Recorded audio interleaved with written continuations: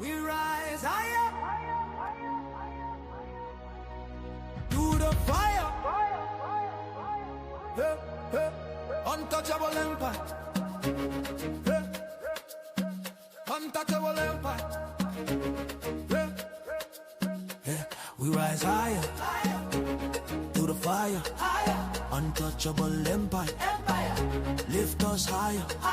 Hey. Oli and Fatty, bring truth to the streets. We stand for the people, never fall, never retreat. Untouchable empire, we don't break. We rise higher every step we take. Higher, higher, untouchable. Higher, higher, untouchable. Yeah, we step in the room and the whole crowd lifts. Truth in our blood, that's the realest gift. We talk power, elevation, transformation, untouchables. Yeah, we built this nation. We ain't chasing clout. That's for boys, not men. We chase money, purpose, legacy, and man.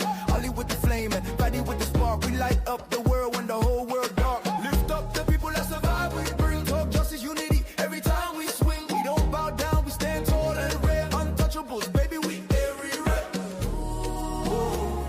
We rise. Through the fire, through the fire. Yeah. We stand together in the light. Untouchable forever. This alright, this alright. Oh, we rise higher, higher. Through the fire, higher.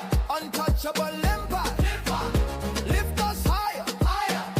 Ali and Fatty, bring truth to the streets. We stand for the people, never fall, never retreat. Untouchable empire. We don't break. We rise higher every step we take.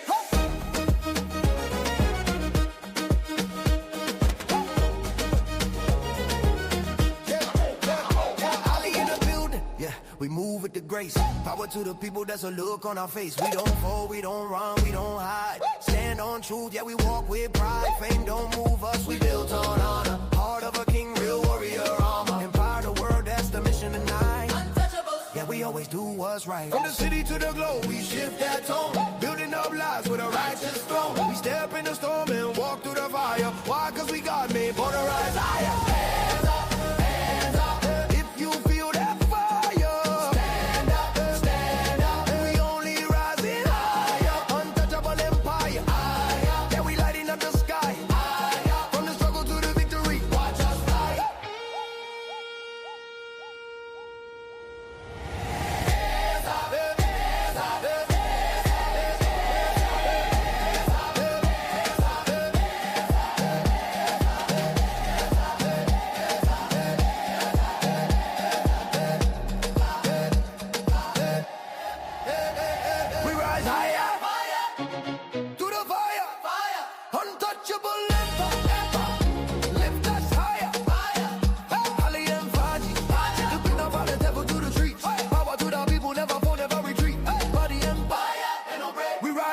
every move we make.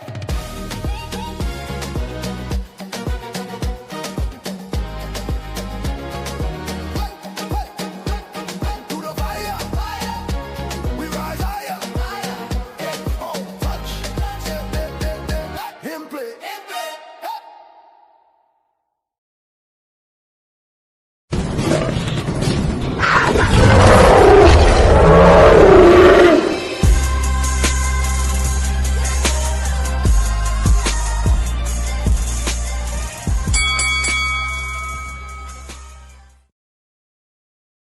Got Untouchable Empire, baby.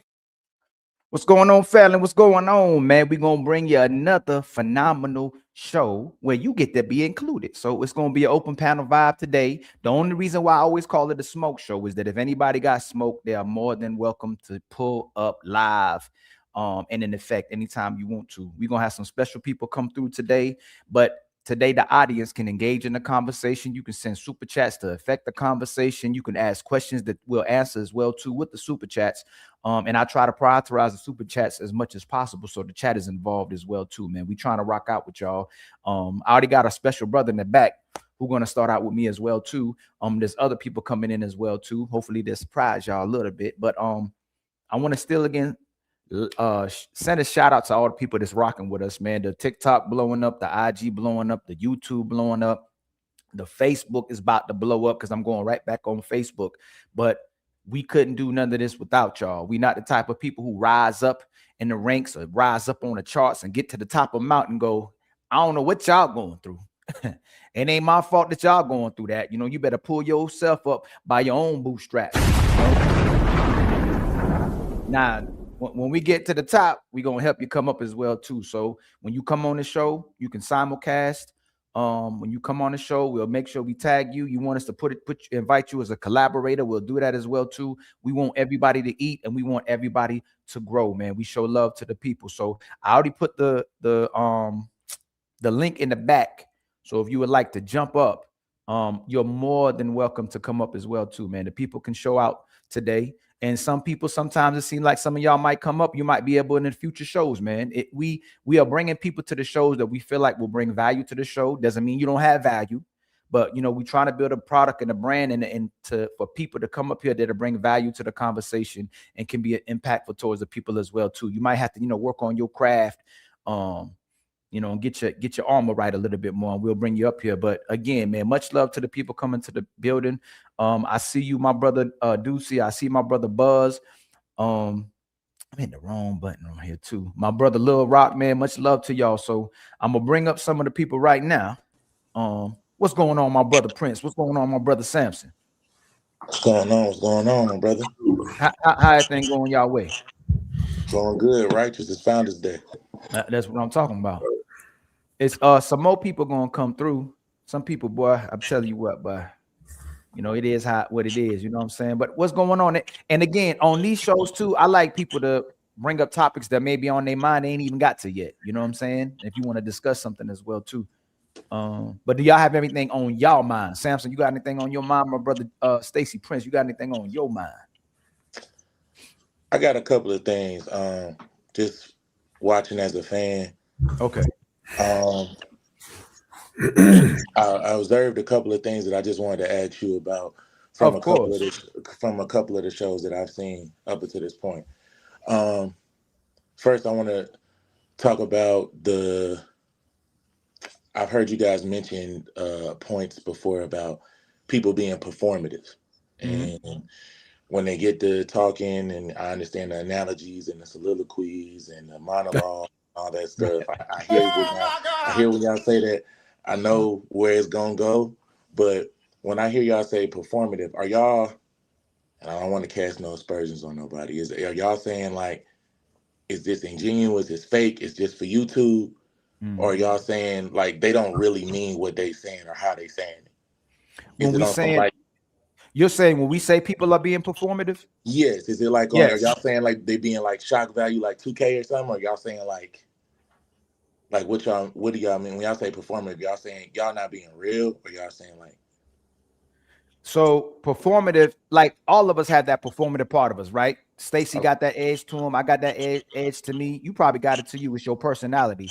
But when we say somebody's being performative, they're portraying somebody that they really aren't, or they know better than what they're speaking on. So it's correct to take that as a negative connotation, like they being fake, because basically it's the same thing as y'all saying disingenuous. So majority of the content creators in these spaces, majority of people that do come up on these panels and speak, a lot of times they're performative, and they're not demonstrating a genuine person. And people who come up to profit from it, there's a lot of grifters. There's a lot of people that know better, but they say contrary to what they believe so that they can make money. There's a lot. For instance, you can have people come up here, you have conversations with people that know everything, but what they don't know that you're talking about. They know everything. They're very well versed. They're very well researched. They know history, but for some reason, that one particular thing you talk about, they don't know about because it's something that may be offensive to them. It may be their identity, and they're living and profiting off of that. For instance, if you're like, hey man, you heard about crack? And I'm a crack dealer. You sell crack, Ali? I don't know what you're talking about, man. I don't think people should be selling crack to the community. It hurts our community. I don't agree with that. You get what I'm saying? But I'm selling it in the background, or I'm not selling it, but I'll push your ability to sell crack so that I can profit from speaking on it. But I actually don't sell crack. You get what I'm saying? Yeah. Yes, sir. So I guess going back to a couple of the shows, I'm not gonna go all the way back. I think y'all beat the Prairie thing to the ground. I think the Prairie thing is done. We done with that. But the Tommy one with Illa about reading. Yes. Now, you on the show, you know all these people, you know all the influencers. You're gonna know more than just just somebody just Of watching course. if it's being real or not. So I understand Illa's point because I've seen him on a lot of other platforms talking about how reading is important and how you can't talk to me if you don't read. But it seems like that argument almost goes parallel with the argument that I always hear y'all refute about. Well, are you married? No. No, But then no. why can you? No. I'm not asking you that. I'm saying when y'all ask people, y'all be Right. like, But I "Are think you married? so. Where's your woman?" Okay, you don't. You I so agree. you I see what I'm agree, saying? right? But I think so when Illa says that, he means on the information and on the topic that you're discussing. If you haven't read up on this discussion, if you don't know the history of it, you have to read to know the history of it. Like there's no way. Like if the only way you'll know about the Bible if you read about it. The only way you'll know about words is if you're taught to read. There's nobody who will come on here. There's Benjamin Franklin, Thomas Jefferson's, all these scholars, Dr. Ben Henry Clark. There's so many black, white scholars, all type of people, scholars that reading is fundamental in how it works your brain and your cognitive ability. So when they say read, they're not saying you can't talk to them if you can't read, but you can't talk to them about that information if you haven't even put no research into that information. That's what they're saying. So Okay. the bad faith arguments sometimes happen when you're having a discussion. You pretend like the brothers don't know what they're talking about. I'll give you an instance. Tommy was talking about, he's like, oh, you pro-blacks are always doing this, right? Ain't nobody asked him to define what a pro-black was. And nobody said when the word when Coon got brought up, it was. But hold on. Let me Go ahead. Again, it's disingenuous because when he said, look, pro-blacks get angry about this, he was saying it during his conversation, but he didn't call anybody no pro-black, but nobody got upset about that if we're pro-blacks as well too. We having a conversation. So when the word coon got brought up, nobody was called a coon. My brother Mansa said, I know liberals can be perceived as bad, but what about people who are cooning for conservatives? He didn't call anybody. He said cooning. He wasn't calling anybody a coon. But then Tommy was like, I ain't never heard that word. I don't know what it is. But he has. When he came on these panels, and then the other panel that Fatty went on, he knew what tap dancing was. He knew what a tambo was. He knew what an Uncle Tom was. My brother Stacey Prince, if I call you a coon, is that something positive or that condescending to you?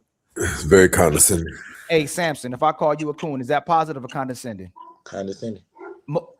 Black people know exactly what that word means if you call that word. It was disingenuous, and he was offended by it because it's something that he may be called, but he threw the whole discussion off. He derailed the conversation when we were talking about that particular word, when we already know what that word is. Because if we don't got to define a Marxist, if we don't have to define a conservative, if we don't have to define liberal, if we don't have to define a pro-black, then what we do on defining a coon? You get what I'm saying? So that's the definition of performative because he was running a show that day. He was on the headline. So there's that particular thing. I'm not sure what you're using performative or what part you're using performative. No, I'm saying when Tommy Beck acted like he didn't know what it means, is that what that of being performative? Hold on real quick. So if he doesn't know how it could be putting on a performance as if you don't know what you're talking about. Because it's kind of synonymous with disingenuous, because it's like you know what the word means, but because we on the channel and you the headliner, we on the platform. It could be because you're pretending you're pretending you're having the conversation in bad faith. And you're making it perceive if you don't know what that word is, and we're sitting here carrying on an hour discussion about what that word is instead of having the actual conversation. Are there people who are coons? Are there people who are pro-blacks? The funny thing about if you're using pro-black as condescending, the pro-black isn't typically anti-white. The pro-black is just acknowledging what's happening in your environment or in your disposition and saying we need to come together just like every race of people as well too, without having to be anti anything. You get what I'm saying? Yeah. What's going on, my sister Ariel? Echoing bad, man. Is that better? Nah, it's still doing it. Are you coming out the speaker as well as the phone? I can't. You put yourself on mute.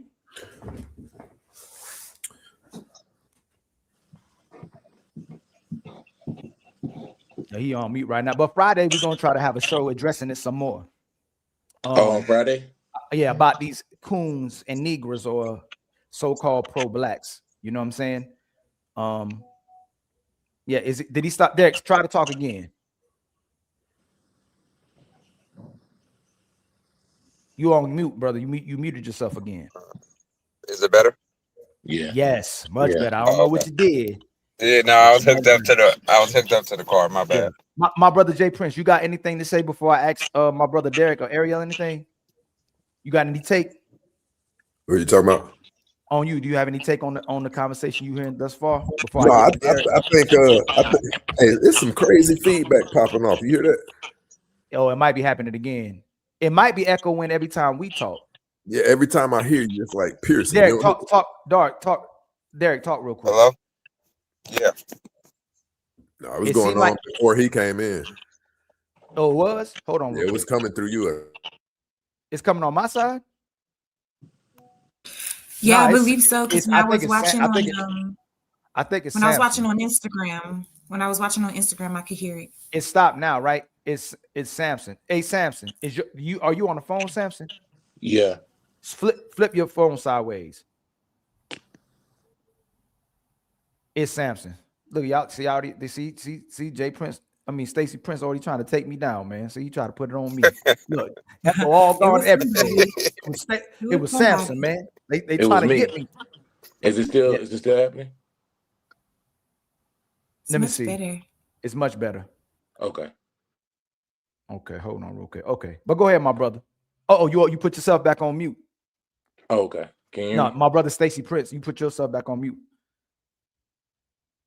You on mute. It says Mike with the X across it. There you go. You hear me? Yes, sir. Now we can hear you. Yeah, no, I was glad that the brother brought that up, man. That was like me, my thing is this, man. I'm up here doing the work. You know what I mean? And regardless how controversial these takes are going to be controversial because, man, we are talking about very sensitive topics, man. There's very sensitive things taking place in the Black community, right? So it's almost like, telling a very close friend or just being, just keeping it real. It's almost like telling someone you're being intimate with that part stinks, right? There's no way you can do that without it being offensive. You see what I'm saying? Yeah.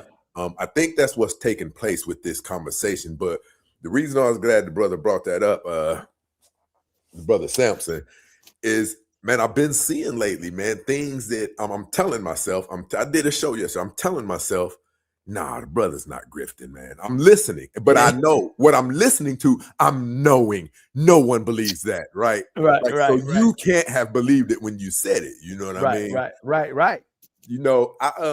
And I want to say this to everybody. Like, I know, and it's like you said, brother. Like me, myself, I never get into a different character, but I might, throw some humor in something. You know what I'm saying? That's right. You definitely do. We doing the work, man. And people have tens of thousands of subscribers.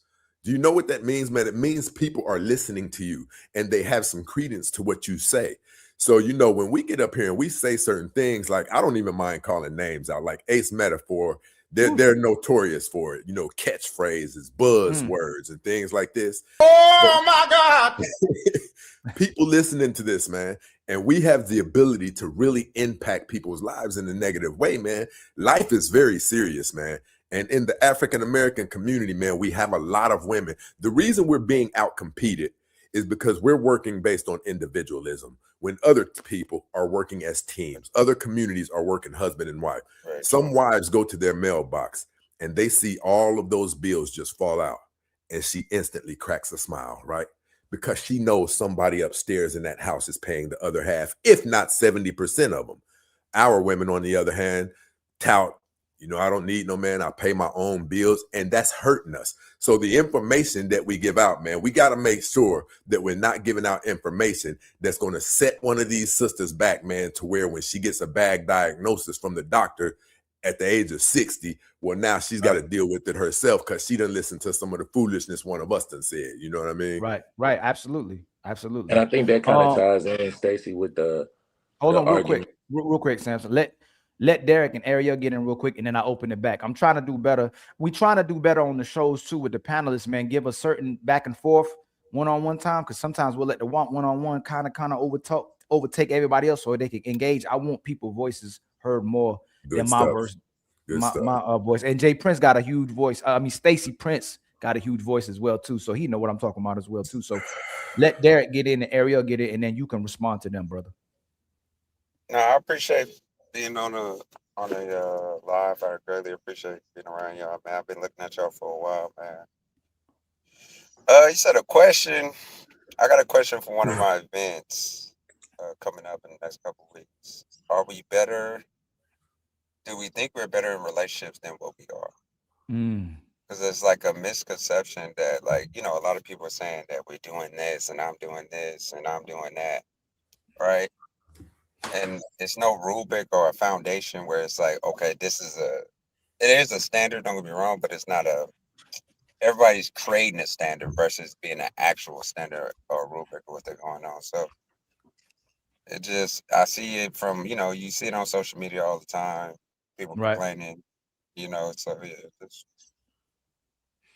But your question is what? What's the question? Or in relationship, do we think that we're better than what we are? Because if you look at the percentage, everybody's still leaving. We're not, like the brother said, we're not working together. We're not coming as one, because one side is think that they're doing more than the other. Okay, so before we move to Ariel, it's not we leaving, women are leaving, brother. Men ain't leaving. True. Yeah, it's not. And I try to cut out the we as much as possible, the 50% as much as possible, the partnership conversation as much as possible, because we can never get to who's actually doing what. Most men can take the bad part of your woman all day long because you love her so much, man. They don't bother. When your woman make you mad, your recovery time by the end of the night, you still want to make love to her by the end of the night. You make your woman mad, hey man, she may be holding that grudge for about 2 weeks, 3 weeks, and depending on what kind of woman she is, it could almost be close to the end of the relationship, depending on what it is. If you make her mad, so most of the brothers are in relationships with a yes man. Like your whole relationship is yes, yes, yes. You want to go where? Yes. You want to do what? Yes. You want to buy that? Yes. Soon as you say no, is how you test if your woman loves you or not. That's the biggest indicator of knowing if your woman loves you or not, and she's actually following you, is when you say no. Because soon as you say no, you get to see who is truly inside your house and why she's really there, and she's actually following your leadership as well too. Even though I'm starting to hate that word too, because that word leadership is weaponized. Yeah. When we start talking about leaderships, we're talking about the leaderships in the household, but somehow it goes to the leader in the army, a leader of the nation, a leader of a company, and they're like, well, hold up, we and our sisters, no shot to Ariel, I think she knows exactly what I'm talking about, are professional straw manning and red herring individuals where they start talking about something else that you weren't talking about, and now you arguing with her about something you didn't say. Because our sisters, my brother Illa has quoted, is that our sisters wear their heart on their ears. You know, everything's about their feelings. So everything they hear is about how they feel. It ain't about what's real and what you actually said. And that's most of our sisters. I want to always profess that I know there's a minority of sisters that are actually on a man's page, that actually cares and loves about a man and invests in a man because it brings out the best version of her and you. Because I ask, even my own woman, I asked my woman, I said, hey, should you promote our sons to do what's in their best interest or your best interest? How are they going to be the best version of themselves? And she'll say them. That's what a woman's supposed to do. You're supposed to invest your man to bring out the best version of himself, because it's going to bring the best version of you as well too. And he can take care of you the high he is. But if everything about your relationship is sucking the air and energy and resources out this man, you're going to eventually leave him for the same things you put him through. You get what I'm saying? Very true. How about you, Ariel? What you got? What's your take, my sister Ariel? What you got on your mind? I guess my question would be, who hurt you? Hey, hey, y'all better donate to my Who Hurt You fund. Cash App, Super Chat, and I need 15 memberships. I need 100 on the Super Chat, and I need 150 in the Cash App. That's my Who Hurt You fund, because I'm constantly asked who hurt me. You joking though, right, Ariel? No, I'm dead serious though. I feel like that is that's a great question.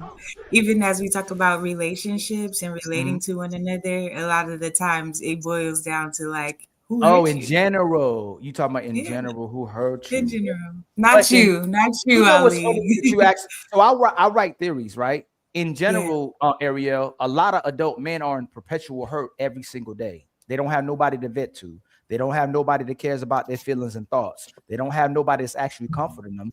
Men have mastered how to be in perpetual hurt every single day in their lives, because a lot of them didn't even have a mother as well too. But the women they get in relationships are typically there to benefit themselves. They're not there asking about how many women you think ask a man, how you feel? You know, how you feel? Hey, babe, are you happy? You know how many women I go, what's up, Poppy? What's going on, my brother? You know how many people, how many women I ask if you ever ask your man if he happy? You ever ask your man if he happy, Ariel? You ever ask a man if he happy? Yes. I bet you have. I bet you have. Yeah. But there's men that I haven't, because I don't want to hear that soapbox. Because you can Oh my God. Are we serious? we already starting. I'm just saying, I can't be available for every man like that. I'm sorry. Diabolical. Diabolical. Soapbox is wild. Hey. Come on now. Y'all know men and women have like that one person that can just get on the soapbox and be going crazy. Like, who's typically in the soapbox, men or women? women. You gotta think. Okay, thank you. Come on, let's not do that. Women. Men rarely on the soapbox. Men don't even want to come to you about what they heard of. Men don't want to project onto you or put all that onto you. They want you to know that they're strong and they can deal with what's going on. But there's times they may want to come to you where when they finally do come to you and you see it, you be like, man, I don't want to deal with this, and you get to feel a feeling of resentment, and you start despising your man because he came to you in a moment when he was weak. But we have so many sisters asking brothers to be vulnerable when it's used against them. Why should they be vulnerable? Shit like that. My brother, Creator. Is it Creator? Yes, sir. I don't want to assume. Can you define creator? No, I'm joking with you. But what's your take on the conversation, my brother? And then Poppy, I want you to go right behind the family. So we talking about that's why I popped in. I think you see my second tag is Black Patriarchy. And what that means is these relationships, we obviously need them. We're not statistically the major population in this country. We're going to go by our regular statistics, and those statistics are declining. So I am strong for Black Patriarchy, meaning pound, let's start freaking more. Pound Black daddies, right? Pound build our population back to where it is. And I think a lot of our issues in this country, at least, could be quelled by just simply repopulating. We can get in depth, but I don't want to be too long-winded. You know what's funny about that? I want to share a stat. You know, in the last 100 years, men have in wars put together, the amount of men have committed homicide on or deaths and murders, it's been almost 300 million people that have been killed, right? Do you know in the last 40 years, women have killed almost 3 billion people in the womb? Wait, what? Wait, whoa. In the last 40 years, women globally have killed almost 3 billion people before they ever even step foot on the earth, foot on the earth. And there's 73 billion abortions every single year. So when you take into account when sisters, if you ever see just disingenuous sisters come up here and talk about men murder and kill and violent, only 1% of our population, Black men and Black women, commit violent acts or homicidal acts. But when you start talking about killing, women have killed almost 3 billion people in the last 40 years compared to men killing 300 million through all the wars and everything combined. Almost 300 million people. But it's very eye-opening. And the amount of people that we'll have that'll be able to take on the population to help the population, you could put nearly start going to the direction of extinction if we continue on, because in order to keep the race going and population going, women have to have at least 2 children. And right now it's like 1.9, 1.7. Yeah. So 1.9. Even that, when we talk about women being baby mamas, our sisters, there's a percent of our women becoming baby mamas and having children out of wedlock. But again, most of us ain't having kids right now. You know? Right. You know, I'm not ready for that right now. You understand? That's the term. I'm not ready for kids. You know, so and then they talk about, you know, so wherever there's a baby mama, there's got to be a father that made that baby mama, and wherever there was abortion, there was a man that inseminated that woman. And my biggest thing is not talking about the men or the women at all. It's for us men to come together to establish institutions so that our women don't have to go somewhere. So I can't talk about where this woman went to even had her abortion if I'm not the man in the community where she could step to me first, and maybe not that pastor, or maybe not that, you get what I'm saying, that these other individuals that they need to talk to. So if we're going to be the men in the community, then that starts with us, the men in the community, to create safe spaces for our women. So I can't really talk too much if we don't have the same combative institutions to supply to our women.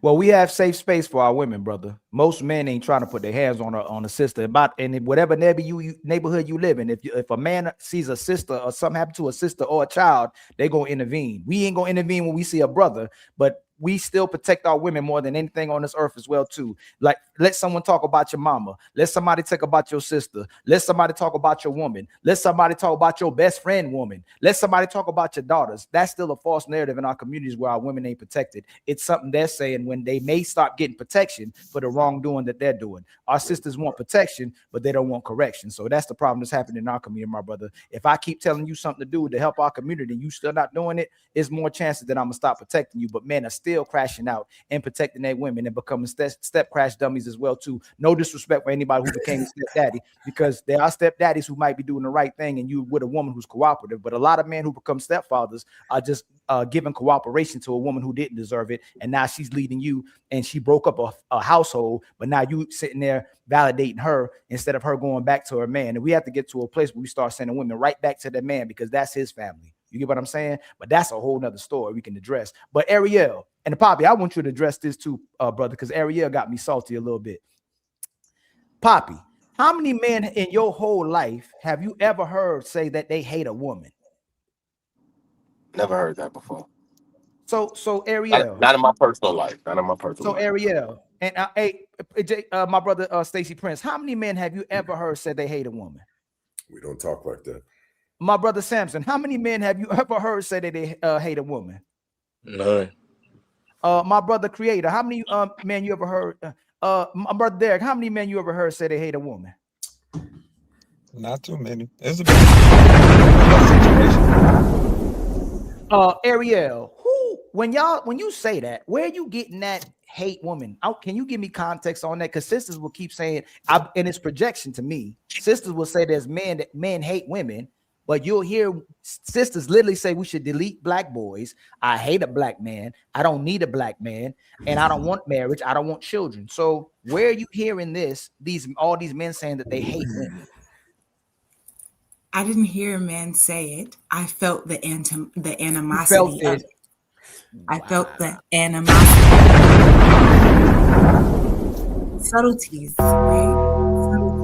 The way that I said one thing about not allowing every man to vent to me, especially one that gets on a soapbox, and now I'm getting so much animosity. That animosity has to be coming from a hate towards women.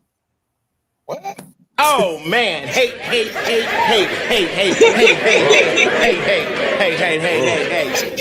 Hey, the big bro's gonna learn you, little sis. We gonna. I'll let y'all. Like I said, I'm not trying to speak. I'll clean it up. But again, remember I told y'all that women will take what we say and make it about how they feel, because nobody said it, but she said that's how she feels. Would anybody like to rebuttal or respond to what my sister Ariel just conveyed to the audience with her feelings? So did somebody said that in the comments or something to you? No, she said nobody said that. She said that's what she feels. Can you say the exact thing that made you feel that way, Ariel?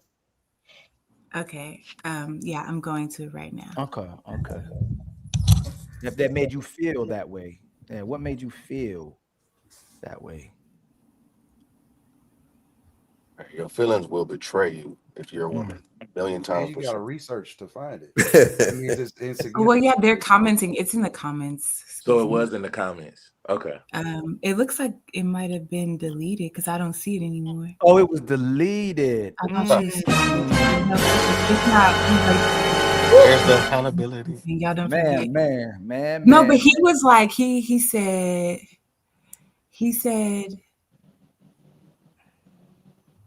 Yeah, it's not there anymore. Where is that? God damn it! You can't Oh, Come women on, are really Ariel. unoriginal with their shaming insults towards men. So hating And, if I tell you you're unoriginal with the way you shame a man, it means I hate and women. most men, and he told me most men, trust me, most men are not checking for you. So I That said, no. So if women aren't checking for men, does that mean they hate men? no. Then why would that mean a man hates a woman? It was the guy, what's his name, Gully Blanchard. It was the multiple things that he said that he was coming at me. I even got called a feminist for saying that I won't allow every man to vent to me. Like But it why? was, No. But even if he calls you a feminist, why does that mean he hates you? again, I felt it. Like right now, you're asking me to use my logic. But when She I got said that, it was superpowers. based on a feeling of animosity. I think you kind of answered on your own just by your answer when you was like you asking me to like think logically right now. So like Yeah, and that yeah, like wasn't my original you got it. answer. You So understand like with us as men, naturally we're gonna think logically, analytically, critically. With you guys it's gonna be more emotion. So most of the time, and that's even in relationships, you know, we get in an argument or we in a back and forth or something like that. Most of the time, you don't even have to assume. If a lot of time, if women would just take our words as our words and just take us like literally, we mean what we say and we say what we mean. A lot of arguments would be diffused. But if you come back with, you know, I just feel like you don't like me. I feel like you don't love me. I feel like is a change. You know what I'm saying? Now you're forcing us to defend something that we didn't even say. So, you know what I'm saying? It's a little bit different. He yeah, said, I completely agree with that. I completely agree that my response was emotional, but I felt like I was meeting his emotion. What I did was meet his emotion because he began to insult me based on me saying that I won't allow every man to vent to me, which I think that's smart. I don't believe that to be an issue. So for him he to said take he issue made with that that, comment you based have off to you have some saying kind of that there was a lonely epidemic, that men were going. You said you made a disparaging remark about men, saying that men were going through a loneliness epidemic. And so that's why he felt the need to defend that comment. No, he told me most men were not checking for me based on me saying that I would not allow every man to vent to me. So what does And that I mean? said, A well, lonely epidemic. apparently, What does that mean? Men are going through a lonely epidemic. Because Ali that was is what talking is being earlier about pushed. men not having nobody to vent to and talk to. Like Ali was saying, we keep a lot of stuff to ourselves. We don't have anybody to really like have that outlet to communicate and talk to. I think that person probably just jumped the gun on her because me and Ali both kind of looked at her when she was like, "No soapbox," and we was like, "Hmm," and she was saying in general, like she don't have the time and capacity to take everybody's problems, not a man. It was everybody's. Like he was like, I don't have time to be on soapbox for everybody's stuff. But she wasn't just singling out the dude. Because after she said that, Ali was like, "You said that in general, right?" And she was like, "Yeah." We was like, "Oh, okay." So they might just jump the gun. Who? No, Samson. She said the dude. Remember, she said she's looking for comments, and she said it's him stacking up his comments, and she went through what he was saying. So she went based off him. She didn't base it off nothing we said. She didn't base nothing off the general population. She said he hates women. Oh no, yeah, he hates women because of what he said. So Oh, I thought he was saying that based off her comment she said earlier about the he soapbox. did, but she made it Oh, about him, but he generalized women too by what he said, which he would probably be right because most women will say they want you to be vulnerable, but once you're vulnerable, they'll say you're weak. hate women. That's ammunition. As soon as you're vulnerable, boy, they got the ammunition they need. And that's why men, it ain't that men are scared to be vulnerable with women. It ain't this fact that men are scared to be with women. It ain't the fact that men are scared to marry women. It's what women are doing once men give them that commitment or give them that vulnerability or that protection, what women end up doing with it. You know what I'm saying? And Ariel, it's dangerous if a man expresses himself and tells you how he feels about you or women in general, and you turn right back around and say he hates a woman. That's very dangerous, because then if you have that assessment of him, that would mean we hate women, and most men hate women as well too. If you make that general assessment. No, I wouldn't. I would, because none of you did what he did. He emotionally reacted to me saying that I have a guard to protect myself. Do most women have a guard up to protect themselves? Yeah, everyone does. Yes. No, don't do to everyone. Do most women Okay. have a guard to protect Yes. themselves? Yes. Well, hey brothers, do y'all have that experience where women have the Great Wall of China put up when you talk to Oh her? yeah. Oh Absolutely. yeah. Especially if they got a pass. Absolutely. They got a Ariel, pass. now we made that same determination and we expressed ourselves. Do we hate women? No. So then why? But you also didn't insult me in the process of proving your point. How did he insult you? He said something nobody was checking for you. Who He was doing like, that? most men aren't Now whoever's checking for doing you. who is doing, that's 2 cosigns already. Now I don't know who that's 2. Oh, I'm that gonna was give me, my Sansa bad. one, and I'm gonna give Derek one where it sounds like when she's saying something, it's like we're validating what she's saying, when in reality somebody just expressed themselves. I don't know why. Yeah, no. That's what I was saying. I was just telling you what she said. Like, I just don't get why the insult correlates to hate though. But it's not Like, an that's insult. a big jump. Why is did that you an need insult? to insult me? I mean, he said that's his perception. Like nobody was checking for her. So you know what I mean? It's just like, you know, somebody capo somebody, like nobody's checking for you. Okay. I don't get why that turned to hate because he insulted you. Or you felt, or Where do insults you come felt from? Why does someone feel the need to insult someone? No. What makes it if he made the assessment that you're a feminist, if somebody says I'm red pill, right? Is that an insult? If I'm No, I not, think that somebody wasn't checking for her. I thought she said somebody. he said The guy multiple said, things that were meant to insult me. What was the main one you think was insulting? Can you tell me give me one that was insulting that he said? The fact that he said I was a feminist. Okay, based on one thing that I said. So are you a feminist? No. Okay, but if someone calls you a feminist, is it insulting to be a feminist? I think that being a feminist is part of our problem in the world today. Feminism has created lots of issues in the world today. Yes. To me, it's just like this. Let's say if somebody, and we had this conversation earlier, if you a coon, right? Own it. And not you. I'm saying if somebody is carrying themselves that way. If you're pro-black, own it. If you're conservative, own it. If you're liberal, own it. So when people start using it, a lot of people become offended by the fact they may be carrying those attributes, but they don't want to look bad to whoever's saying it as well, too, instead of owning it. So we have all these positions where people get offended instead of actually having a conversation. So there's behaviors that you demonstrated right now where someone can feel like you're a feminist and they say you're a feminist, even though you say you're not a feminist. There's a lot of women who say they're not feminists, but they're actually feminists. But they'll refuse to say they're feminists because you just said a man if you're not a feminist, then men expressing themselves shouldn't have been a sob story. You should have been open to a man expressing himself. You shouldn't have said it was a sob story, right? Because if you're expressing yourself, I'm not going, here go Ariel again. I didn't say that I do not let men express themselves to me. No, Ariel, slow down with me. That's a whole different.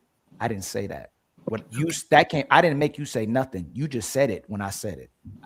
You said when men are doing that, and that's why everybody went, what? That when a man does that, he's having a sob story. You ain't trying to hear that. That's not what I said. Can anybody? Okay, so that's what Samson, you remember the comment you made about the soapbox? Said that. Remember that? You remember that earlier area when you was like, I'm not gonna get on. Yeah. So but that was saying that he said, do men want to vent to you? Yes, but I don't let every man vent to me, especially when they get on a soapbox. Well, this is what we're gonna do. Later on, you go watch it. I don't want to over pursue because this is what happens. Everybody heard you said that. You ain't trying to hear that sob story. You ain't trying to hear that. But you saying you didn't say that.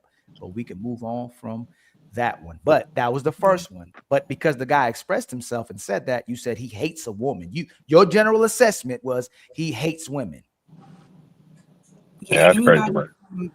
From what I said and the way he came at me, it had an animosity and a hate towards it. And when we watch it back, you can see that I clearly said that I do let men vent to me, but I don't let every man vent to me because some men be on their soapbox. That is exactly what I said. So it had nothing to do with not allowing men to be vulnerable with me, but some men do not deserve that.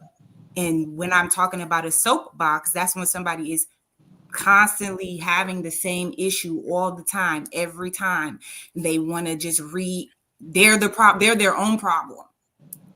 Anyways, but like you said, you don't want to over pursue. So we could break it down Hey, on the Lucky, replay.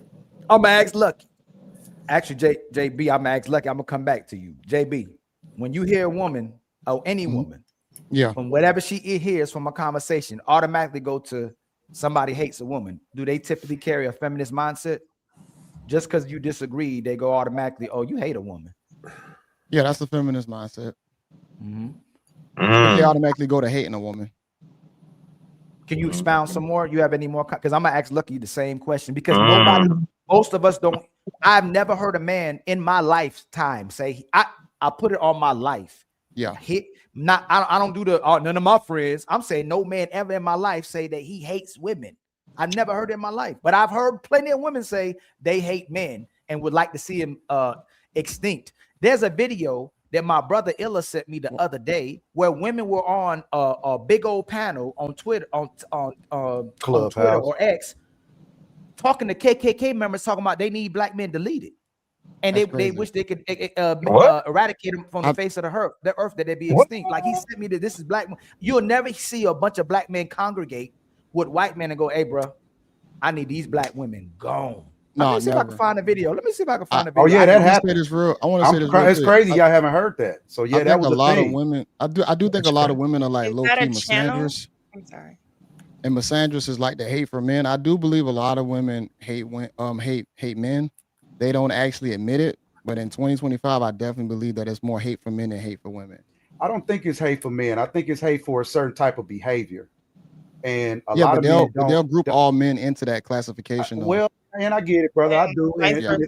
It's kind of like if you the man, or you the type of man that, like, you ain't talking to me. I don't care what you say. You get what I'm saying? I know how I move and what I do. So really, you're not talking to me, and that's why I tell men just keep walking, and they're gonna follow you.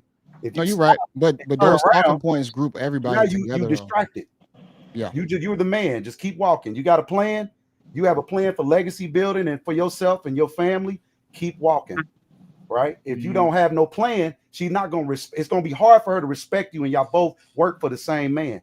It's hard for her to respect you, and y'all both going to cash y'all check at the same bank. It's hard for her to respect you, and there's no foresight from her man on the plan of not just them as a family, but that community thing. That's what men do. We conquer. If they're the only thing you've ever conquered was your mama and her, it's gonna be kind of hard for her to look at, love and freaking get everybody, hype and love. But we know that relationships, because you don't have to have one, but if you get into one, it's deliberate, it's intentional.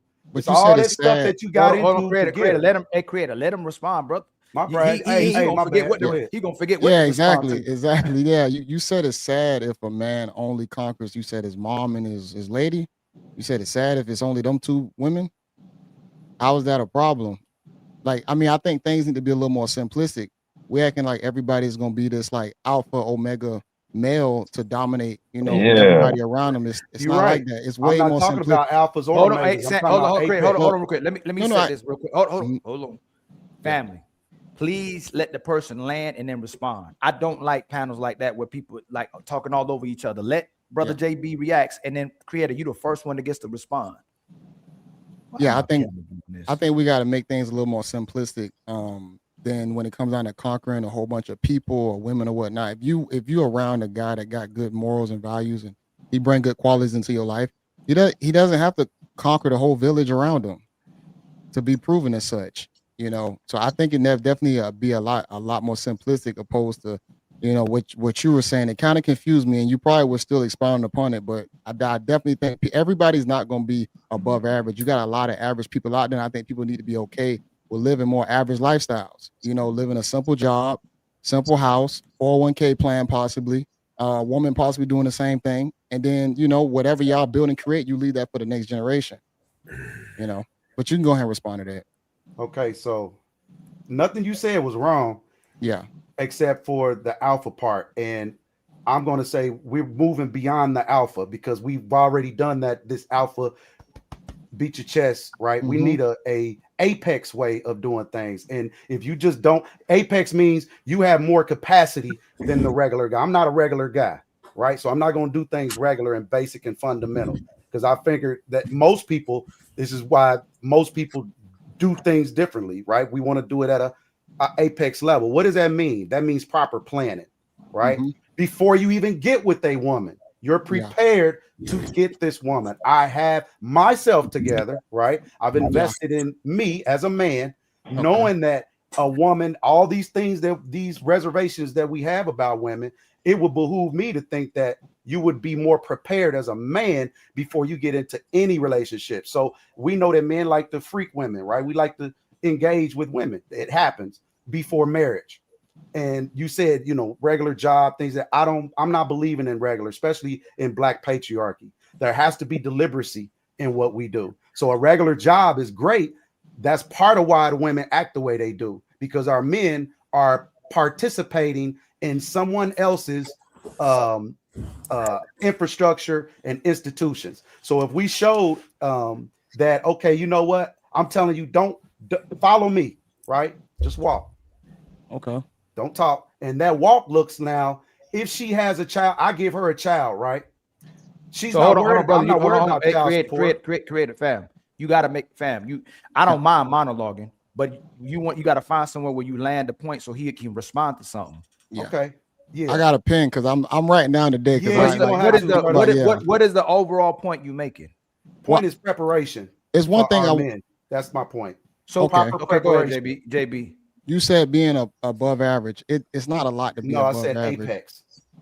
Okay, well, now we got to do the criteria between what's apex. Okay, Let's not try to define the words. Thank you. I'm just gonna go off of average and above average. JB, you got to define the word. What, apex?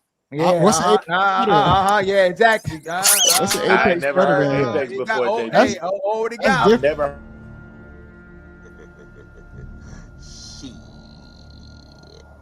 Got your ass. Y'all gotta stop. I don't react to a lot of. Go ahead, Jay. I don't react to a lot of content, and I've rarely heard apex predator. Just being honest. Oh, you don't know what apex predator mean?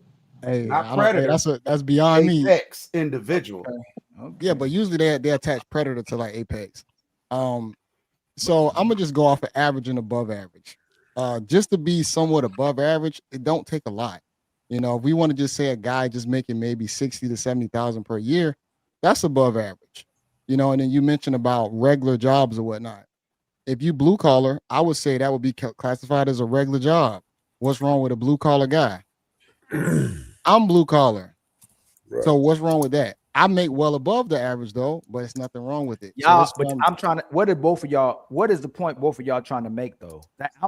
Well, so right now, my point is we need to be better, and if we create spaces for these things that we want, I don't think there'll be a lot of debate. So this is why I'm telling you, want what? If you want, prepare to want what?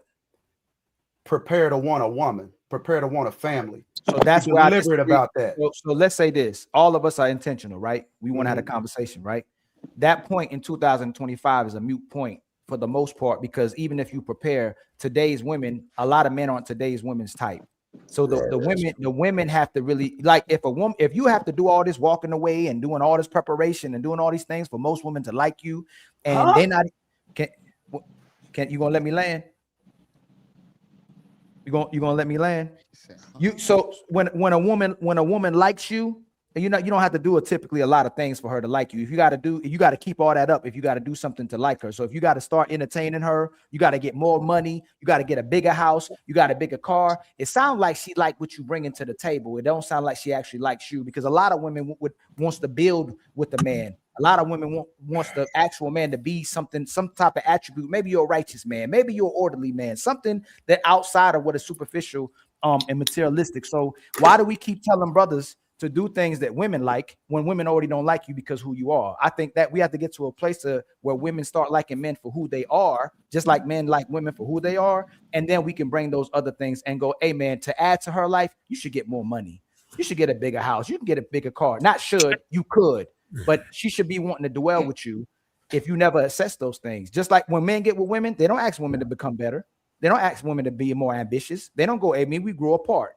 They'll take everything that comes with that woman and they'll make her special to him, even if she wasn't the perfect woman he was looking for or the right woman he was looking for. So that point, my brother, we're in a society, in a time and place where until our sisters change their type mentally, most brothers ain't gonna be no good for a woman, no matter what you do. And if you have to get money for her to like you, she likes your money. She don't like you. What's your rebuttal to that, brother? My rebuttal is a relationship is like not a like no one's going to murder you for not being in a relationship, first off. And if you choose to be in a relationship with a woman, it's intentional. It's just as simple as that. We know they have expectations, just like I have expectations. I'm going to demonstrate the type of life that I live, and I'm going to share the type of life that I've already built with someone else. It's more challenging for men to build with someone because they're watching what you're doing, right? It's like I'm on here as creator. My woman knows my real government, right? She's not gonna call me creator. That's not the way that it usually, goes down. So that we grew together. She knows who I am. But if I met a new woman, right, she's gonna do what all she can do is walk, right? She's gonna follow me. So if a man that they trying to follow is not prepared, and again, relationship is not a necessity, right? If you don't have capacity, a lot of time that's what's happening. Men don't have capacity, and they begging women to be with them, and we're trying to train all these unqualified. You saying, well, men should be this and men should be that. Well, and to say that to not be prepared as a man is a crazy talking point. Is a crazy talking point coming from any man that's a dad. So that you stood in rebuttal to what I said, but let me ask you something. And then you kind of go left field on what I'm saying in the first place. To be quite frank, brother, you got to demonstrate some decorum, right? You're getting the exercise and you're talking more than everybody else. And then when someone responds, you talk over them while they responding, brother. Let's have some decorum, right? As men, you're professing all this be prepared stuff. And right now in this conversation, you're over talking while we're having a conversation. So if you're prepared, you should show some decorum. And when someone's speaking, let them land and you respond to it, right? So what a woman got to do for a man to be with her? Like, and then we're going to get back to the man, because you keep talking about all this preparation for men. And a lot of times when brother talk like this, it's to look good in front of women. And I don't want to assume that's what you're doing. So what do women have to do or continuously do to make sure they get a man? I'm not a woman, so I don't know what the hell they got to do. All I know is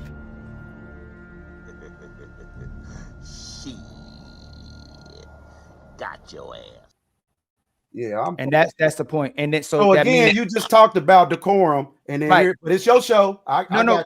I'm gonna give it right back to you. But you made my point. You don't have no responsibilities for her. You're telling a man to prepare for a woman that you don't care what these women are doing and how they're preparing for men, but you want this man to be Superman. But you should have said this woman should be Superwoman too, as well too, and give context to what she should be. But I told you, most brothers that speak like you come on here to pander to women to look good for women, but you ain't got nothing for women to do. So go ahead. Hold on, no. He got a rebuttal first, and then I don't want us. Hold on, brother. Tell me where it sounds bad. Hold on, real quick. When the brother's gonna speak, and then someone else can rebuttal. I don't want to keep going back and forth with him. If you want to rebuttal, who would like to rebuttal him soon as he lands? Sisters, would y'all like to say something about what he just said? Hold on, before Derek, in case the sisters, because I want to make sure I get back to the sisters too. Then we come back to the brothers, because we are naturally designed to do this as well too. And the sisters rest in their femininity. So I have to come back to the sisters. Would y'all like to rebuttal what he just said after he says what he says? I heard something, but I'm trying to grasp the overall point. Okay.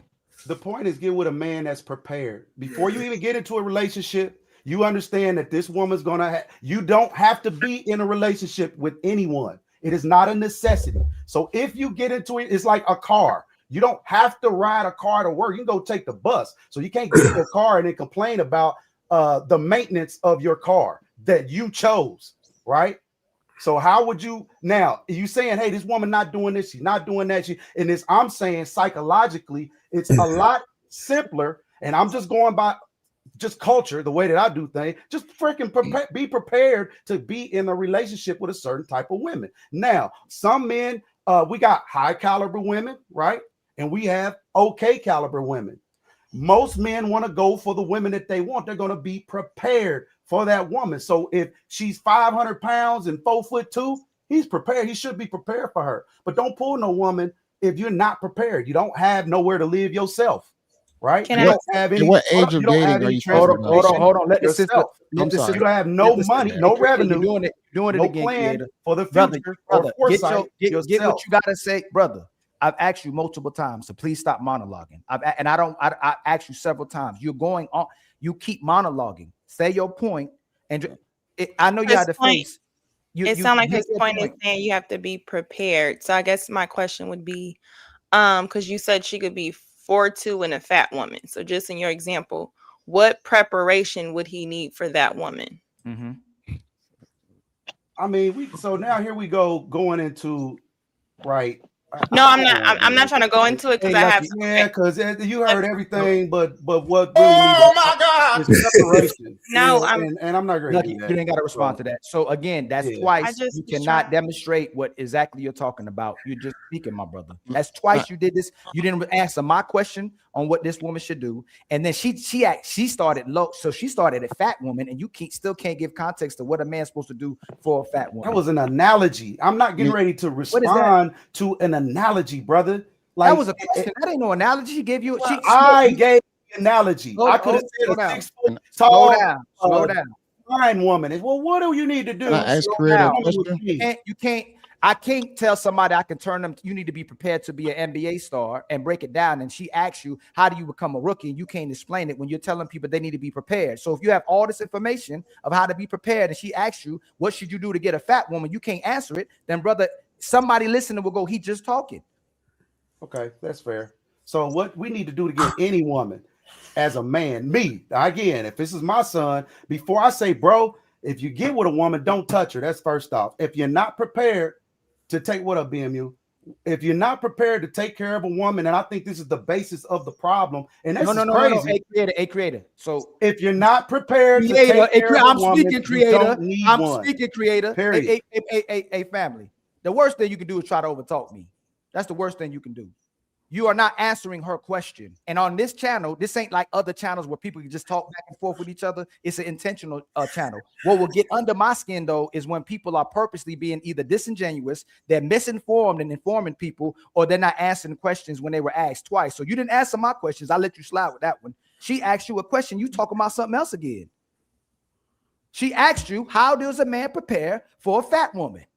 And what else? Can you give the other part? You said something else, Lucky. You said a fat woman. Yeah, he said relationships aren't necessary or not aren't a necessity. I would disagree. So I was just trying to see what he thought a man's preparation is by saying he prepares by X, Y, and Z. And if we can just speak on the average man, because sometimes we just talk about the 1%ers. If we just talk the average man, what does his preparation look like? And then I want to know, why does he feel a relationship is not a necessity when we all no, well, I agree that they are. Okay. Yes. So let me get a clear ask that question one more time just so I can clear before I answer. So Lucky, hold on real quick. He's asking you, how does the person prepare for a relationship? But then you say a relationship isn't necessary, which seems like you're pushing a contradiction. You're saying it's not necessary to get a relationship, like what men do that pander or speaking for what sounds good to women. But then you're telling people to prepare for a relationship. You're double talking. I have a son, right? If I have a son, what I want him to do is be prepared for him. What that does is he's going to prepare himself first. So that means he's going to have somewhere to live. Hold on, Ilkin. He's going to have somewhere to live. What does that look like? Certainly we can get into detail. He's going to prepare himself with an insurance policy, right? We can get into detail of what that looked like.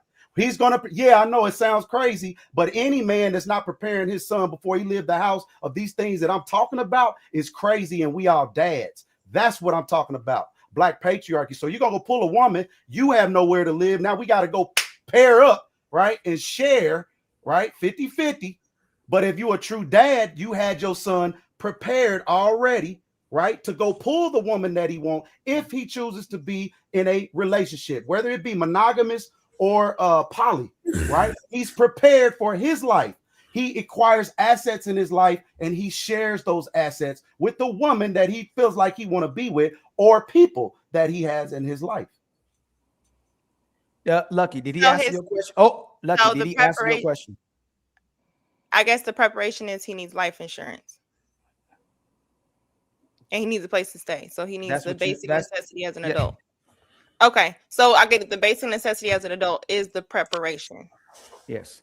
So if Lucky, do you believe that most men with life insurance and a place to stay can get most women today? No. Okay, so it's a moot point. That's why I'm saying that. Any grown men up here that's arguing that. I ain't grown no That more. means everybody up here has a whole life policy, then, right? All men up here have a whole life policy, so we don't debate that. That means all men up here own home. They not splitting rent with a woman or mortgage with a woman or even paying for the next 30, 40 years for what it is that they living in. That's already solidified, right? You already have revenue sitting prepared, not going to work, right? We're all prepared going in life, right? Ahead of the game. That's my strategy. Now, everybody wants to give their strategy before they go get women. I like to hear it. Creator, we get what you're saying, but here's the thing about it: you can have all the preparation in the world, and your relationship have preparation H. Yeah. Don't focus on the. My point is, don't focus on the relationship. Focus on you. But what we saying is, on you. Hold on, brother. You're doing it though. again, brother. You're doing it again. Let the man talk. You can be heavily prepared, but that's still not going to help you get a great woman. You get what I'm saying? That's still not going to help you acquire a great woman. That's still going to take mentality. That's going to take possibly whatever time period that you meet her at in your life. But just you having all these assets, resources, you can bring in a leech that's ready to drain you of all those resources that you're saying that you're so proud of.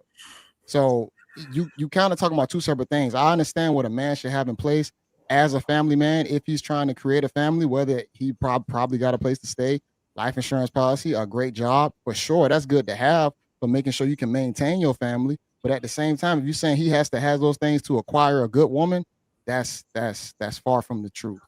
Hey, I think I wanted to touch something real quick. The brother came in and he was talking about how we need to be business owners and things like that. I think that's a poison that we throw around the African American community too strongly. Listen, I think it's imperative that we understand everybody does not have the same cognitive abilities. Everybody does not have the same problem solve. There's a reason they call them the top 25%. It's not because the other 75 don't wish they was millionaires. It's because they don't have the resources and the faculties to possibly pull it off. These are above average feats. These are not average feats. When I left where I'm from, people know why I left. I had built something that people in LA was interested in it. And before I left, I told my nephew, I said, I want better for you, man. I said, I want you to go hard. And he said something that I never forgot. He said, Unc, I don't get those ideas that you get. So we have to be really, really empathetic.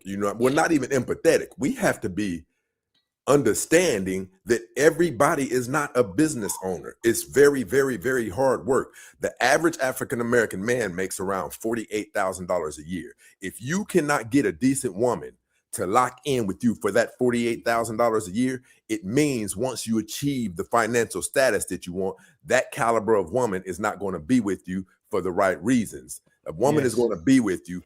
You're supposed to select the caliber of woman who's a good woman. And women today in our society, especially, hypergamy is destroying them. They don't even want hypergamy is when a woman makes a certain amount. She wants somebody that makes more than that or equal. Well, they're looking on social media and seeing what it is perceived that other women have and desiring that. Therefore, it disqualifies you. Yes. So if you don't have a mortgage, right, which was going to be one of the main, hold on, please, hold on, creator. You are literally not responding to what anybody is saying, brother. Like, you literally keep talking about insurance and mortgage, and we keep telling you, even if you got all that stuff, most women don't want those men. That's what you say. That's your problem. I don't have these problems. Those are y'all problems with women. That's where we're having the disconnect. I don't have those issues because I'm preaching preparation. Can you control yourself, brother? It seems like you do, because if this conversation triggers you already, I don't know how much you can maintain or encounter certain hard circumstances and you can hold form. Because if what I see, a lot of men who talk like this try to look good on the internet, and I'm not going to say it's you, but when we have conversations like this, they struggle really hard with these conversations. They make the conversation about them. They can't answer the question, but they still want to talk. So if I wanted to be led into whatever direction you said, and I need to help with somebody to help me to get women, I'm not going to listen to you, brother, because every time we asking you what we need to do to prepare, you keep talking about mortgage and insurance, and all the brothers just told you that's not going to help. Coming from a grown ass man, and you overtalk me again, and you a grown man that's still over talking, but say you can show decorum and you prepare for businesses and life insurance and all these things, but you don't know how to stop cutting off a grown man. But you a grown man. People need to stop. What people need to do, let's do this. Let's do this real quick. Let's do this real quick. If you're a grown man and you don't know how to show the respect to other grown men speaking and you cutting off grown men, stop talking about you a grown man. If you don't know how to have a civil conversation, I don't believe you know how to run a business. I don't believe you know how to take care of a family properly. I don't think you know how to do a lot of things when you coming up here talking about follow instructions, but you can't even follow your own instructions on how to be a man. So brother, let's practice that first. Show the corn first, and maybe I can believe you a man. Can anybody? Man, I'm here to share strategy. It's everybody. I don't need you to feel good by me sharing strategy. Okay, let's do this. Don't taste good. Do it. Let's do it. Something you never heard before. Don't taste good in your mouth. It's okay. I could be wrong. Anybody on the panel? Would you follow this brother's instruction on how to be a man? No. Would you?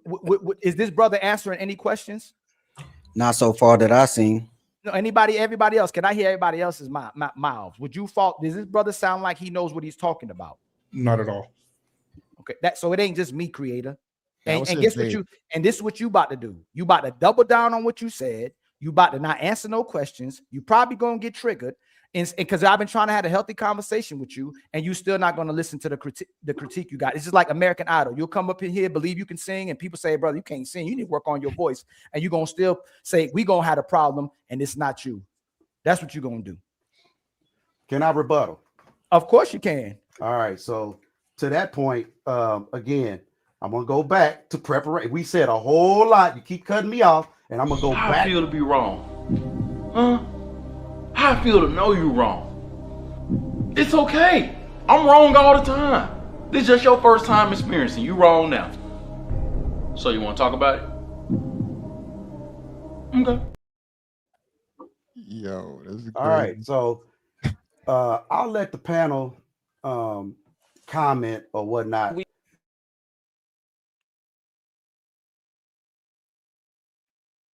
Means to you. I'll just ask that question, and we got adult men who disagree with what I'm talking about. Well, let's just hear what preparing your sons to be married before they leave the house. Let's just hear what it sound like from all the men that's up here refuting what I said. I'd like to hear everybody's. What does legacy building look like to you? How are you preparing your children before they leave the home? Mm-hmm. And before you answer questions, you gonna ask a question right back to the whole entire crowd, right? So would anybody like to take on that? And I don't want to overtalk everybody. Can y'all hear me? Yeah, we hear you. I don't want to, like I said, I do not want this to be about me mostly on this conversation. I like that the Friday and Sunday shows. Would anybody like to rebuttal the brother or respond to this brother as well too? I don't want to be the person keep responding to everybody. So I want everybody to jump in. Sisters first, real quick too, because the brother's been talking. Would any sister like the rebuttal first? I wanted to explore, and anybody can get in. I wanted to explore why is the conversation saying relationships between us aren't a necessity. Okay. Go ahead, my brother. Why you pushing a man should prepare for a relationship? Why is relationships not necessary if you're pushing that people should prepare to be in a relationship? But she didn't ask that part, so I ain't gonna ask that part. I wish you would have asked that, Lucky. But yeah, why are you saying relationships are not necessary? I don't want to do that. We'll get into that shortly. Right now, I want to hear men, grown men, right? I asked a question. You defer to the woman. I did ask the question. You defer to the woman. Yes. So you said grown men, right? You have not answered the question. So now you're admitting that you're not a grown man because you haven't answered the question that we already asked you, brother. All right, here we go, brother. I get it. It's your show. I do. No, it's not that though. I don't see why it's so hard for grown men who have children to answer how they raise their children as a demonstration to all the other men that's out here listening. Yes, we asked you. Haven't. So can a grown man answer the question? Yeah. Because this grown man can't answer the question. Can anybody else answer the question? Yeah, I got you, man. Yeah, sorry, everybody. Hold on, BM, you started. Oh, okay, hey, fantastic. BM, you got it first, and then you got it. He beat you to the punch, brother. Yeah, what's up, man? You got it. What's up, fantastic? Hey, so I got 3 boys. Hey, listen, you can train your boys. My boy is 18. My oldest is 18. You can train. He's out on his own right now, but you can train them up and prepare them for whatever you want to prepare them for. Everybody's storm going to be different. So once he get out that door and get on his own, he calling me now. Man, I ain't see this coming, Daddy. Yeah. I mean, you can't train them for everything. So I think what you're saying is just setting young men up for failure. Because what's going to happen is it's going to be a huge disappointment when something hit them that you didn't experience and that you didn't prepare him for. You can't be everything to everybody, bro. Even your sons, you can't prepare him for life. Things are going to happen that's to him that did not happen to you. I disagree, sir, but go ahead. Yeah, I disagree with that too. Like, you can get your kids skilled, you can raise them up in trades and skill sets, and they will never have to apply for average wage jobs, right? Thank you, sir. Hey, y'all. Well, Stacey, I agree with you, Stacey. Like, hold on real quick. If you're in a vehicle and driving, man, I'm asking to be stationary if you're gonna come up. I don't want nobody driving and something happened in the car and you blame it on Ilkan Ali show and then I'm sued. Even though I'm being funny, but if you're not stationary, y'all, please, when you're stationary, you can come back. You pull over to the side or you go to the crib, you can pull up, but please be stationary if you pull up. Boy, he the only one. Can I clear that up real quick, Ali? Because I love the people, creator. That's all. I love you. This is tough love to you, my brother, because it's just because I love you. And plus, you the creator, so that's all. I want to clear it up real quick if I can, Ali. Like, yes, Stacey, I agree with you 1,000%, Stacey. Like, teaching them a skill set. I was pretty referring to when they're out on their own and they experience life, heartbreak, the things that come, like the emotional stuff that they may have to deal with on their own. You can't prepare them for anything that may come at them in that way. But skill sets and learning a job and being able to work above average of everybody else, I agree with that 1,000%. Oh, and one more thing before y'all go. Please it's 300 people in the building. Please like the live. Please share it to your mama, your daddy, your cousins. Share it to all the people you rock with, man. Make sure they follow. And all you got to do is look at the video, look at that share button, and share it with everybody, man. Please like the live. It's free. And if you can help your one of your favorite people in the building reach his goals, I like that as well too. I'm gonna read the super chats in a little bit. Go ahead, my brother. I'm sorry for interjecting and cutting you off. Grown men ain't supposed to do that. I'm sorry. Was BMU done? Yeah, I'm done. Fantastic. What's up, man? Yeah, what's up, bro? Shout out to everybody. Yeah, man. So I mean, to the question, and I think BMU has a great point. Again, man, a lot of these things when we talking about framework and preparedness and whatnot, what have you, preparedness in Jacksonville, Florida is totally different from preparedness in New York City, right? Preparedness for someone that has an engineering background is totally different from someone that has a let's say IT background, right? So is it basic frameworks and things and so on and so forth? Yeah, of course. I think it's general manly principles you teach your son and you instill in him and things like that. But to BMU's point, I think BMU made a great point. They're just like, no matter how much guidance I can give my son, I can never live his life for him, right? It's gonna be decisions and things that he make that he asks for my counsel, and it's some stuff I help him to avoid. But then it's gonna be some stuff that I gotta help him get out of because he thought he was man enough, and hey, he thought he could have it figured out, but he didn't because that's the independence and that's a part of manhood. A major part of manhood is trial and error. None of us, go through this thing having everything figured out. And what we learn as men is some of your greatest mistakes, give you some of your best life lessons, and give you your most growth, right? Especially we start talking about things with having kids and stuff like that, so on and so forth. So to my specific thing, I'm going to answer the question directly. I have two sons. My oldest son, he'll be 20 in a week.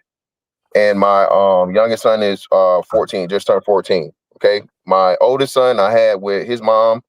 Everybody know my story. She stole my sperm. She purposely got pregnant, had him and his sister twins or whatnot, what have you. So I tell my son, I've literally threatened my son. Huh? I said you ain't that special. Go ahead. I tell my son, I've literally threatened my son with physical violence, man. That if he goes out here and he creates a baby mama, me and him gonna have an issue and a problem. If he goes out here and he chooses a woman that already has children or whatever, he already chooses the woman that has children already. Being that he's a young BABG in training, you feel me? And he has all these options to him, and he chooses a woman that already has children. Me and him are going to have a very, very long and difficult conversation. I use my mistakes that I made. And again, a child is never a mistake. I'm not saying that my children are mistakes, but the woman I chose to have them with, by all means, could have been, right? So what I do is use the mistakes I made, and I think this is to BMU's point, to have my son come out better than me. On the other aspect of it or whatever, you know, I mean, I have a electrical background and so on and so forth. My son don't give a damn about no. He want to play football. He chases the football dream. Once he gets done with that, you know, I can sit him down and I can help him out, and I'll be in a situation to where if he needs skills and possibly even employment, right, I can help him out with that whole situation because of how I'm set up. But yeah, man, that and again, creator, this is not a slight, man. But I don't know where we get into the. I was lost on the life insurance policy and the mortgage aspect, especially if we're talking about, you know, I guess like younger men or boys becoming men. So I just got a little lost on that part. It's time for some super chats.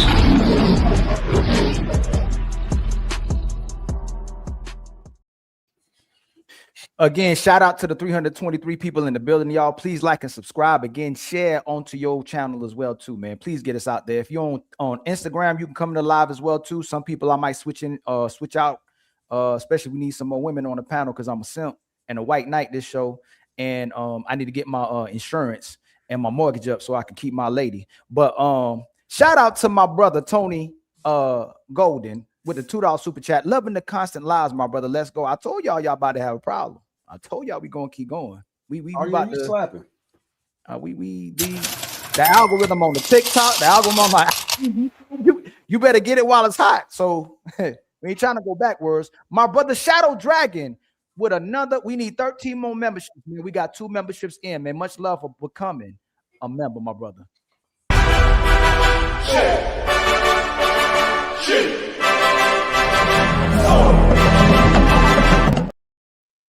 And if you a member, please spam that brother's emoji, please. My brother Marcus Evans 406. He been with the Untouchables for a long time as well too, with the $5 super chat. What up, brother Ali, and the good people on the panel? Much love to you, my brother. Thank you for the $5. We were all born to be untouchable. My brother L Nixon, y'all know Ali love the kids now. You know, your new Trick love the kids, but Ali love the kids too. But I thought that was your baby for a second. You know, I ain't about to put my kid up here, boy. I gotta protect my That's kids. what I realized. My brother L Nixon for being a member for 19. Boy, been sticking with your brother for 19 months. Day ones. He even can't follow himself. God damn. Oh my God. My brother L Nixon again with a $5 super chat. He's going to find a woman who's going to take him out for life insurance. God dang. Oh shit. Oh shit. My brother Willie Beeman with the $5 super chat. Ain't no such thing as a smoke show if Willie and Beeman ain't in it. Hey, it's only a smoke show if somebody won't smoke. It's just an open panel smoke show. That's all, man. If ain't nobody got no smoke, we gonna vibe out. But when people want to smoke, they'll get the smoke. Because we got a lot of smoke, even though I don't smoke. And don't smoke either. Willie and Beeman again with a $2 super chat. Shout out to my Igga Blu-ray. Man, Blu-ray is overrated. Oh man. Hey.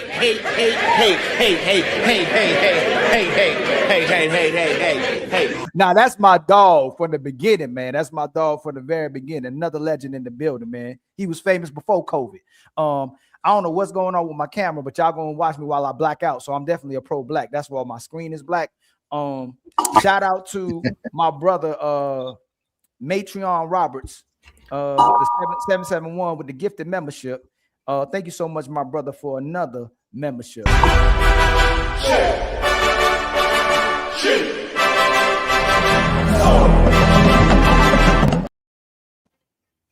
And then my brother L Nixon come back. He said he's trying to be the sponsor of the show. Dang, my brother L Nixon. I got to count them real quick with the $20 super chat.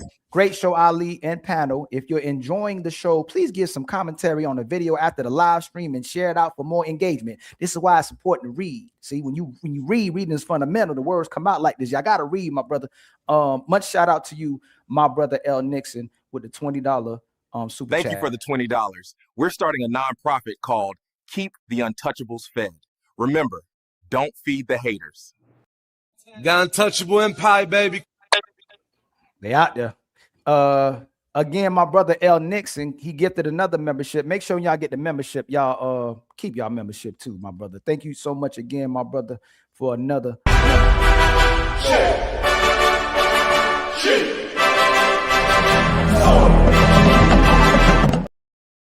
And then let me see, my brother Mel, stay fitted. Ali on, run with these panels. Hit the like button. Yeah, please hit the like button. And then let's get to the. I got to read the cash apps as well too, man. I can't beat the cash apps alone. My sister Wanda, you about to get an emoji. See, the sisters love us too. You know what I'm saying? Because we don't hate sisters. Ariel, with the $10 cash app, Ariel is proving the point. Oh dang, and she holding the sisters accountable. Ooh. She got that $19.99. I used to say silly things like, where are all the good men at? Until I started taking accountability. Now I know I'm just an ain't shit ass bitch. Maybe I am the problem. Maybe I am the problem. Maybe I am the problem. Oh my God. Yeah, we giving out accountability memberships, $19.99 a month. If y'all looking for accountability, just hit your brother up. My brother Derek Miller for the show. Much love to you, Derek, wherever you are, brother. I don't know what happened to you with the $15 cash app. Much love to you, brother. And let me see. Am I missing somebody else? No, I'm not missing somebody else. I was going to do something, but I don't even remember what I was about to do. Boy, we getting old. Would anybody like to add to the? Somebody was holding on to anything that would add to the discussion to move it forward, family. Anybody, don't get quiet now. Ladies, I thought I did that, but we never went into the necessity part. So, are you saying the question wasn't answered?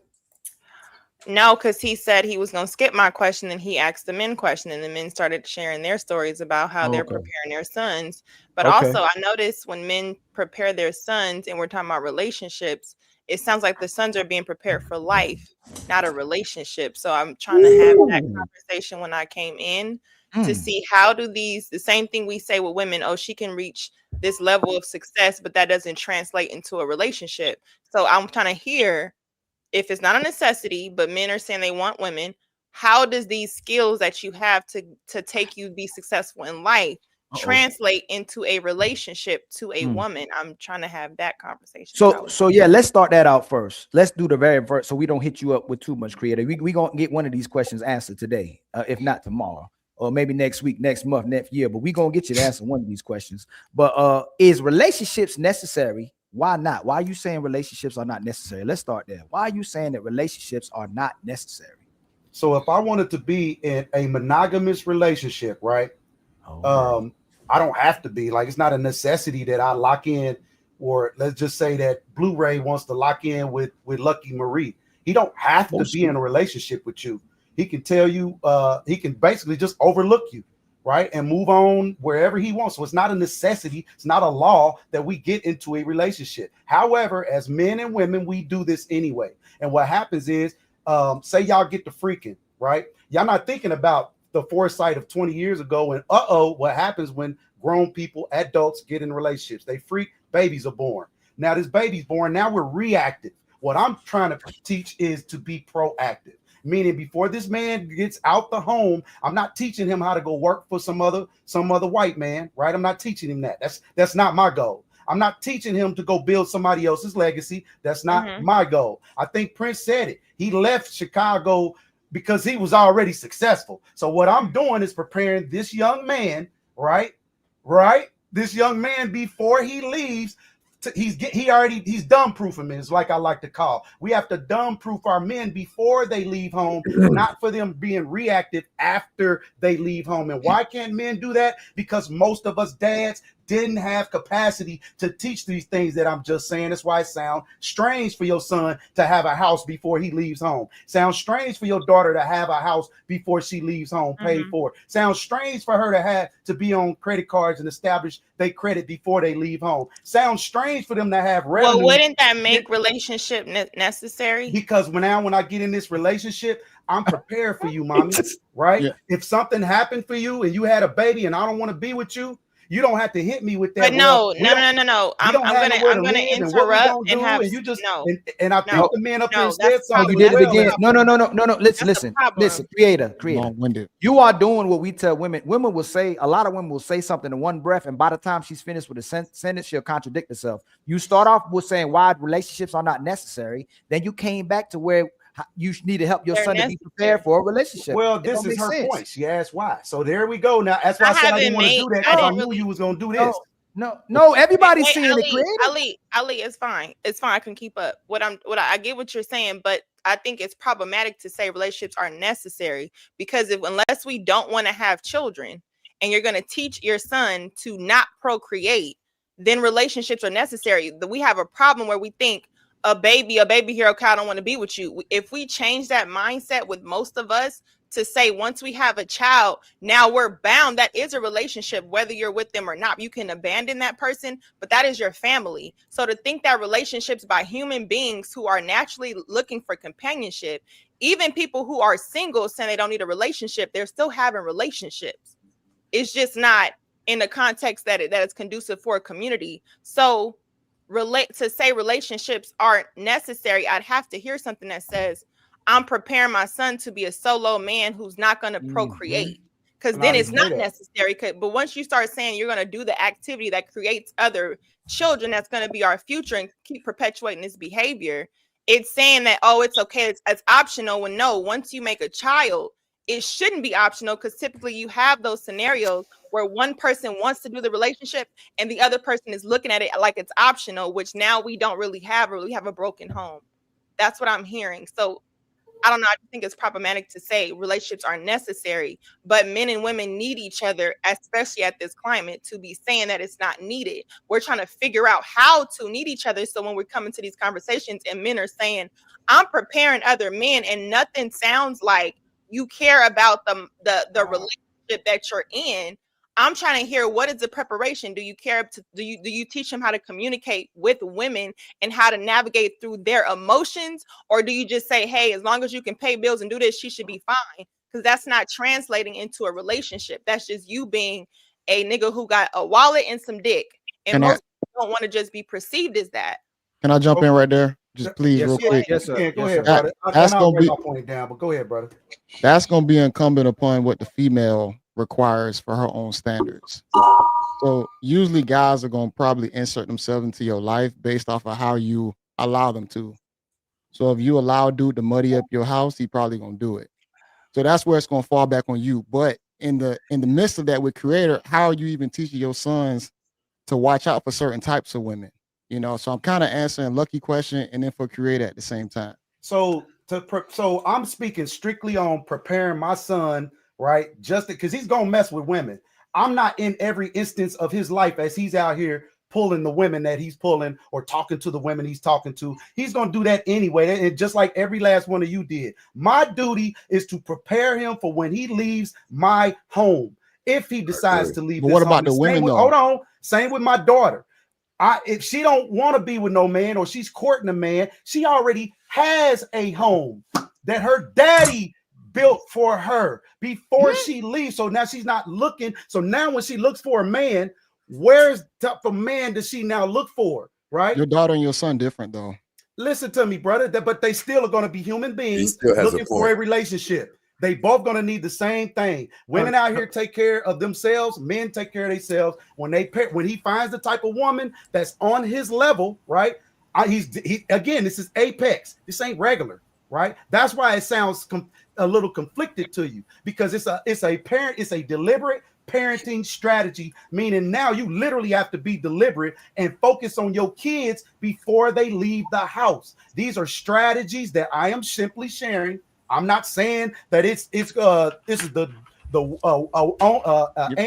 only. No, this is an and an also strategy. That's why I asked. I wanted to hear how other men were raising their boys, because if you're sending these boys out here to freak on women and now they reactive and now we got and you talking about pulling them and bringing them in bro, stop. We're not even prepared. Some men just right on. Man was tripping when I said be prepared. I said every man, black man especially, should have a whole life policy. And that was frowned upon. Like that shit's crazy Yeah, to me. we were frowned upon because you said relationships are not necessary, but be prepared. And then you can't describe. Then when we say what you should be prepared for, you said relationships. That's what taking care of yourself. Exactly. It's not a necessity, Ilkin.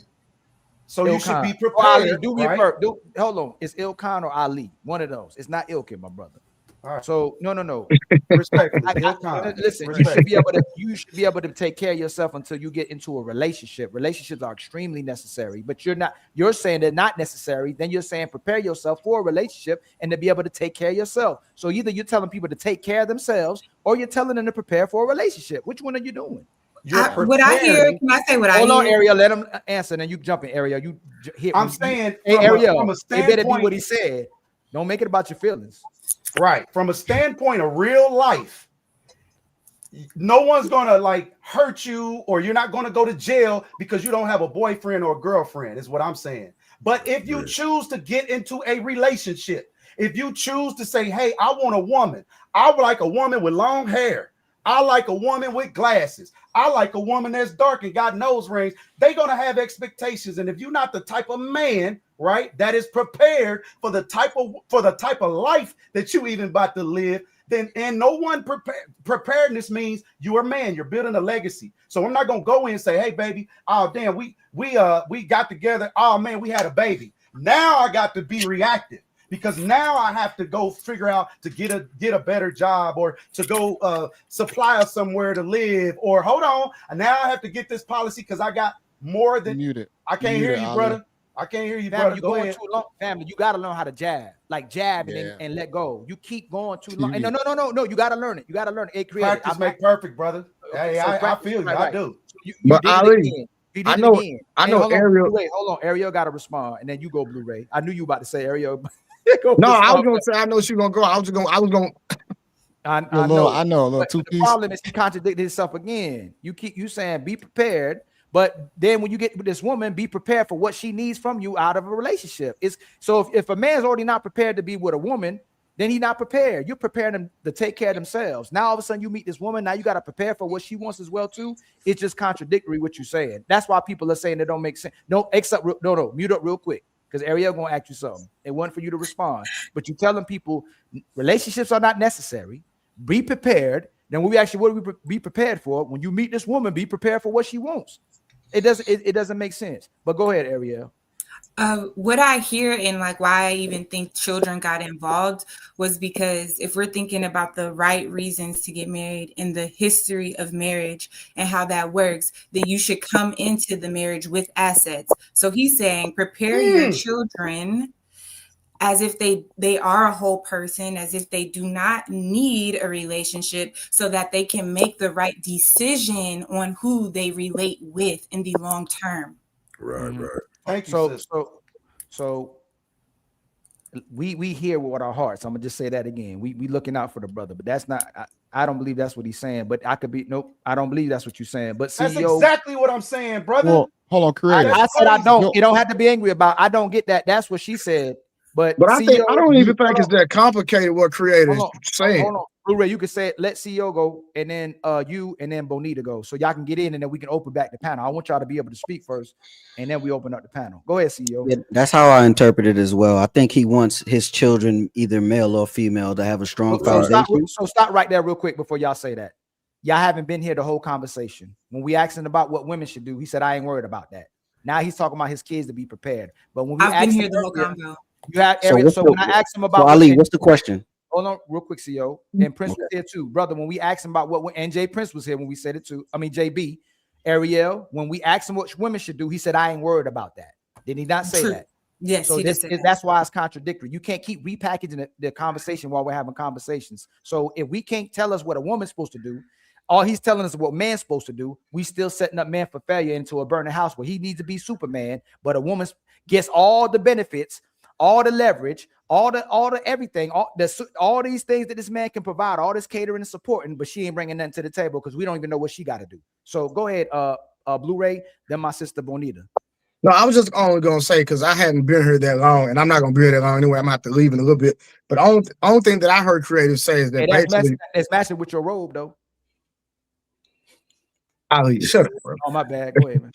No, I was gonna say that from what I get what creators saying is that you are able to live life and exist without being in a relationship. It's really that simple.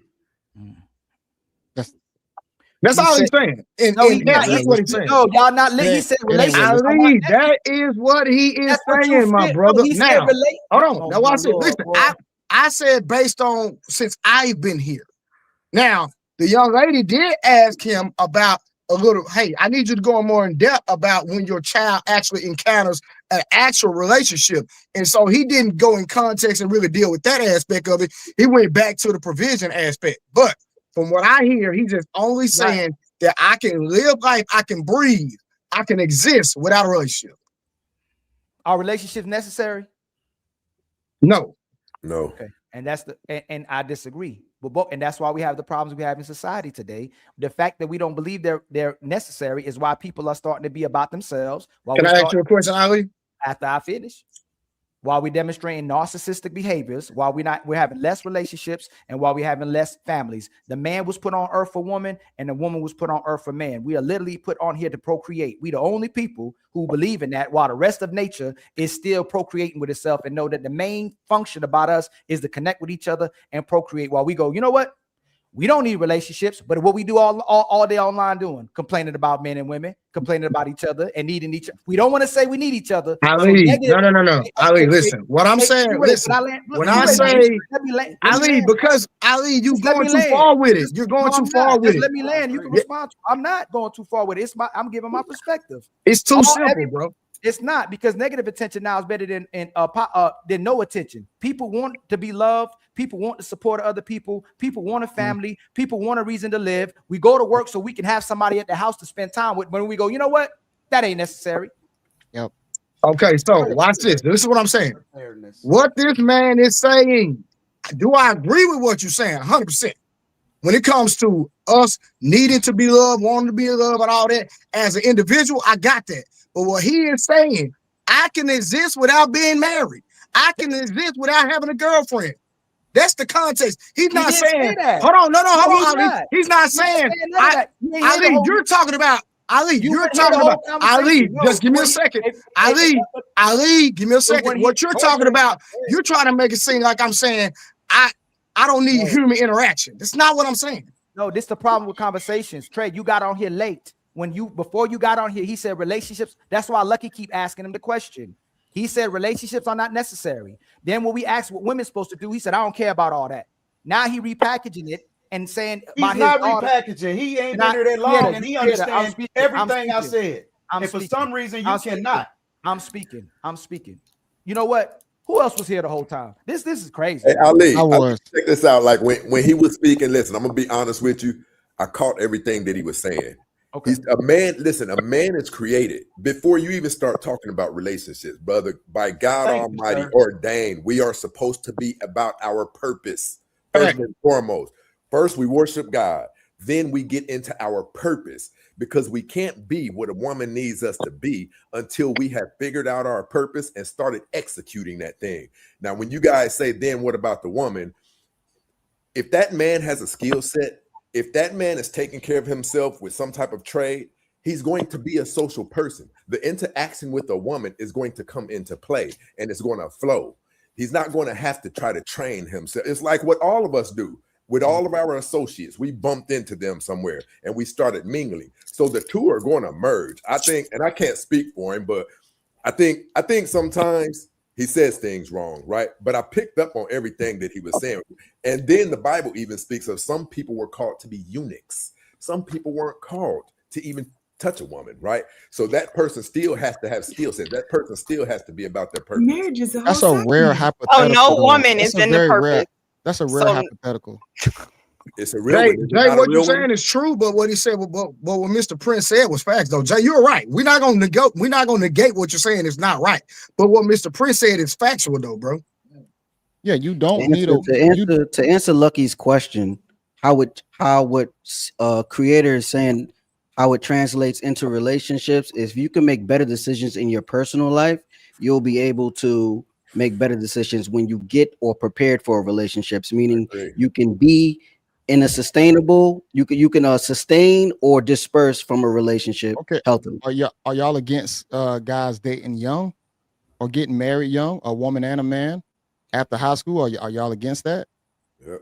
Because now you would say that you're probably against that because most guys will never be prepared right after high school to be in a relationship if we're going off creators knowledge on being a financial expert at that point in time. Thank you. No 18-year-old will be.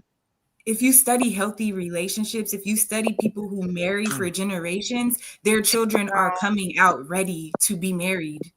And that's what Creator is saying. Are you readying your children to be married? That's why in some of these cultures, you see their children don't even leave the house until marriage.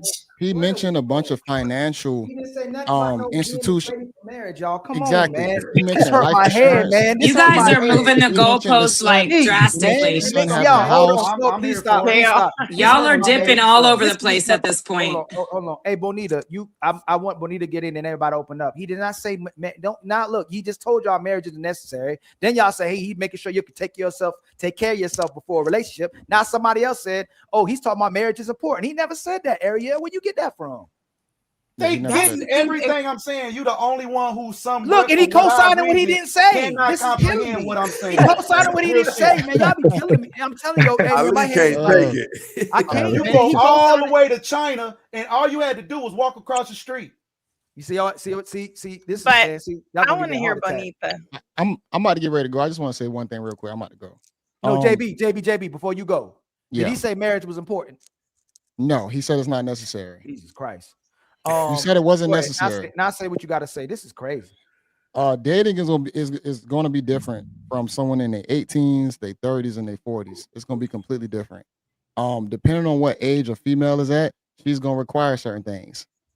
Maybe when she's 18, that guy's probably not going to have the most resources. He might have a certain mentality, might make her feel good, but they probably going to build and grow together through their 20s and 30s or whatnot. Now, if somebody dating in their older ages, they probably going to require a little bit more financial assistance off the rip. Somebody to have a different type of mentality and value because you already at a later time point. You can't get that time back. Right. So that's all I want to say. Another question to you, my brother. Were men taught to be on their purpose to be without women and children, or were they taught to be on their purpose so they can take care of women and children? Say that one more time. Were men taught to be on their purpose to take care of women and children? Yeah. Or were they taught to be on their purpose to take care of themselves?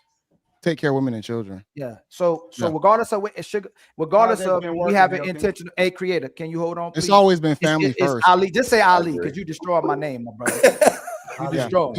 Even if you're a brother, I like you talking about one of them deers or something, a deer or If something. you- I feel like if I'm a you- deer or something now. I if live you're a like brother or a this. son, you Therapy always after gonna this. be put in a position to take care of your Our sibling or purpose, sister. our purpose is each other. Everything else Yeah. is a social construct. The higher power, the universe, whatever deity you believe in, you could believe the tree was a god. All these things on earth was put for us to share with each other. The man is supposed to connect with the woman. It ain't that's necessary. It's meant for procreation. It's meant for us to exist. The fact that we're not making as much babies is extremely detrimental to what's going to happen to our future. A lot of us might not be able to be taken care of because we having such little amount of people to take care of the amount of people we have right now. So do y'all remember once upon a time? Much love to you. Yes, When sir, bro. America or the world was telling us that we were overpopulated. Now all of a Yeah. sudden they say we ain't making enough kids. You know what I'm saying? Go ahead, Bonita. I was just saying bye, but can we start with this relationship real quick? Hi, everybody. Can we start with the relationship? The fact that there is 392 people watching, but there is 133 That's crazy. likes. And I've been looking at it for 5 minutes and y'all aren't hitting the like button. I understand you're engaged, but let's start with that relationship because a relationship takes a lot. And if you cannot multitask in your life as a person in your own character, watch the screen as I am holding my phone on here, also watching y'all on my laptop. If y'all can't just hit like, that's wild to me. So let's start there. They don't like Ali like that. I know y'all in a fake relationship. That's why he said relationships ain't needed. They watching me, watch them. I'm watching them from the screen. A relationship within yourself is important. Nah. Hey, likes ain't necessary. Sharing ain't necessary. Donations ain't necessary. Supporting the people you love ain't necessary. Hey, take care of yourself. It's the worst message. We are put on here on this earth, yo, to take care of each other and to build with each other, man. It's supposed to be a village. It ain't supposed to be about yourself. And we learned that from the society from and women. the culture and the culture that we encountered. And the women didn't used to be like that until the society that we encountered. But you literally birth nations. You feed the baby. Everybody on here was supposed to be fed by their mother. No disrespect to nobody who didn't feed their babies, but the first messenger is the mama, and the first person that feeds the baby is the mama as well too. So we supposed to be together. It's supposed to be a union. It ain't supposed to be all these broken people and broken families. Being together is necessary. Anybody got a rebuttal for that? You said all the right things. You doing. I just don't think didn't say what you. I just don't think you clearly understand what it is that I'm saying. Can I say? Let's go past. I get what you're saying now. Benita. I don't want you to leave before you get your point out. Can I? So, brother in the green hat, what's your name? That's God. That's the creator. Creator, not the creator, just creator. Nah, he said he was the creator when it first. Nah, I'm joking with you. I can't make it rain, snow, and sleet around the world. You know what I'm saying? Not yet. That ain't necessary. So, in my opinion, from what Creator said versus what Ali is saying, I think that you are both right. So I think that you guys are speaking from two different perspectives. I think that the word relationship can go in several things. Like I said, we have a relationship with subscribing to Ali's channel. We have a relationship with staying consistent, joining his panel, and building content. We have a relationship there. We have a relationship with our children. Matter of fact, we have 3 children, yet we have a different relationship with each child, as you should. Now, I don't know. Some parents don't know how to parent, but all I'm saying is, what I think that you both are saying, yes, man needs woman, to that answer. Yes, but do we need a relationship outside of ourselves to survive? No, we do not. So I think that is what I'm hearing and what I know to be true in the space of what he's saying. But Ali is saying a different way. He's saying a foundational relationship. Now you are saying a relationship within self that sustains you within yourself, which is perfect, because then if you have a great see, most relationships are transactional. And I know what you're speaking from, Creator. You're speaking from what you've experienced in life. And so basically in the experience of life, and not only you, the world, you not delusional, Creator. What I hear in you is reality. Reality and people's false reality of playing house and putting on a mask to pretend, getting in relationships to perform. Then when that person transactionally does not do what that other person needs and they're out, what happened to that relationship? Right. So what I hear in you, Creator, is him asking you a question, but you're speaking from a space of peace. So you're saying, no, a relationship that you guys are talking about with someone else to sustain my mental health, my peace, me in life, prospering as a man. No, I don't think it's important. I agree with you, but I also agree with Ali in a foundational standpoint of relationships and the way of him saying it. So you're not wrong and he's not wrong. But what I understand you to say to be more true, that it aligns more with me, is if I connect with you, Creator, I'm only connecting with you based on the relationship you have within yourself, not based on what you can and cannot do for me. He not say that either. You better not say you said that too. Yeah, no, I didn't. I didn't say that. See, y'all hearing what y'all want to hear. I'm gonna tell y'all this again. I'm gonna tell y'all this again. Hold on, Creator. Can I tell y'all this? That's what I'm saying. I love everybody and support everybody on the panel. This is demonstrating what people are doing in relationships. People get in relationships and somebody says something and they go, "Oh, he said he'll love me forever."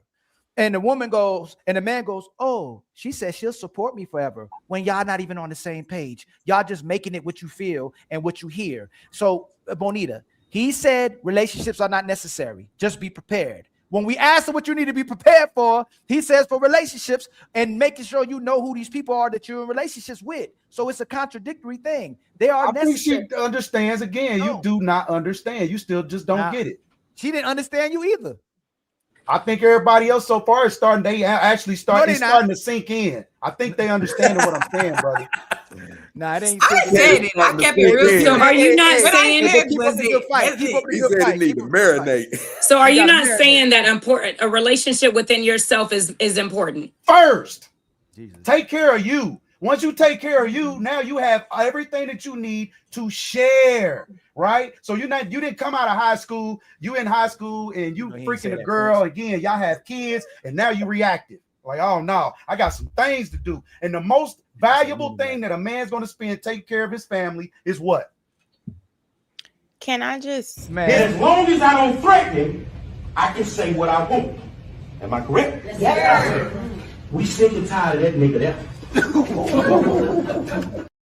His home, brother. His home is going to be the most important thing that he's going to need to build a family. He's reacted. If his daddy has him prepared, again, it's what I'm talking about, because we can't get to that. His daddy is supposed to get him prepared before he leaves. But if his daddy ain't thinking before he leaves, he's going to need to be protected before he get out of here. And what I'm really saying is daddies don't have capacity, bro. What should the woman Daddies do? are teaching you in a family What and you should the ain't woman teaching do? them right. What should the woman That's do? what's sticking hard. What should the woman do? Creator. Hold on, Create- CEO.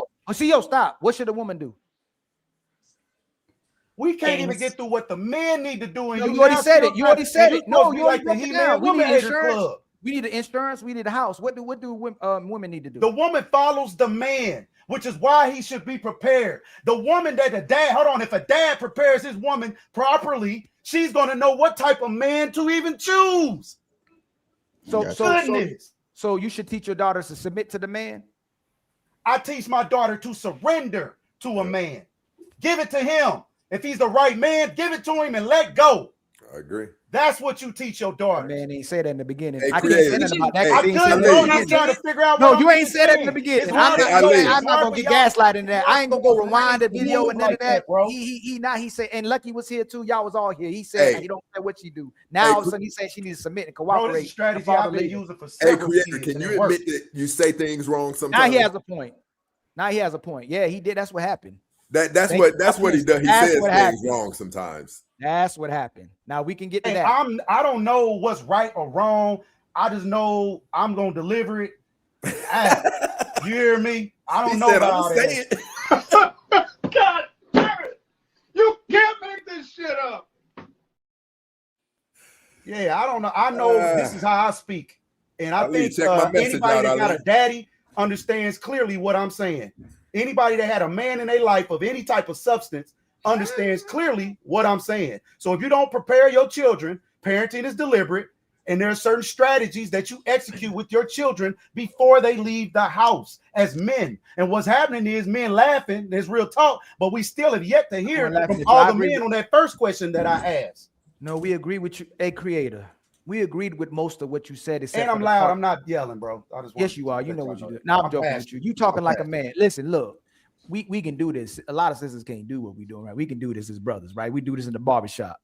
We agree with most of what you're saying until you say relationships ain't necessary, and then you say the man, oh, don't do that. Please don't do that. You was holding frame. You was holding frame. You say you practice make purpose. I love you. You said that relationships ain't necessary, and then you said that you need to prepare for relationships, is what you're saying. But I'm gonna say, oh no, don't do it to me. Don't do it to me. I'm gonna say this: we're not gonna over pursue. I'm gonna accept that what you're saying is take care of yourself and be able to take care of somebody else if you meet them. That's what you're saying, right? I know. That's what you said. I got you. I'm not gonna over pursue no more. Does anybody got anything to say to this brother? Well, hold on real quick, because I'm disrespecting the people again, man.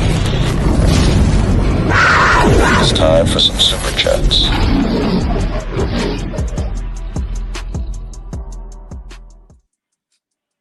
And again, look at ain't God. Look at I'm here God. to watch 7 and he's here. Like, why am I here if you're not working? I don't understand. I don't know, Ariel. Okay, I'm trying to work. You know what I'm saying? I'm trying to do work, trying to by the way, shout out to everybody that's been supporting. Please like and subscribe.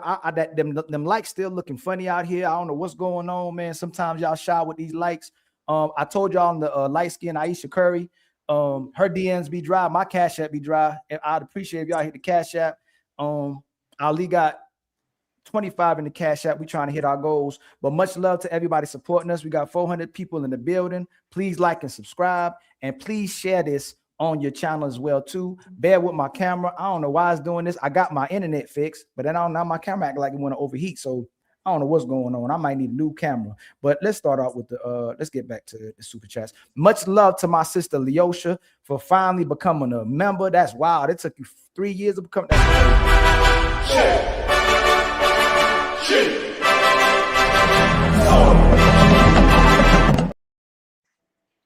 Go check out she's the Healing Genie TV. Go check out her IG and her YouTube, man. She has some good content. I believe she pushes it even further, man. She has a lot of good comedic relief for people while giving some good information as well too. Mr. Marcus with the $5 super chat. Men don't teach men about women. Women teach men about women. I don't know about that. Thank you for the $5. We were all born to be untouchable. How's her diaper? Who got a diaper? Give her a piece of salmon. Oh, hold on, let me help her out. Or first she put a business out. You about to put your business out. Shout out to Mills0040 with the $2 super chat. Creator, I agree with you, bro.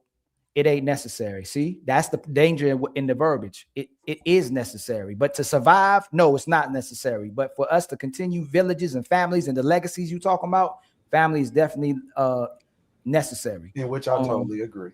Okay, man, look at us, man. That's what I'm talking about, man. That's well, it's necessary, but the preparedness is before you even get into that. Is my point. That's what I was trying to say concisely.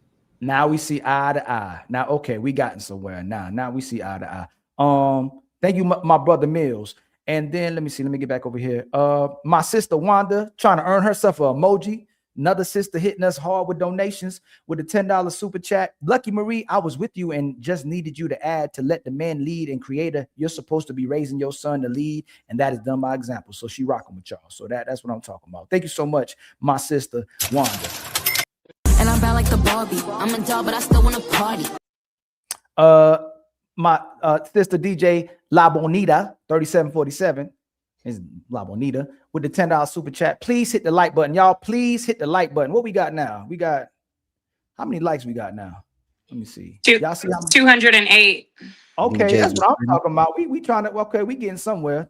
208. Y'all can get to 300, man. I appreciate it. Much love to y'all. Please don't forget to share.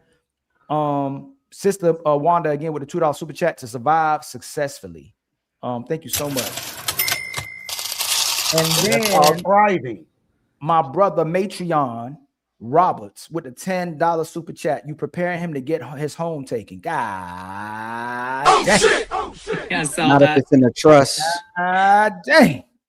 Hamburger. And then my brother Courtney Edgar show. Please go check him out with his reviews as well too. Much love to you, my brother, man. I appreciate you, man. Please help us get our goals. We got our super chat goals. We just need to hit our membership goals and our Cash App goals for the show. So thank you again for rocking with the Untouchable. The Untouchable Empire, baby. Ariel, you want to say something? Oh, no. Hold on. Lucky, you said you got a question. I think you said you had a question first. Go ahead, Lucky Marie. I was looking at me. Yeah, and I'll shut up after this, y'all, because I'm enjoying. Oh, here we go. You ain't got to shut It was up. to Bonita. Oh, okay. Go ahead, Bonita. With her pretty ass. Lucky. I wanted to know if her perspective. I can't hear her. Was, You better refresh or something. You got that Spectrum or something. Who, me? Can you hear me? She said she can't hear you. Okay. I just wanted to ask because when we're talking about me, can you hear me? Let me shut up. Got it. I hear her on my computer, not my phone. Okay. Okay. I wanted to know. Nokia. She got that Nokia. Oh, go ahead. Was she speaking? Were you speaking to when you broke it down? This isn't even to. I feel like we ganging up on Creator. Was this speaking to when we talk about necessity? Were we not considering human form and how we are? Which when we are alone, men are actually higher risk to die sooner when they are not in a relationship. Women, sometimes when they're not in a relationship, they just lean on their kids or lean on other things, when really it does affect how we develop our mental structure, our psychology. So when we're speaking that it's not needed in order for the things that we think of, are we not considering how we are as human beings, that it does shorten our lifespan when we do not have a companion, and how it is not normal when we become single women for so long, we start leaning on companionship with our children and their relationships? I just wanted to, are we not considering that, or we're just speaking like, hey, it's not needed for me until we get old? Maybe she can't hear me, but yeah, that was all I had to ask. Bonita, So my I think, question, dang, you gonna answer the question while she asks the question for her to answer? Boy, that's I what was I'm about to talking about. ask Lucky a clarifying question. Okay, go ahead. But Because Bonita, we're Bonita talking was supposed to about. answer. Bonita need Okay, can you, Bonita, you might need a refresh. How you watching No, that? no, no, no. off So, on YouTube? Oh, go so, ahead. You gonna answer the question why?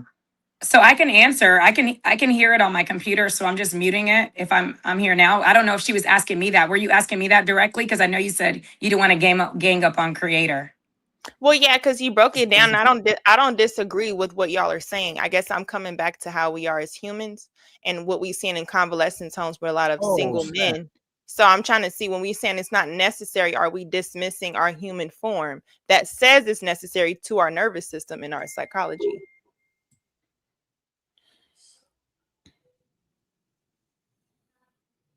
She need to get on the I can answer it if you don't. If No, you she can't. letting me play back on her computer. She I know I can't believe she watching us off YouTube. I mean, that's how I'm able to pay like tip and stuff like that. All right, go ahead. So to your question, to what she said, I like what she said, but that's not what I was breaking down. That's why I said you guys both are right. I was thinking it was in the space of, I was more speaking the relationship aspect, not to stay alone. So I wasn't here previous, so I don't know if he was just saying a relationship's not needed at all in your lifetime, but in He the was space just of what you're saying, I agree with you 1,000%, girl. You should not be alone. And everything you said is on point in the space of people. But what I was saying, where I agreed with him at, is if you focus on yourself in the space of building a relationship with yourself. The problem is that people put the relationships on the forefront. And I don't agree with just jumping into a relationship because you're a man and I'm a woman and let's just figure this out. I think that when a lot of relationships like that happen, because back in the day it was survival. But if you really want to go back in the day to biblical, that's wrong, because in reality, the man was not together and God ordered the man to find a wife, not the husband find a wife, not the put together man find a wife. The boy find a wife, he finds a good thing, because the woman was the backbone and pushed him. So now we're talking about today, and today is what I'm hearing him say is that right now, I'm okay to be alone because I'm focusing on a relationship with myself. Now, I'm not hearing him say that. This is what I think is important. Focus on myself until I find that person to connect with. But definitely that person to connect with is important, to Ali's point and to your point, because 1,000%, I know I need somebody. Yeah, So it's I delusional if agree. you I don't feel think you like need that's somebody very at all in true. life. But there is people like that are okay with being alone. And that's their choice. Yeah. So No, I yeah, got but you. I don't. I just wanted you to just expound. Thank you. And I got where you were coming from, Creator. I So, just wanted all to right, add cool. that as a y'all, necessity to our right. human form. Go ahead, Y'all, we need 10 more subscribers, and we about to hit 7K subscribers, yo. We were just 6K Oh, come on, subscribers Ali. last week, yo. I gotta say, we need 10 more to make 7K, yo. If you watching, please, we need 10 more subscribers to make the 7K, y'all. We're gonna be at 7K. That's crazy. The numbers is crazy. You know the troll account's 6K. about to come for you. I'm sure it's 10 trolls is about to subscribe. Maybe they ain't been hating like that though. I think people know I ain't, I'm good people. So no, they're hating, Ali. but Hey, listen, I'm gonna say this real quick, Ali, bro. I fucks with you. Excuse my American. Real talk. I already said. I said, bro, if we was to give a mod award on this space in Black YouTube, bro, you would get the top mod award because you mod fairly, right? You know when to tell people, not necessarily disrespectfully, but you control the stage like a maestro. And my brother. all these Thank you, my apex brother. archetypes, you understand, without being offensive. And that is a skill, man. That is some type of skill. So shout out to you, brother. So y'all, we please, 382 people, man, please share this to your channel. And hey, whoever out there ain't subscribed yet, please hit us with 10 more subscription, and we at 7K. My bad, Lucky. Ariel, you still wanted to rebuttal? You like you got a lot on your mind. Oh, right now I'm only thinking about food. That's a lot, but that's a lot. That's a lot. I Sometimes didn't. give you some food, you know. Yeah, I'm about to head out and get some food, but I did, maybe one day I'll talk to you about this nature and this perfect example that you're saying nature sets for relationships. Because them insect animals and them mammal animals, they, the females on that side, they real ruthless. They real cutthroat. They get rid of men like crazy. So the only comparison was the fact that they connect with each other and reproduce. So they did there's a data I'm gonna pull back up on here in the late 1800s when they started opening up adoption clinics, and when the babies didn't receive love, they would die. They wouldn't want to eat. So most of these babies, most of the babies when they went to adoption clinics would die, and the ones that did end up growing up, they had a lot of societal, psychological, and cognitive problems for the rest of their lives because their mothers weren't in their life or they didn't have a family. If you take the baby too long away from his mother, the children psychologically have a mental problem. And now imagine a mother that lives in a household that's giving her children mental problems and having detachment issues with her kids, because that's where that stuff learns from a lot of today's mothers. Like, I don't know if y'all listen to oldies. One of my favorite groups are the Spinners. I love oldies, and there's a song called Sadie.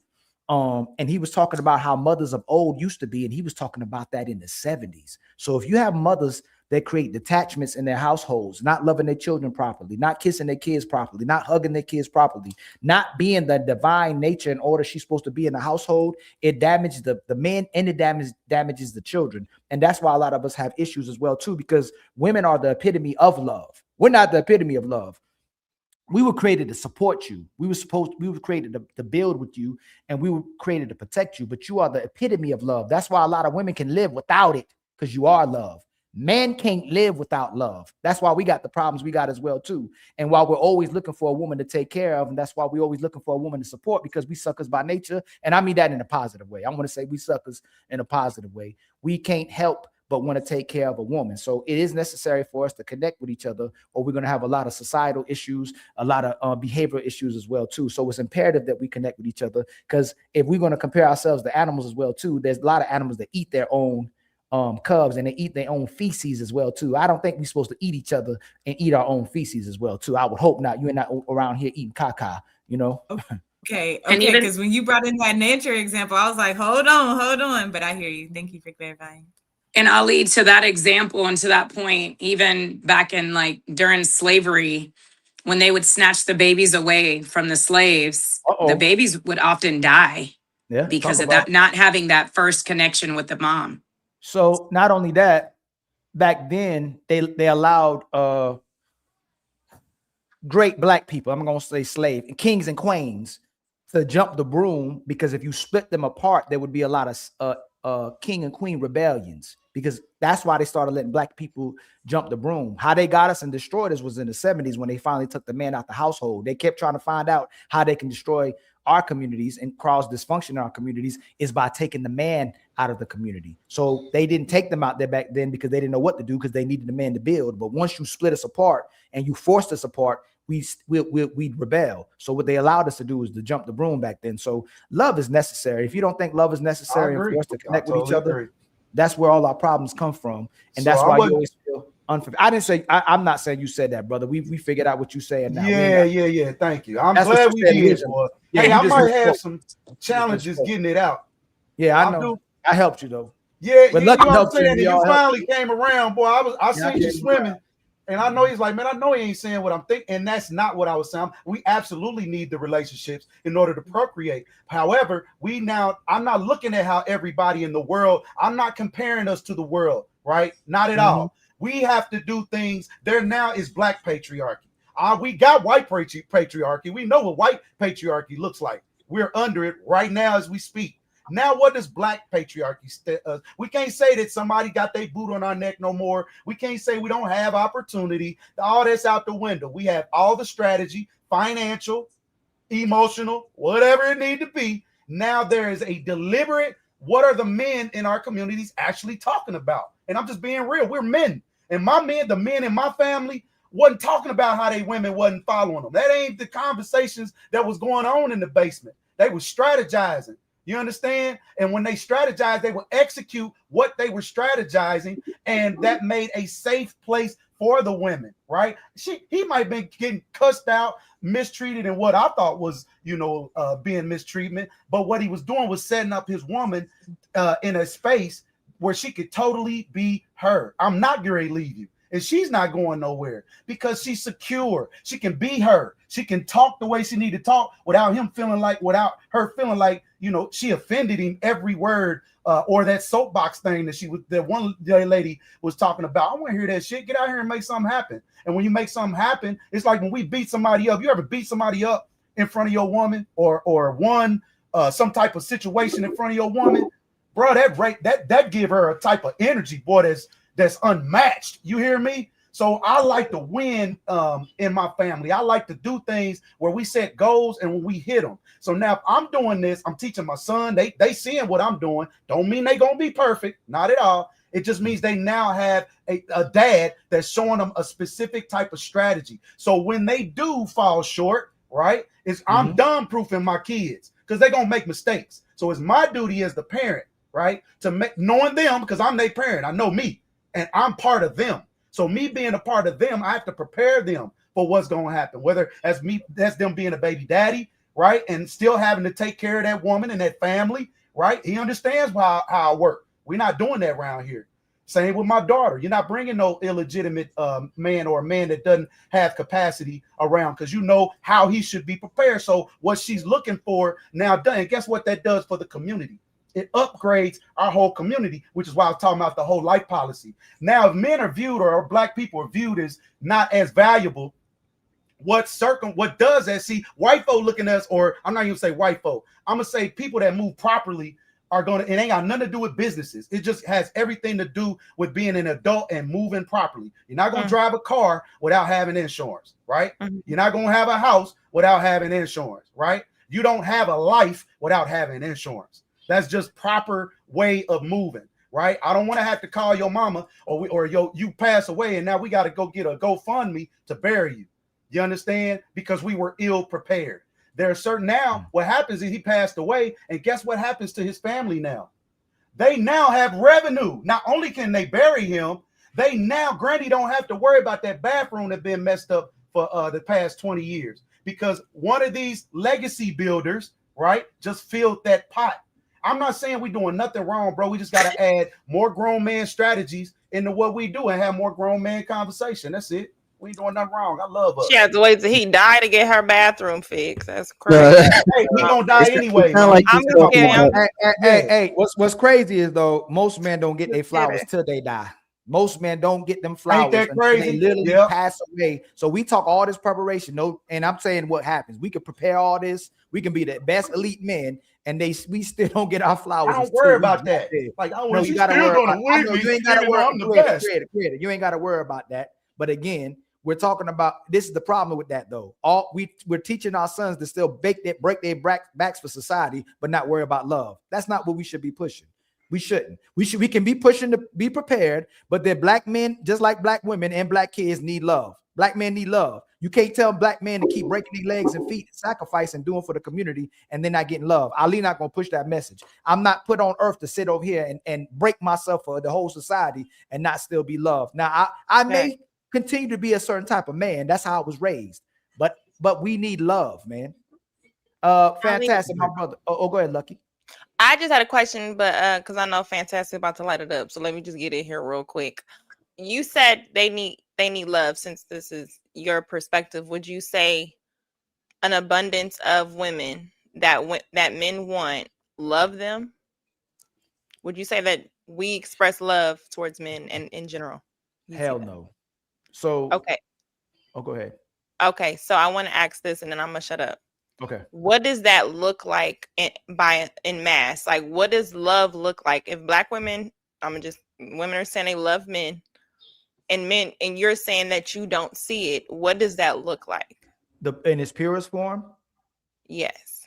Cooperating with the man and listening to him and trusting him. So the best way you demonstrate love to a man, that you trust him and you listen to him. And wherever you fall short, he's allowed to correct you because you love him and you entrusted him that he's going to bring the best out of you and he's going to take care of you. And I keep saying that the way we show we love you is that a man will sacrifice his time, his resources, and his energy for you, and he'll do what he can, the best of his ability, to take care of you. But the greatest way that a woman shows the love, because everything transcends from that, is to cooperate with you and to listen to you and comply with you, even if she believes you may be wrong on a particular subject, particular decision. She still goes, you know what? I love this man and I trust this man, and I'm going to listen and cooperate with them. So the biggest one is cooperation. So for women, and I'm sorry, Francis, really quick. So for women who were not taught how to cooperate and those things that you said with men, now that we're adults, and I like that Creator was talking about the preparation. If you have a man who is prepared for all things in life, how are men, or let me just, y'all figure out how to remix the question.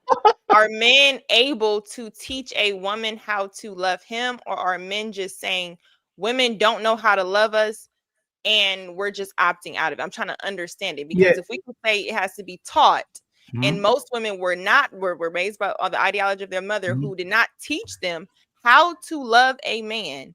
We're just teach how to fuck and do all whatever, right? If we're not taught that, now we're in a relationship where our human nature says we want a relationship, but we do not know how to love him according to the way he sees love. Are these men, and let me ask, how are they teaching women that they're getting a relationship with how to love them properly? I guess that's what I'm trying to understand. So over time, most women know how to love a man. They just don't want to love a man. They don't care about it. So like when I was younger and I met a woman and I felt like I wasn't prepared for the woman, I left her alone, or I pretended like what she was saying was stupid. And I acted like what she was saying about Iran was wrong and misinformation when I knew exactly what she was talking about. Because there's nothing wrong with a sister saying, hey, if we're going to beat each other, at least you're able to provide somewhat into the household so we can build with each other. I need to be able to see that you can take care of us. And if a man isn't prepared for that, what Creator's saying, but we getting somewhere, then that a lot of times, if a man really cares about you as well too, and know that you need that, an immature man is going to project and he's going to get angry about you saying that.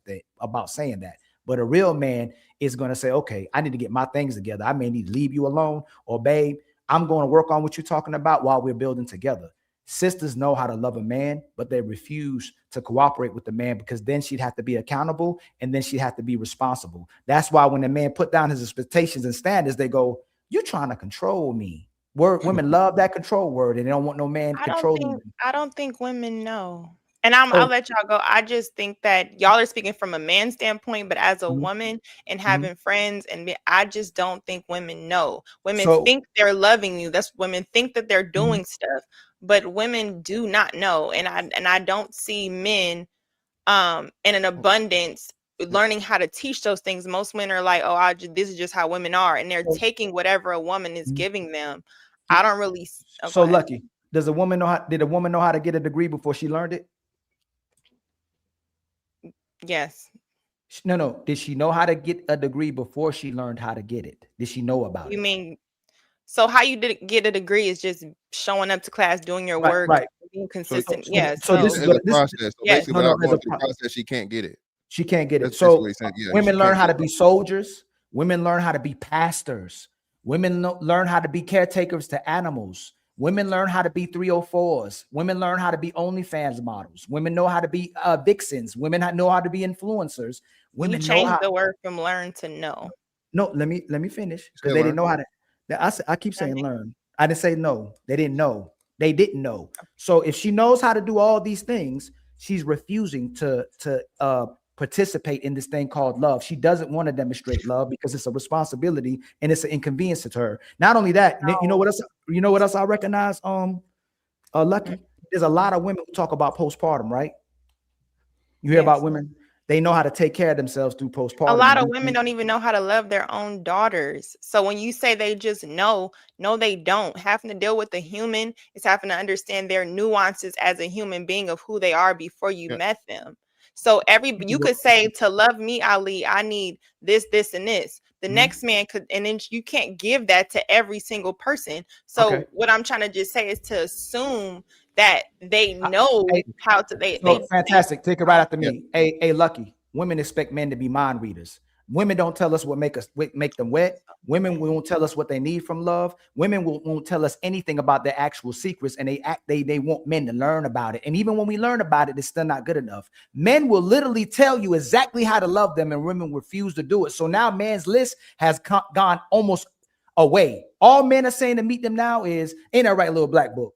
Just give me peace and no problems. Men ain't asking for these women to cook no more. Men ain't asking women to clean no more. Men ain't asking for you to make money anymore. They're saying, babe, just give me peace and no problems. And get what's Lucky? They can't even do that. So men will tell you exactly how to love them. Women refuse to do it, Lucky. I completely refuse. And you can fantastic. These sisters are lazy. These sisters are bums. They are.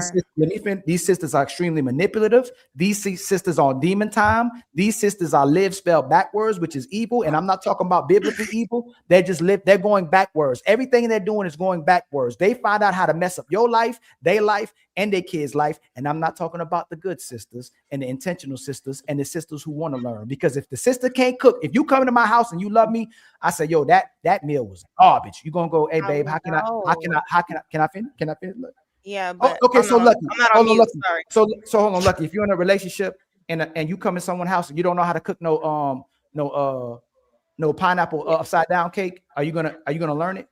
You can look it up, but I'm not saying I disagree with everything of your experience as a man, but as a woman, women generally don't even love themselves. So what you're trying to say is they know how to give something to someone. Most of our issues now with thought culture, oh, these women are this, they don't know. They don't even have a self-value. They have a low value system of self. So that translates into how they're mating. How can I provide or give somebody anything if I look at myself as a low value? I am friends with these women. So when you say they may love the things that a man could do, they may love all these other things, but they don't know how to love a man when he can't do those things. That is taught. They don't even know how to love themselves unless they have my makeup done, my weaving. They're already used to a facade of how to feel accepted. So we're talking about love you. That means somebody who is okay with being vulnerable.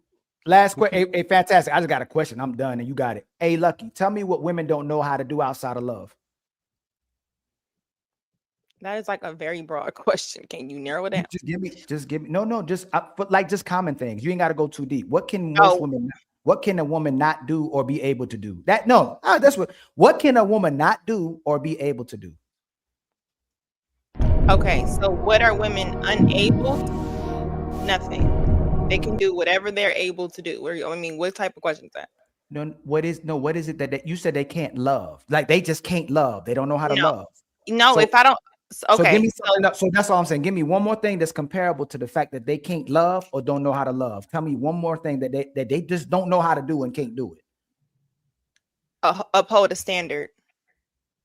Who? Women. They don't know how to uphold a standard. You saying women don't know how to uphold? You're making it very narrow. So I'm giving you another situation. Mm-hmm. No, hold on. If women say men ain't ish, they can uphold that, right? What? If women say men ain't shit, they can uphold that. If they have most women's standards are so high, Lucky, that's why they can't find a relationship. That's a lie. They're telling y'all stuff. Whatever, you got it. Lucky, Lucky. With these women, and women tell women real truth. Women don't even stand on their own standard that they're trying. They're going to tell a guy, oh, well, he needs to meet this. He needs to make this. He needs to make that.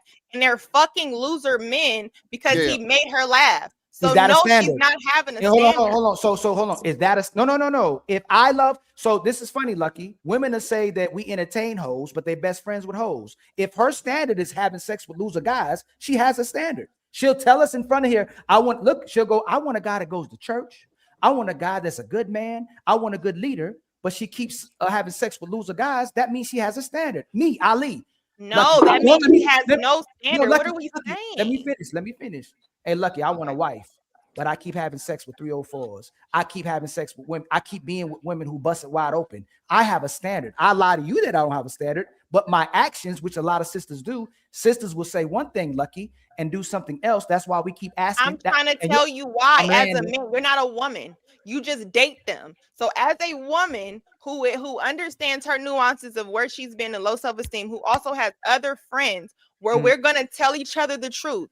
We're gonna tell each other. So men who date Women them, tell you're each other gonna the hear. truth? You said what? Women tell each other the truth? Yes. Yeah. Ali, why you acting like you never heard this shit before? Yeah, the girlfriend shit. The group chat is where all the fucking what y'all call it. Look, So I'm trying to get you to understand this, and maybe y'all can. I mean, y'all, I get y'all men and y'all date them, but that's it. They're not telling y'all the intricate details of their and what they're thinking. So what I'm trying to get you to understand is just because she fucks the loser, that doesn't mean that's her standard. She has no standard. She has a low sense of self, which is why she's judged. Which is why you see the pretty girl and she gets. Hold on, Fantastic. I'm coming to you real quick. Hey, Fantastic. If you're a great guy in a woman's life, and then you do something that makes her upset, which is probably holding her accountable, and she go to her friends, is her friends gonna tell you, man, that's a good guy, you need to keep him? Or say, girl, hey, F that nigga, let's go out tonight. What's she typically gonna tell that girl? Yeah, she gonna tell her forget about the nigga, but I think y'all the sisterhood enables each other's lies and each other's delusions. They don't tell each other the truth. But that's not what she's saying. Ali, so hold on. So it's not the thing is what. So Lucky's missing you where you're saying she has a standard, right? Okay. And Lucky's saying no, she doesn't. Lucky, you guys are saying the same thing, just different ways. He's saying her standard is a low standard, even though it's nothing. It's loser ass niggas. That's her standard. Now, what she does publicly is say 6666666 nigga is what I need, while she actually fucking the loser nigga that's got nothing going on for himself. All right, the homosexual. All right, so that's where y'all are saying the same thing, just in two different ways. Okay, now, look, so fantastic to that, right? The woman that can fuck the nigga like the loser dude that you feel is less than you, he's even below average. I'm gonna just say that below average to me is a loser. So if she's just fucking those type of men, would you say that woman has the capacity to love a man, to love you? To love a man, yes. I think everyone is capable. Well, then that's a problem, and that's the problem that I want to. Yes, it is, because I'm not going to think a woman who's fucking losers or bums has the capacity to love anything because she do not love herself. So I don't know why we're putting these expectations on people to do things for us when we can assess. That's like saying, another example, if you used to dating somebody who's wasting their own time, don't have shit to do today, whatever, but then you get with them and you think they're supposed to treat your time appreciative, and the things you do, that is your own problem of not being able to have discernment to assess this person to say if they're a good person or not. You can't see somebody who has a low sense of self, who has always had low value of themselves, always fuck the bottom of the barrel. They're just they're fucking promiscuous because they don't love themselves. So they're trying to find validation through their coochie. We can't then date that woman and then say she don't know how to love me properly. Well, look how she loved herself before she got to you. That's your problem. Yeah, I got you. So the thing, so just going back to the analogy or the situation that Ali's trying to set up earlier, right? So as human beings, we learn as we go along, right? When you like the degree situation, he's saying you don't know shit about fucking, let's say, engineering. You know what I'm saying? Before you start actually taking engineering classes, you complete your engineering degree. Low value of themselves. Always. Shawty, you got to mute up, or you got to turn your YouTube off, August, or the DJ Bonita. It's already done. Okay, well that's the third time, baby. I'm just trying to help you out. I don't want no smoke. No, it's just delayed. It's just delayed. So like when I hear it fast, I click it off, but it's delayed. All right, for sure. But either way, right? So this whole dynamic is what we're saying is this. Whatever a woman really wants to do, like, because Lucky, what kills this argument is once she does gain that self-love or that self-assessment and she say, I'm done with the bum ass niggas. I'm done with fucking my type. That's a thing that's going along right now. So the thing is, as an adult, it's not a capability, it's a want. I don't want to do this. I don't want to do, you know what I'm saying? I'm finally ready to stop making excuses and now hold myself accountable and be held to a standard. It's easy to fuck the bum ass niggas because there's no expectations of him and you have control. What we know, the bum ass nigga need a place to stay. He need a car to drive. He needs some money. So what? He go whatever. And then he emergency dick on call whenever you want it. All right. That's like your little pet. when you get the nigga that's a more higher caliber nigga, or, you know, average or better nigga, you can't play with him like that, especially again if he's not a simp. That's a whole nother dynamic, but I don't really want to dive into that, right? So once a woman sees that, hey, I'm getting nowhere, and we know that usually happens somewhere around mid-30s or later, right? To where she done played out in the street, she done motherfucking used a pussy and wasted it, and now all of a sudden she come to the world and she tell the world, oh, he got to make 6 figures, oh, he got to have this together, oh, well, hold on, baby, you should have did that 7 years ago. Okay, so this is what we're saying. A woman's completely and totally capable. It's just when she's willing and able to start the process. We all, a man, and shout out to Ali, we tell a woman all the time, hey, baby, all I need is this, and this. Niggas, black men specifically, have definitely even shortened the list down to damn near what Ali's saying. Niggas are not even difficult. And what's really happening, black women not seeing this, is happening right before your eyes. Black men are leaving black women alone and going to deal with these other fucking women that are willing to motherfucking, you know, hey, figure it out. And you ain't got to, they don't even speak the same language, but somehow some way they understand when a nigga say, hey, this is what I need for love. I can't buy that when we have the same culture, we grow up the same way, we're in the same areas. And you mean to tell me you can't comprehend when a man tells you he simply needs this, and this? No, when you motherfucking go get your first job at McDonald's, they tell you, hey, you take the motherfucking fries, you put them in a basket, you put it in the grease, you take it out the grease, you throw it in the thing, you put the salt on it. Easy fucking simple directions. Now, again, I know love is far more complex than that, right? But at the same time, most men are going to tell you his do's and don'ts, what he needs for you to be happy. The problem is she willing to do it? And what women are saying is, well, nigga, who is you? You don't got this, you don't got that, you don't got this, you don't got that. So you can't demand nothing of me. And then more, oh, well, that's wife behavior. And I'm not finna act like no wife until I get the title. Well, hold on, shawty. What happened to, you know what I'm saying? You got to earn the position. You got to show me that you're capable of doing wifely things before I just put a motherfucking ring on your finger. I'd be a fucking fool to do it that way. But now women are saying, no, I shouldn't have to show and prove that I have the qualities and capability of being a wife. You know, the same process that Ali used earlier as the degree steps, right? She willing to get that motherfucking college degree. She ain't really getting no motherfucking wife degree, though. So that's pretty much it for me, man. That's the way I see the whole situation. A fantastic came and cleaned that up. My brother, hold on, little black book. What you got on the take, my brother? And by the way, hold on. We done hit 7,000 subscribers, man. Thank you so much for the love and support. We got 511 people in the building. We done hit 7,000.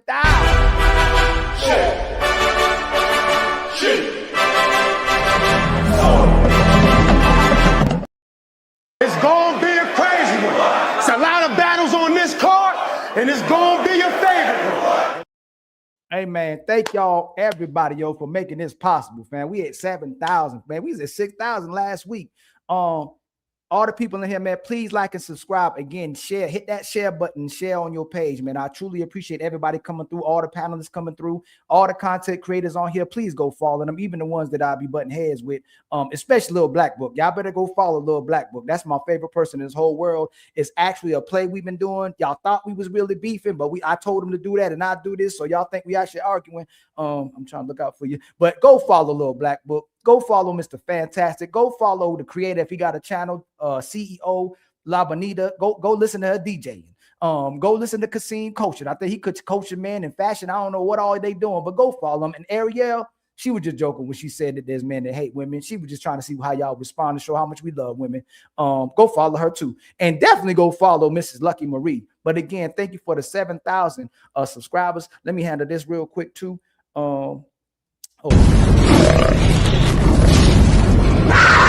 It's time for some super chats.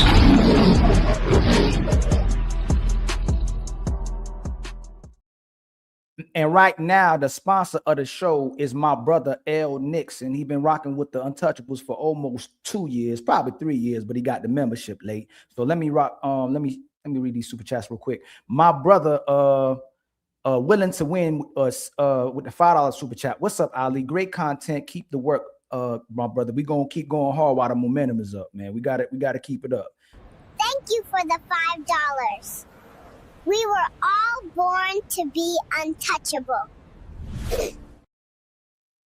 I know y'all like that one, right? Because we love the kids. Make sure y'all support y'all kids. If I find out y'all some garbage ass parents, I'm calling y'all out. I'm telling everybody y'all some terrible parents. Make sure y'all take care of y'all kids because relationships are necessary and taking care of your damn kids is necessary. So make sure in order to be able to take care of your kids that you got healthy relationships out here because the kids should have a mommy and daddy. But if you're not together with the man, at least or the woman, make sure you're taking care of your kids because I got to take care of my camera. That's why relationships are important. DJ La Bonita became a member. I don't know what in the world going on with my camera, but bear with me, y'all. Became a member as well with Untouchable. Please make sure you keep that.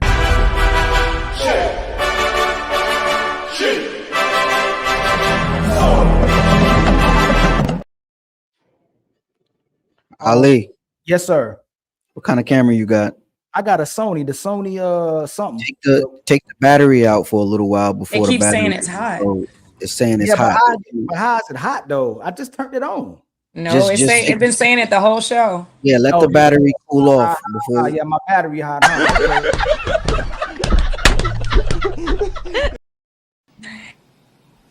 Fuck you, and fuck you. Who's next? Hey, don't be talking about my battery, but since I'm pro-black, it's all right if I got a black screen with no single. Shout out to Food of Fire. Y'all be coming up with some names, yo. Can I tell y'all something? Isn't it a phenomenon what black people have done in the last 50 years? We started out with Europe. Before Europeanization is a whole different thing, but after Europeans got us and then we got westernized, we got their names, but somehow we created all these other names, man. That gotta be a phenomenon, right?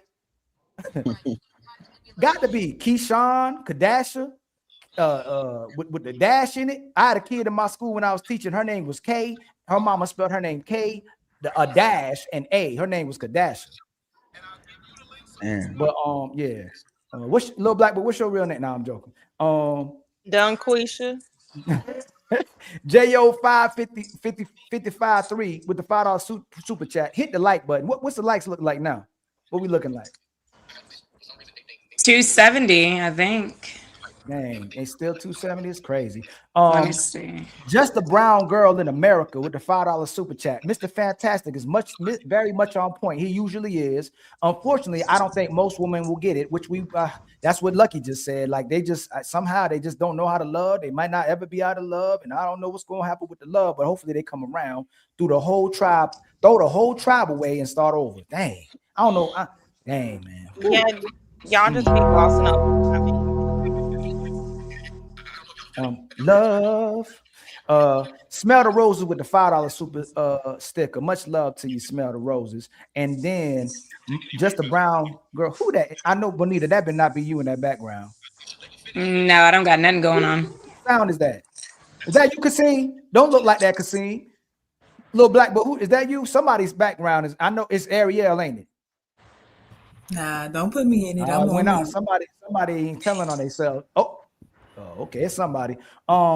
Just around. I know you. Thank you so much, sister, that you paid to correct that. That's accountability right there. This is for the sisters who don't want no accountability, though. We got that accountability. I used to say silly things like, "Where are all the good men at?" Until I started taking accountability. Now I know I'm just an ain't shit ass bitch. Maybe I am the problem. Maybe I am the problem. Maybe I am the problem. Do that. Are you confrontational? I do that because I don't have. I don't pick up guns. I'm used to and I need to protect myself, right? I can't even get my question out. I see. You dig what I'm saying?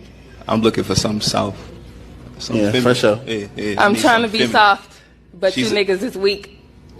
But then the insults come when somebody don't agree with what she's saying. I'm cool. Yeah. All right then.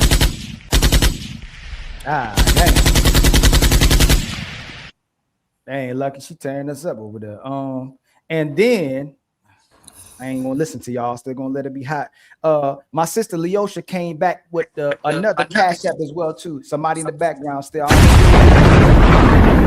find out who you are.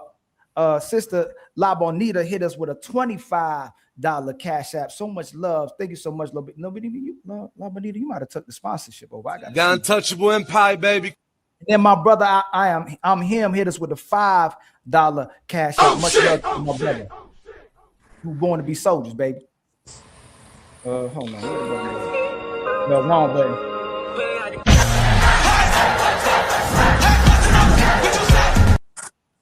And then Negro, please, Uncle OG Network with a $2 super chat. Camouflage pop up. Keep it straight. OG in the cloud. Camouflage pop up. Keep what that? Y'all know what that means? Can somebody translate? He's speaking code. Oh shit! Camouflage pop up. Keep it straight. OG in the cloud. Camouflage pop up. Keeping it straight. OG. Oh, maybe he hiding in the background. He don't want to expose who his identity is, but he support. Ain't much love to you, my brother. I think that's what it meant, right? Okay. Kasim haven't spoke yet. Lil Black Book been making facial expressions. He ain't because body language. He been speaking with body language. He ain't spoke yet either. So I think Lil Black Book was here first, and then you can go Kasim, man. Listen, I didn't even hear most of the conversation, but I had a question. Just a question. I just want to ask Mr. Fantastic. You know that some black women say, like, you know, that the reason why they're dating white men is because of black men. Do you agree with that principle? With them saying the reason, or what? What do you mean? You know, when some black women will say to you, the reason why they're dating white women is white men is because black men, you know, it's because of black men. Basically, they're blaming black men for the reason why they're dating white. Yeah, no, I don't believe it at all. I don't believe that at all. I didn't think you did. So, because you made a point in your summary, which most of it was actually cool. A part of your summary was that that's why black men are now dating out. So, if you don't agree that with a woman, how do you agree that with men? Well, very simple, because we can look at all of the things beside it, right? So, you know, it's a lot of propaganda that's been put out against straight black men in America about, you know, being marriage minded, not being marriage minded, when there are more married black men, even though there are more black women, and black women have the lowest marriage rate and the highest divorce rate of any demographic. So what men are doing is, if you want to be married, and clearly the women that you're attached to, that you marry the most, you want a family, you want marriage, well, you have to go other places to find that, right? The difference is black women are lying. White men only deal with black women at a less than 1% rate, marriage-wise, right? So if we were to extrapolate that for sex, that would still be extremely, extremely low. So what's happening is black women are overselling white men's, Hispanic men's, any other group of men's interest in them, when it's been proven through books like The Dating Divide and a lot of these surveys out here that black women are last on all the rest of these other men's lists. And even when they deal with them, they only want to deal with them sexually. So what black women like to do is they like to cap and make it seem like they have all this interest and they have this opportunity with white men. But the truth of the fact of the matter is, no, she can't make it work out with him. I.e., what's the girl name? The Travis Kelce girl? Kayla something, yeah. Kayla, right? This woman has been done with this man for over a year now, and she can't stop fucking talking about him. So Kayla Nicole, I think that's what it is. Kayla Nicole is a prime example of what black women say and think white men see them as, but the actual reality of what it is. So that's the difference between the two. Isn't that what both sides do? I'm just saying. No. I just think that both sides cap. You know what I mean? Like if you gonna make a point, cap. And that, what do you mean? Hold on. Little black. What are you saying he's capping about? Like, I'm saying both sides cap, right? Because the point he made, I said, the actual point I'm attacking is the reason why someone chooses to date outwardly. You are saying that for the men, the reason why they're choosing this is why some of the men are choosing to date outside of our race is because of black women. So you're actually saying that they're not going to be accountable. The reason why they're choosing that is because they're being forced to choose other races because the black women are not on point. And I'm saying to you, if you don't believe that for the women, how do you believe that for the men? Now, bar the statistics, whatever that is, I'm talking about reasoning. I'm not talking about the stats and how many people do it. I'm talking about reasoning. You got what I'm saying? That's part of the reasoning. I have to have stats. I have to have otherwise, it's just my opinion. So you ask me in my opinion, but then I have to use something that I can solidify and make tangible to prove my point. So if one group is doing it and we're saying, hey, look, this isn't working over here, I'm going to go elsewhere and I'm going to get positive results. The difference is when black women say it and then it's a whole movement. Again, I'm not sure how abreast you are, how aware you are of the divester movement, right? You know, and all these things. So if you know about it, even the rhetoric is totally different. That black men, there is no equivalent of bullet bags for black women from black men to black women. Black women not only bring up this rhetoric that's misandrous, right? It's just downright hatred. And what I'm telling you, for the most part, black men are out here parading them dealing with different groups of women and so on and so forth, and saying that white women are better, Asian women are better, any of these other women are better. They're saying, hey, I couldn't figure it out over here, or it didn't work out for me. And they even take accountability and say, hey, fuck it, it's me, right? I'm just not for, maybe it's me, and I'm not just for black women. But you know who I am for? I'm from Becky. I'm for Sue Ling. I'm from Maria. Okay. But then when they go over there and do their own thing, it's still a problem. And they get shamed and they say, oh, well, you're not strong enough. Well, you didn't want him anyway. So if he's not strong, you don't want him. What does it even matter? So that's why I say it's not the same. Men and women aren't the same. Black men and black women aren't the same. One group is doing this just out of pure, their search and journey for happiness and love and all this other shit. One group is on some nana and a boo-boo, these niggas better than you shit. And when they losing, you getting, you know what I'm saying? You getting nutted in and then kicked out the door. That's it. Wham, bam, thank you, ma'am. Again, that's on both sides. I'm hold on real quick, little black. Hold on, little black. Hold on.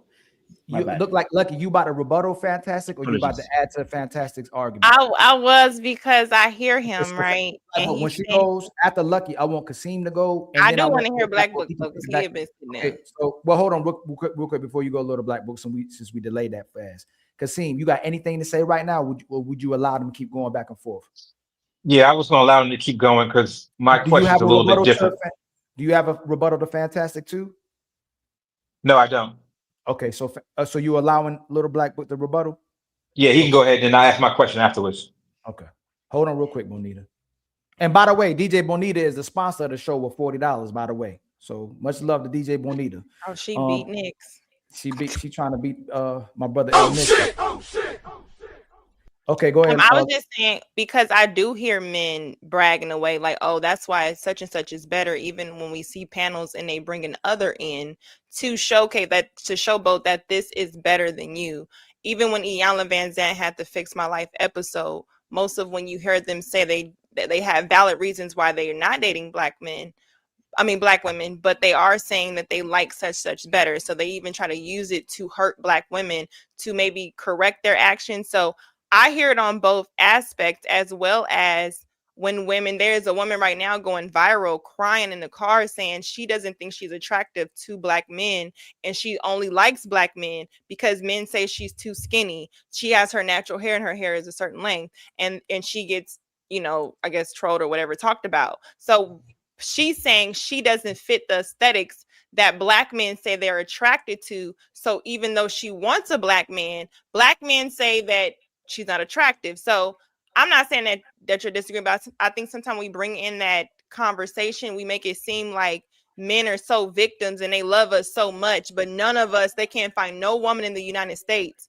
that's willing to get on their program. So they have to go for other women who are also in their community not perceived to be something. They'll say they don't want black baby mamas, then they go get a white lady who's a baby mama. So it's like, we see that here. Y'all have podcasts with them. You know what I'm saying? So I'm just saying, we don't really, when black women go, I'm for it. I don't think that black women should go. When they go with the white man, he is a docile man. He's also not liked in his own community. So you kind of get, so I just wanted to add that, where it makes it seem like women are just saying, oh, that there are women saying that black men do not prefer them because black men like a certain aesthetics that they don't fit. What did Ali say that most men want? Number one thing that most men want. I hear what Ali is saying, right? But then when I would say that men can get that if they were not so superficial with that. But what is that? Time out.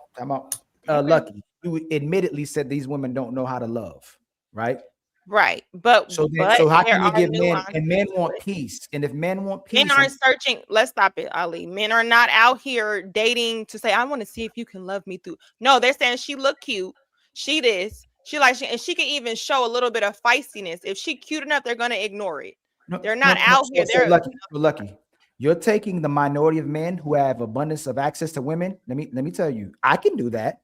Fantastic probably can do that. Some of these brothers on the panel can do that. I could keep maneuvering through women, and I can get my pick of the litter. Men are literally compromising their expectations, and men are telling men to date down or leave the country to get women, where women are upping their expectations and say, we want super niggas. That Fantastic says. So that's not true. Men will compromise their expectations and standards to get peace, where women are still saying, I'm not compromising nothing. I'll be by myself. Get me a cat and dog. I do it all by myself. I'd rather go 50-50 by myself than excuse me. Hold on. I'd rather go 100 by myself than 50-50 with no igga. So men are lowering their standards and women are shooting up their standards, even though they're coming with damaged goods and the inability to love. Lucky? They're not.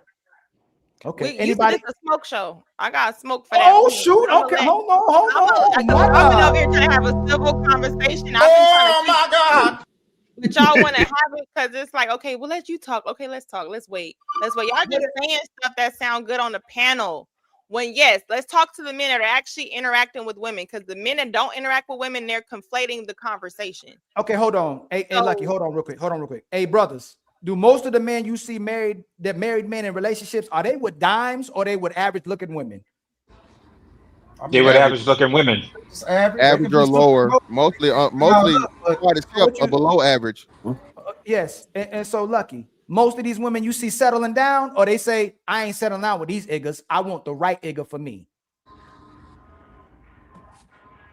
Are they talking? Because I can't hear nobody but you, Ali. Bonita, hold on real quick. I'm asking Lucky Maria a question. No, she got a technical issue, Ali. She's trying to make sure she's good. She says she can't hear nobody. Yeah. Hey, Bonita, refresh again. Why don't you get on your computer? Because you can't see me on my computer, can you? You got no cam? Yeah, you ain't got no camera on your computer. Oh, let me see. How old your computer? 1997. What you got, a compact? You got a No, I'm a DJ. Don't do that. Hewlett Packard or something like that. Yeah, I know you got a camera on that. Poppy Chulo, can you give me a computer, please? Y'all buying Tom. Thank you, Poppy. Lucky. Are women saying, I'm gonna settle down with these version of men we have, or do they say, I'm not settling down with these iggas till I find the right one? Correct. That's all I'm saying, Lucky. Men are settling, and when they settle, and what are men saying? According to Fantastic's point that I was responding to, we're gonna go get another type of woman. Mm-hmm. Is he asking for a more beautiful? Wait. So are you saying there are no black women in America that want to cooperate with men? Lucky, hold on. No, don't do that. That's just like saying there's no good men in America. There's no good black. Is Fantastic? Are men leaving to get pretty women, or are men leaving to get peace and cooperation? He done shifted the conversation. No, it's not shit. So let me answer. So look, first and foremost, I never said I don't recall saying out the country. I just said dealing with other women. There's plenty of women. I don't even disagree with you. I'm just adding more into the conversation to say where we are in society. It's not even gender war. We're both. Yeah, go ahead. So to your point on Iyanla Vanzant, and I think you gave a great example, right? And you actually saying what happens a lot, Lucky. And I'm not saying you intentionally did this, but this is how it comes out. And Iyanla Vanzant asked the black men, why are you dealing with this group of women? They answered. What you said they were doing is they throwing it in their face, and they're saying it to make black men look bad. No, that's not what's happening. And this is the problem. This is the common problem that black men are having. Hey, why are you dealing with them white hoes? Why are you dealing with them Asian hoes? Why are you dealing with them? This, and this. Oh, nigga, you saying she better than I never said that. You act so now. Do you want me to answer the question or no? So niggas can't even. My bad, Ali. Brothers can't even answer the question in good faith without it being taken as malicious. This is what I'm telling you. And then brothers, look, man. Still, black men deal with black women. I think it's 79% or something like that. Black women are not recognizing though that the numbers are getting larger and larger and larger quite quickly, and the younger brothers already have a whole lookout from this thing. So this attitude about being able to handle me, I'm a strong black woman, I'm independent. That shit's played out, B. I love my brother Fantastic, but Fantastic, I think they still ready. They still in line, brother. And that's the problem. Like we can't, like the young brothers, the older brothers that get our age, We tired and we still waiting for somebody to change our minds. Like it's being weaponized against us. But we are tired and jaded. We see what's happening, but a man can't stop getting that line. Like no matter what we do, you could be tired of a sister. She walk right by you and you go, God dang. Because she got a fat ass. It ain't because she looks like she could cooperate. I knew you were gonna say that. It's still so God don't blame me, blame God for that, Lucky. God made us that way. But no matter I'm gonna blame you. Because if she okay, go ahead. All I'm talking about is the side of a woman. Lucky, men love women in general, period. And they'll save a woman as quick as possible. You know that. They'll take the woman off the pole. They'll get the woman with the kids. Like they'll do anything to get these women. They'll take the woman off the pole and then complain that she's not cooperative while they pass the wholesome woman. What? Okay, hold on. Hey, Lucky. Name me 5 wholesome women in our space. Look, you just keep asking. No. Since you gonna do this, Lucky, name it's such an abundance of hope, and I want Poppy to go right after that. Hey, Lucky, since there's so much wholesome women, hey, Lucky, name the women. Hey, you know what's funny about this, Lucky? You get she's somewhere help. She's at a charity event. Don't do me like that. Maybe she's giving back to something. Hey, Lucky, men are not going to charity events where Lucky, women are in their behavior and their hobbies. Hey, Lucky, don't treat me like a black servant to the community. Whatever. Don't treat me like a. Don't teach me like. You making the same. Y'all got it. Hold on. No. Ali, you making the same problem that women do. You do the exact same women do. Where the good men at? Where the good men at? You do the same thing, bro. I tell you the time. You do the same thing that women do. I don't know. Can y'all hear me? Can they hear me out there? Hey, Lucky. You know what's funny about this is that when you do your content, all those so-called good women call you pick-me's. And they disrespect you for speaking. Those aren't good women. Those are hyena bitches. Let me finish. Okay. You can't name 5 wholesome women that's in this space that's a content creator. 5 of them. I'm not talking. That's okay, but that's fine. I know that's okay. But I'm gonna let Poppy. Why did you just do that to my point? You had to just jump on it because man can't find. No. This is a smoke show. So you just said earlier, the creator leaders don't interrupt. Shit like that. And I'm a woman. I'm not even trying to. So I'm, what I'm saying is, I would just like for the conversation to say, as men, where are they going to find these women? These women go to charity events, they go to conventions. What do they do in their hobbies? A woman's hobby and what she likes to do can tell you the mindset of her. So it ain't just it, even if she look good and she attractive, that's cool. But it's like to say she's not this type of woman, she's not this. What is she cooperating with that she sees as a big purpose in her life right now? Most of us don't have that. When I'm listening to these conversations, I don't hear men say that is what they're asking or that they're looking for a woman because she seems boring. She's this, she's that. Y'all looking for excitement. What these conversations sound like. They don't sound like. And then if she says, you know what? I don't want to have sex. Well, you didn't have sex with the last nigga. What you want to have it for me? So y'all want thoughtful whores. That's just what it sounds like. My brother Poppy, you got any rebuttal for that, my brother? And from your experience of men, do you see men want to wife up hoes, or do you see men actually wanting wholesome women to wife up? Wholesome women to wife up. You know what I'm saying? But we already understand the wants and needs is 2 different things. You know what I'm saying? At first, men, I believe they try to go get the, you know what I'm saying? They want the hoe to turn into the housewife, but when you realize that don't work, then you go the other way. You know what I'm saying? You go the other way with it. So, we get bit. We get bit on our hands. We get burnt too. But how many men you see married a so-called wholesome wife, and during a relationship, she switched up too. She changed her mind. She tired of being wholesome. And she pushed a different demand expectation on the man, and the man have to that relationship end up being compromised, even if you Superman. Like it's so many brothers that do all the things the sisters are asking, and it's still not enough. No, that's 100% facts. That's 100% facts. Hold on, this brother right here disagree with you, brother. His body. He said, "Nah, he ain't right." What you gonna say to little black book, Poppy? He said, "You wrong." We do this all the time, and I'm like, don't do that. You do this. I keep telling you that you do this thing. Here's what happens, right? Here's what happens. First of all, you ask Lucky, name 5 wholesome creators. You're not even a wholesome creator yourself. I can't name 5. Oh my God! I'll just be honest with you. You're not wholesome either. And the reason why you're not wholesome is because I've told you this before. If you're not balanced, you're not wholesome. If you always are one side, if you're always one-sided, you're not wholesome. Okay. So like when you ask people to name 5 creators, it's like it's on both sides. That's what I keep telling you. You just said something right now, which is so interesting. The man them are in relationship, they're doing everything, and that girl leaves them. You know what? You're probably right. Do you know there's other people on the other side too said the exact same thing? There's other women who are going to say, I've done everything for that man and he wasn't good enough. And do you know what we say to them? Choose better. So do you know what I'm going to tell you? Choose better.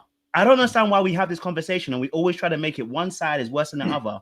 If you're saying to me that your group around you, you keep seeing men get mistreated, I would have to ask you a serious question. What kind of men are they? Why do they keep getting mistreated? What are their boundaries? What are their values? What kind of women are they going for? Why is it they keep having problems with women? Because if I have women around me and they keep telling me that all the men are trash, I'm going to look at them and go, come here, how are you behaving? What kind of man are you choosing? I'm going to have to hold them accountable. So why are we suddenly throwing out the accountability for men all of a sudden as if the women are only the bad people here? If these women keep being trash and you keep choosing them, you're the trash collector.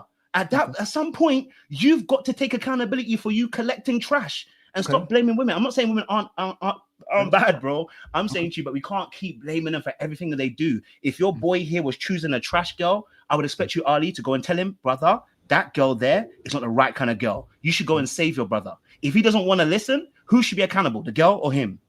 As men, we don't. You know what I'm saying, Drew? Yeah. The pot is the pot, bro. The pot is the pot. Hold on, creator. He's talking to me. So nobody on here advocates for men that pick trash women. We already said that women are bait and switch. Number 2, who when we talking about bad experiences, can you give more context? You saying that when a man is talking about his bad experiences with women, what discredits that man from speaking about that if majority of men are coming on the internet and in real life saying that they're having issues with women? Like, and women are supposedly saying the same thing, right? Little Black Book. So we are solution-based as men. We're supposed to be solution-based, right? From your experience, if you don't think they're a problem, that would mean that you probably have a woman too, right? I don't have a woman, but I never said they're not a problem. Okay, and from your experience when you dealt with them, were most of them wholesome or most of them problematic? The ones that I dealt with were not wholesome because I wasn't wholesome. The moment I became wholesome, I found wholesome women. She got your ass. They weren't wholesome because he wanted them hoes. That's crazy. Yes, that's the whole point. That's the whole point I'm trying to make to you. The whole point of what we're saying here is that quintessentially, you have to be accountable. If you would not accept women coming on here making excuses about how women keep choosing trash men, I don't expect you to make excuses for men. I don't expect you to. But you're projecting. But you're projecting because you're saying you wanted nothing but hoes, so you found hoes. These men didn't. They weren't hoes. They were broken, and I was broken, and I was choosing broken people. So you purposely chose a broken woman. No, I didn't. It's the same what Lucky said. I didn't know how to love correctly. I was choosing people that were broken. They were my mirrors. So then that's why what most men do. So why you not getting the same? So why you see this? Is what I mean, that when brothers do what you're doing, you'll say that these men are picking trash, but they didn't know they were trash and they didn't know themselves were trash, right? Since you didn't know. Hold on, you changed it. Hold on. You changed it. You changed it. First you said that they're trash. Now you're saying that you were broken and they were broken. So are both of us broken or are we trash? You can call it whatever you want to call it, trash, broken, whichever you want to choose. Whichever one, I chose them. That's my whole point. I'm being accountable for the choices I made. Right. There are great women out there. Are there not great women out there? Well, then why didn't you meet one? No, I have met some. That's what I said you after. I met some. Right. So I'm saying to you. Okay. So I'm gonna ask you it again. It's hard to ask you because you're saying that you didn't know you was broken, and most of the women you met were broken, but you were conflating that not with trash anymore. Were they trash or were they broken? Okay, let me keep it simple. Let's say let's go keep it as they were broken. Let me leave it as that. Let's proceed forward. Okay, so if they were broken and you said you were broken as well too, it was difficult for you to pick, correct? Yes. All the brothers on the panel, were y'all broken too, or did y'all know exactly what y'all was picking? Like, did you know who you were when you were picking, or you didn't know who you were when you were picking these women? I did. Kasim, did you know who you were? I was a little bit broken. Okay, you were. I was broken. Yeah. I didn't know what I was getting into. I was 23. Okay, how about you, Mr. Fantastic? I didn't know earlier on, but yeah, as I got older, yeah, for sure, most definitely. So we can give grace to when we're younger, right? So when you get older and you've matured to a man in your experience now, do you mostly meet wholesome women still in your experience as matured human beings, or do you meet still women who are so-called broken and trashy? I meet more wholesome women because my energy and my radar has changed. So I know what to look for, and I seem to gravitate towards those women more. Okay, your eyes open to a different type of woman. Yeah. So you don't even see those other women. So how do you know they're wholesome? Well, by the way they carry themselves, by the way they speak, how they hold themselves, their energy, right? And of those around them, how they speak about certain things and how we relate to certain things. And I make an assessment on that. So you don't, it don't matter if they're in a relationship, it don't matter if they're single, it don't, none of that stuff, it just matters on their energy. We're going to use energy to determine if they're wholesome or not. Wholesome women can be in relationship and they can be single. No, I'm asking if no, but you said energy. Like, how do we do? Yes. So it's like this is the thing that I have problem with brothers. We will have the shortest list for how women are wholesome women, but then in order for to be a man, you have to be a provider, you have to be a protector, you have to have good credit, you have to have a house, you have to have a car. But for women, oh, she got good energy. She's wholesome. Yes, it's servitude. That's correct. Yeah, it's gotta be in service. And that's what sets up our sons for failure. And you got it. You could Kasim, you could rebuttal. This is what sets up men for failure. This is what sets our sons up for failure. This sets up with the future for failure, because we still have these low expectations for what makes a woman what she should be for a man. And we go, oh, she's wholesome because she got good energy. Nobody ever say, hey man, yo, you know what? Little black boy, he a good man. Yo, he got good energy. Poppy got good energy. And Mr. Fantastic, you should be with him because he got good energy. Why we are still, and this is what I'm saying, there are good men because men still see bad women as good, and men still give grace to these women and still try to make an honest woman out of these women, where women go, I'm looking over a broke man. I'm looking over a broken man. I'm looking over a toxic man. I'm looking over a short man. I'm looking over a little pee-pee man. I'm looking over a fat man. I'm looking for anything I'm looking for to disqualify this man, where all our brothers show every single day that y'all look for ways to qualify a woman for simple things, which we try to love them. So is that, can we say as brothers, is that a good reason to say a woman is wholesome? Is because she got good energy? And I'm gonna go to my brother Big Aaron. Oh, Big Aaron, Kasim, you respond, and then Big Aaron, because he ain't spoken yet. Is that a qualifier? Is that an acceptable qualifier as leaders at the round table? We sitting there, hey man, we want good men for our women, and we want good women for our men. Is that the qualifier that we're gonna give our sons? Hey man, she a good woman because she got good energy. Is that the qualifier, Kasim? It is a qualifier amongst a list of criteria. Again, Ali, we gotta recall this. Kasim, please don't do that to me, please. You know how I am, right? Is that one thing? Is that one thing a qualifier for a good woman? Good energy. That one thing is a qualifier. Yes. Okay, so hold on. Hey, Big Aaron, is that a qualifier for a woman? So a wholesome man is a man with good energy, right? Is that what we're saying today as brothers? That if you meet a man with good energy, he's a wholesome man. Is that what we're saying? You're asking me? I'm gonna ask you, Big Aaron, and then I'm gonna ask the brothers, because this list is long for brothers to be a good man, but every time we come back to sisters, as long as she got pretty toes, she a good woman. So a wholesome man and a wholesome woman have different criteria. I think to abbreviate the criteria, you would say in men it's integrity, and in women it is energy, but then you would have to define energy and use hardline examples of how that manifests. One example would be, how does she communicate? No. So you doing it? Hold on, Aaron. Hold on, Big Aaron. You doing it to me too. I'm asking y'all. So this is what happens. Remember what we doing? The answer is yes. So just because she has good energy, she's a wholesome woman. No, not exclusively. No. That was the answer. So that was the question. That's all I'm saying. There has to be a list of other things to make this woman a wholesome woman, correct? Yes, but a good portion, I would say maybe even a majority of those things would fall under the criteria of good energy. But yes, there's a list of criteria outside of good energy that a woman needs to have. And do we have a longer list for what makes a good man than we do for a good woman today? Society, yes. Okay, and now the fact that this man has this long good list, when he gets this list, just like Creator said, and it's tangible, you see it, does he typically get a good woman? Oh, typically, yes. Now you're getting into stats. I would suggest maybe not. No, and that's all I'm saying is the problem. We'll create this, We'll say what a good wholesome woman is, and then we'll say what a good wholesome man is. And when this man does what you're supposed to be doing as a good man, he still doesn't get this good wholesome woman. And that's the problem that I have with today's rhetoric that we have. And I know we're intentional. I know we have good faith. I know we want great brothers, but we're still misleading the brothers, because even when the man access all those things, has an abundance of what a woman's looking for, it still isn't good enough. And then her expectations and standards still go higher. So once she got Poppy, she said, damn, I can get Poppy. I'm going after Kasim now. Oh, I got Kasim. I got Lil Black Book, who does all those funny faces every time I see him. I'm going for Lil Black. But now that I got Black Book, I'm going for Michael B. Jordan. It's like they don't stop, where men say, if I get this woman who can meet all these expectations and standards, typically he's going to keep his woman. I think it's irresponsible to let the conversation end there, though, right? I think there has to be a why component that has to be asked. And I think the reason why is because men's list of standards and qualifications are short. I believe men should lengthen.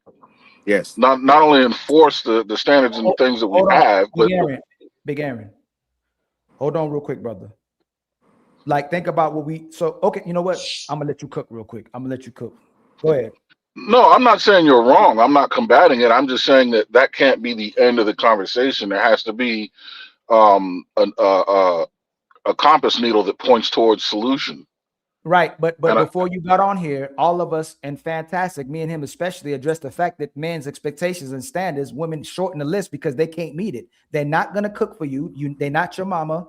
They're not gonna have sex with you every day. They're not gonna be cleaning like a maid. They're not gonna be catering to you. They don't want to hear about your emotions. You a weak man, and you bringing sob stories. That's what Ariel said before she left. So the reason why men's expectations and standards are so low is because the quality of the woman is so low, and that's what they're trying to pull from the market. So if we up our expectations, we don't get what we want, and when we lower our expectations, we don't know that. We don't know we don't know that if we increase the expectations, the list of expectations in mass, and then the other word, I don't know if you heard, I said it, not only increase the list, but enforce them. The thing about men is we don't enforce our standards and expectations. How can you make a woman do what she don't want to do?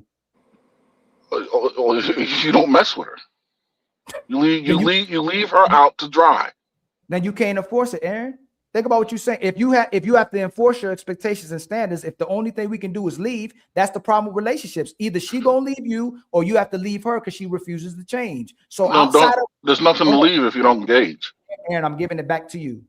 If a man isn't doing what he's supposed to do inside his relationship, a woman has the power to correct him. She'll stop having sex with him. She'll stop talking to him. She'll distance herself from him, and the man will correct herself. Even if she wrong, he'll go, damn, you wrong. I just want to reconnect with my woman.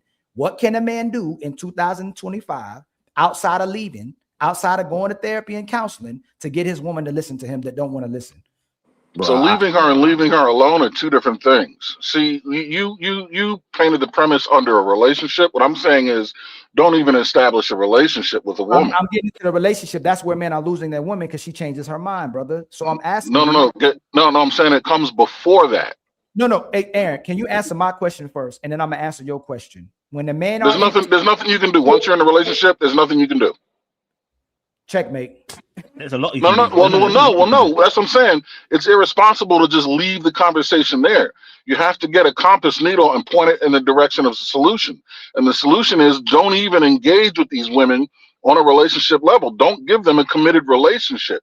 Vet them out properly. Take time, shit test them, vet them out properly before, you know what I mean? You know how we tell women, don't open your legs until you get what you want. Don't open the books of relationship until you know she's capable of performing. I asked this brother to come up here, right? Because they say I'm twisting your answers. Y'all are really leaving away from what I'm addressing. Don't look at how bad men do it. Don't look at the man that don't know how to vet is doing it. Look at the man who's doing it right. They're not successful. There's a minority of men who do it right that's successful because the woman wants them to be successful. You're only as good as your woman wants you to be. You are him to her until you're not him to her. It's her decision. So what I'm saying is, if we look at the brothers who's doing it right, they're getting left too as well too at a high rate. We just talked about us not having kids, and that the birth rate is so low, is getting so low now that it's going to be hard to repopulate and take care of our generation. So I'm gonna ask again, Big Aaron, if women are leaving the men who's doing it right, what can you do to correct her if all you can do is leave? What can we do outside of leaving? Not go. Best defense, no be there. Shout out to Mr. Miyagi. Okay. Ali, you ain't Anybody proving got a no point. rebuttal? Ali I'm never. crazy.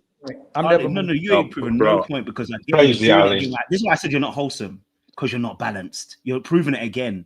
First and foremost, if I've chosen a correct woman, a woman that is actually a correct one for me, right? What I can do first and foremost is if I've built up a relationship with that person, if I said this is important for me, that this needs to change, that person takes into consideration what I've said and begins to bring a change. Now, if you're dating somebody who don't like you, of course they're not going to change. They never liked you in the first place. But this is why I said that men have to be accountable. You keep assuming that a lot of men are good. No, a lot of men are nice. And you need to make a clear distinction between the two. And that's why I'm saying you get men messed up, because you think that all of these men are good. No, I know a lot of men, and not a lot of them men are good. They're nice. Just like I know a lot of women, they're not good, they're nice. And when you're nice, you're not actually being true to who you are authentically. So when you choose somebody, you're supposed to choose somebody who rocks with you, who actually likes you as an individual, as a person, not just because of your purse strings. I mean, that makes it nice. I ain't gonna lie to you. I ain't gonna hold you on that. But the reality is they should like you as a person. So when I'm talking, if I'm dating a girl and I say to her, listen, I don't like the way you speak to me. I don't like the way you speak to her. I don't find that to be respectful, right? If that girl really rocks with me and really likes me, she goes, you know what? I hear you. I'm gonna put some changes in there. I'm gonna work on that. Now, if you ain't got a woman that can do that, bro, I need you to stop dating them type of gal. You are the issue. I don't understand this whole nonsense that we keep. All women have capacity to be that. Hold on, creator. You rebuttal. Hold on. Because you spun what Aaron said. Aaron was making some great points. You spun what Aaron said, and it's precisely why I said, if you spin his points and other men are also going to spin those points, which are very simple, right? You're never going to be successful in relationships. In business, the first year, not many people make a little black book. You can't make all these points. No, little black book. What point of his did I apologize. Spin? What point did I spin? Quick. No long that monologue. The part I'm addressing is when you said that, can we do anything about it if we're in a relationship to make changes? And I'm saying, yes, you can. If somebody cares about you, you're able to speak to them and say, listen, this is not what I like. No. So stop again. So stop again. This is what men and women keep doing and messing up men and women, right? The woman can like you and stop liking you. A woman can respect you and stop respecting you based on her feelings. We don't come here just talking. So if she feels you at the point, if she's emotionally vested in you, she will listen and cooperate. But as soon as her feelings are flustered, soon as her emotions are bothered by something she didn't get from you, she'll stop respecting you and cooperating with you. So there has to be something you have to be able to do to get her back on your page. Just like a man who, if he's not doing what he's supposed to be doing and his woman pulls away from him, he's going to fight and run back after his woman. And we could tell men what to do, and men will do those things. I didn't twist his words. Most sisters, if they're in a relationship and something happens to their feelings, they will detach from the relationship and they'll make that man chase after her. Now, every man on this panel have been in a position where they had to chase back after their woman, whether they admit it or not, when she had an emotional problem. And they, even if she was wrong, they try to show her how to correct it, just like a child. Like your kid. Who got kids on the panel? Yeah, everybody. How many times when you got mad at your kid ran at you when they were upset? When you hurt their feelings or they were upset, child ran at you, right? They didn't run away from you. Think about what I'm saying. Your young child, when you're raising a child, anybody had that same experience when your kids' feelings are hurt and you're telling them to do something, they run at you and want you to pick them up. Y'all don't have the humanistic form about when we're disappointed, we throw upset. So let me make the point. Sorry. Go ahead. Sorry. Yeah, I want to speak after the creator too. Once you finish your comment. When there's a problem, somebody's supposed to console the problem. So two things happen. Either the person who created the problem consoles the problem, or what Lucky said, if the person doesn't know how to do it and doesn't know how to love, the person they're with teaches them how to do that. The problem is when you're over consoling and it becomes weaponized and the person still plays victim, that's when we have these barriers and disattachment from the relationships. And the women will leave when the man is tired of catering or conforming to the women, weaponizing the fact that she don't understand or want to cater to your emotions. So when you're saying there's nothing a man can do, soon as the woman loses respect or stops loving you, that's the problem that I'm talking about in relationships, where if a woman is doing certain things to hurt her man, to disrespect her man, the man is still trying to do something to correct what he's doing, even if he's not the wrong person. All y'all said, minority of you is saying is she's not listening, leave. There's no correct. So I'll give you a solution. You jumped it. Okay, so hold on real quick, Poppy. Little Black Book. I'm gonna say this again. What is the solution to a man who got into a relationship with a woman who was doing what he was asking, cooperating and respecting her? Because y'all keep saying he didn't vet, but he's with her, right? We saying the right things. You got to twist the words and the scenario up to make you right. These are two people in a relationship where they cooperate with each other. They love and respect each other. Now this one woman is weaponizing it. What is he supposed to do when she demonstrated? No, most people ain't getting on here because your woman was toxic. They're getting with you because she was benefiting you as well too, and she's not getting with you unless she's benefiting. What happens when she weaponizes that against you? How do you correct that, little black book? What's the solution? Let me tell you, I got a better solution. How do you do it? Because you're in a relationship, right? No. How do you do it? Don't run from the question. No. I don't need to. I will as a man. I'm single. So how do you do it without running away? How do you do it? Mm-hmm. You address what's happening, and you try to do it as supposedly the way you're saying. As a man, you address what's happening, use your communication skills, use your problem solving, and if she continues to do it, all you can do is either stay in a relationship or walk away. In most relationships, because you can't. Let me finish. Because you can't make her do what she doesn't want to do. We don't have that power anymore. What y'all do, what you say is, she didn't like you and love you in the first place. That's your problem. You picked the wrong woman. That is what you do.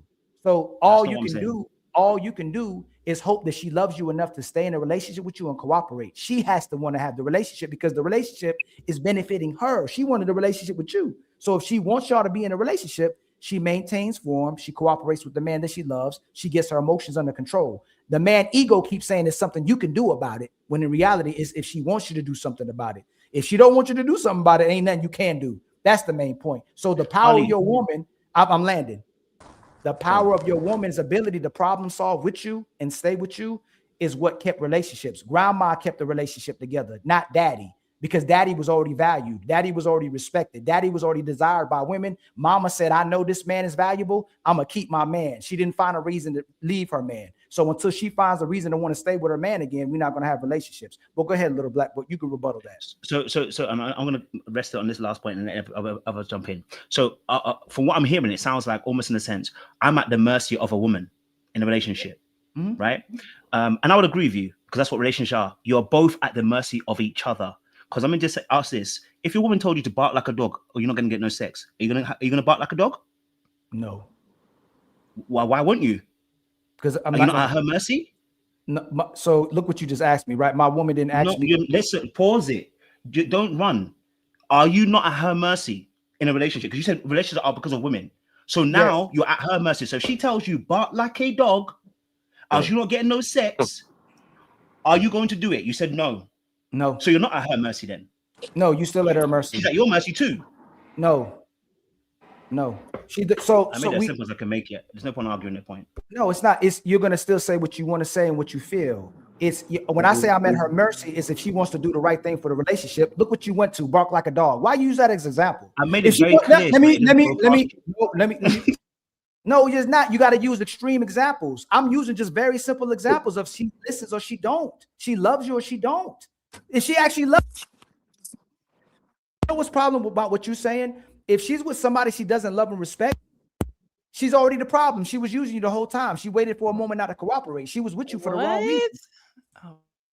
So, hey, Lucky, if a man gets with a woman that he says he loves, when he should stop loving her? Love as an action word, he should stop loving her when he stops getting what he signed up in a relationship to get. That's when he should stop. So when should a woman stop loving her man? When he's no longer meeting the requirements of what they set their relationship up to have. If she stops loving him, he's not doing that. What was she doing in the first place? If she stops loving him and he was doing that, what did she start doing is this like a blank? Is there a scenario you want to give me? No. Both of us are saying that when someone loves you, they're doing what they're supposed to do for you, correct? No. This is what you... Lucky, you didn't say that. Maybe I'm listening to Little Black Book differently, and then I'm listening to what you're trying to say differently. Because what you initially said was, when a woman's in her feelings, she loses respect and everything for that man. She will. I disagree.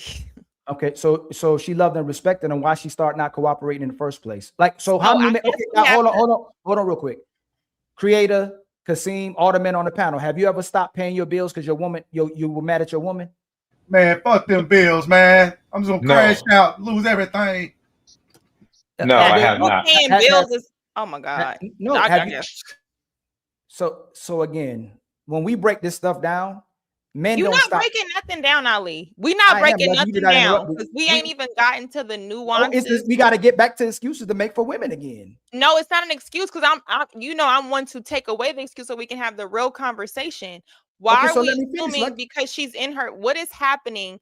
Because we see male and female dynamics in No, marriages you cut all me. the Hold time. on. You cut me off first, but there's Because a y'all was contradiction. talking for a No, it was a minute. contradiction. You said if Okay. someone loves somebody, they're supposed to maintain the same things they were doing when they got with them. That's what you said. If I love and respect you, isn't that love and respect? If I think love is an action word. So if he's Yes. still doing the things and she's still doing the things, I don't look at because she's in her feelings with an attitude. She no longer loves or respect that man. You can be in your feelings while still doing all the duties that he require you to do.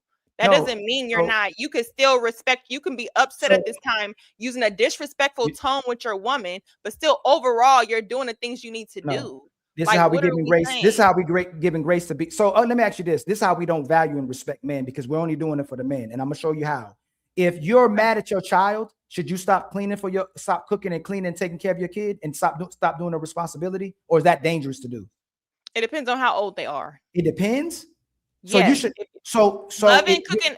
No. no. Okay, go ahead. So I'm gonna tell you this. And remember when you said people don't know how to love, and depend on how you was raised. In my I didn't say household, people. I'm talking about the you specific said woman women y'all don't were know how to love. describing You said women earlier don't. doesn't know Look, you how. gonna let me finish? No, because you're conflating. You're saying I No, said you're not letting me people. I finish. didn't say that. No, you said We're women talking didn't about a know. You said specific women. person. No, but let me get to my main point so we don't keep going back and forth. Okay. I was raised in a household when the two adults were mad at each other, they still fulfilled their responsibilities every day. It went no taking off. My mama kept cooking. My mama kept doing the dishes. My mama kept doing our laundry. My dad kept paying the bills. They might have not spoke to each other that day. Maybe they didn't speak for a week, but both of them still fulfilled their responsibilities to each other because they loved each other. They might have just been mad at each other. What we're doing is justifying the fact that a woman may stop her responsibilities for a man because she's upset, which is being unfaithful and is dangerous to the relationship and is demonstrating not loving somebody. If I loved you, I should never stop doing my relationship or my responsibilities or fulfilling my responsibilities to you ever. I can be upset with you. I may not speak to you. I may distance myself from you in the house, but my core responsibilities, if I come home and I'm supposed to have cooked, you better have a hot meal on the stove when you get home.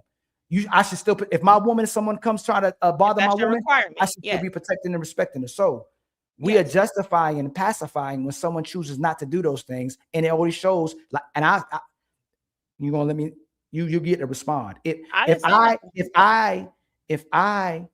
stop doing a responsibility to my lady, that's demonstrating extreme disrespect. It's extreme to stop doing my responsibility if she makes me upset, and vice versa. Correct. That's not love, and that's all I'm saying. Which means somebody is using somebody, and there's a selfish individual in that relationship. So we have to maintain order. We have to maintain the decorum Aaron's talking about. We have to maintain our responsibilities when we're mad at each other. What shows that we love each other is what happens when things are going wrong, not when things are going right.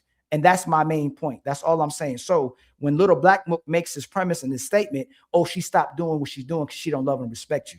That's a dangerous rhetoric to push and allow in our relationships. But we say that to dismiss the fact what the woman is doing. I'm not going to, if I'm beating my woman, if I'm disrespecting my woman, cheating my woman, and we have an abundance of good women doing what they're supposed to do right by men, I'm not going to go, oh, sister, it's because you picked wrong. It's because you vetted wrong. It's because you don't know how to, it's because she don't love and respect you. We should never say that rhetoric if the majority of women are doing good by their men. And it's dangerous to say that, oh, she don't love and respect you, just to pacify and dismiss what she did and put it back on the man. That's all I'm saying. Anybody got a rebuttal? Oh, go ahead. No, I'm not. I don't. That's what I'm saying. I listen to little details. I'm not disagreeing. This is y'all world and y'all conversation. I'm only girl up here. I'm gonna shut up. But what I'm saying is when you say stuff like when a woman's in her feelings, she stops and she gets into her feelings, she stops respecting a man or she's not cooperative. I'm listening to, okay, so is she no longer doing nothing? Because people get attitudes all the time in relationships and they still do the duty, which shows the love in the relationship. So I'm trying to think, is she no longer doing everything that she already was doing? Then then I can understand that's a different problem. If that's what you're saying, she's cooperative up until she get in her feelings. When we know most of us are in our feelings, so then I have to ask, how often was she cooperative? You know what I'm saying? So that's where it confused me, to make it seem like us as humans don't get attitudes, don't get pissed off at each other, but we still do what the relationship requires us to do. No, we're gonna go to my brother All the Smoke. Hey, Lucky, if men actually did what makes them feel good, if men actually stayed in his relationship for happiness, if men stayed in relationships because of sex, most relationships will end today. Most men are getting catered to emotionally. Most women don't care about men's happiness, and most men are in sexless or minimal sex relationships where women are not fulfilling their duty. If we judge that today, determinate fact of a man feeling good and being happy and getting sex, most relationships are done today. No, I agree. I'm just saying on that. Go ahead. Which means that men aren't being loved properly by the women. Mic check. Can y'all hear me? Hey, go ahead, my brother. Also, y'all can hear me? Mic check. Can y'all hear me? Hey, does that mean I'm cooking? Okay, that means I'm cooking. That's what I'm talking about. That's all I want.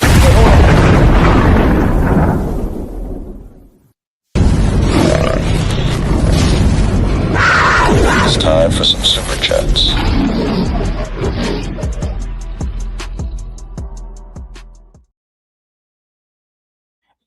It's gotta be something else, y'all. Y'all notice my screen aim went out in a little bit.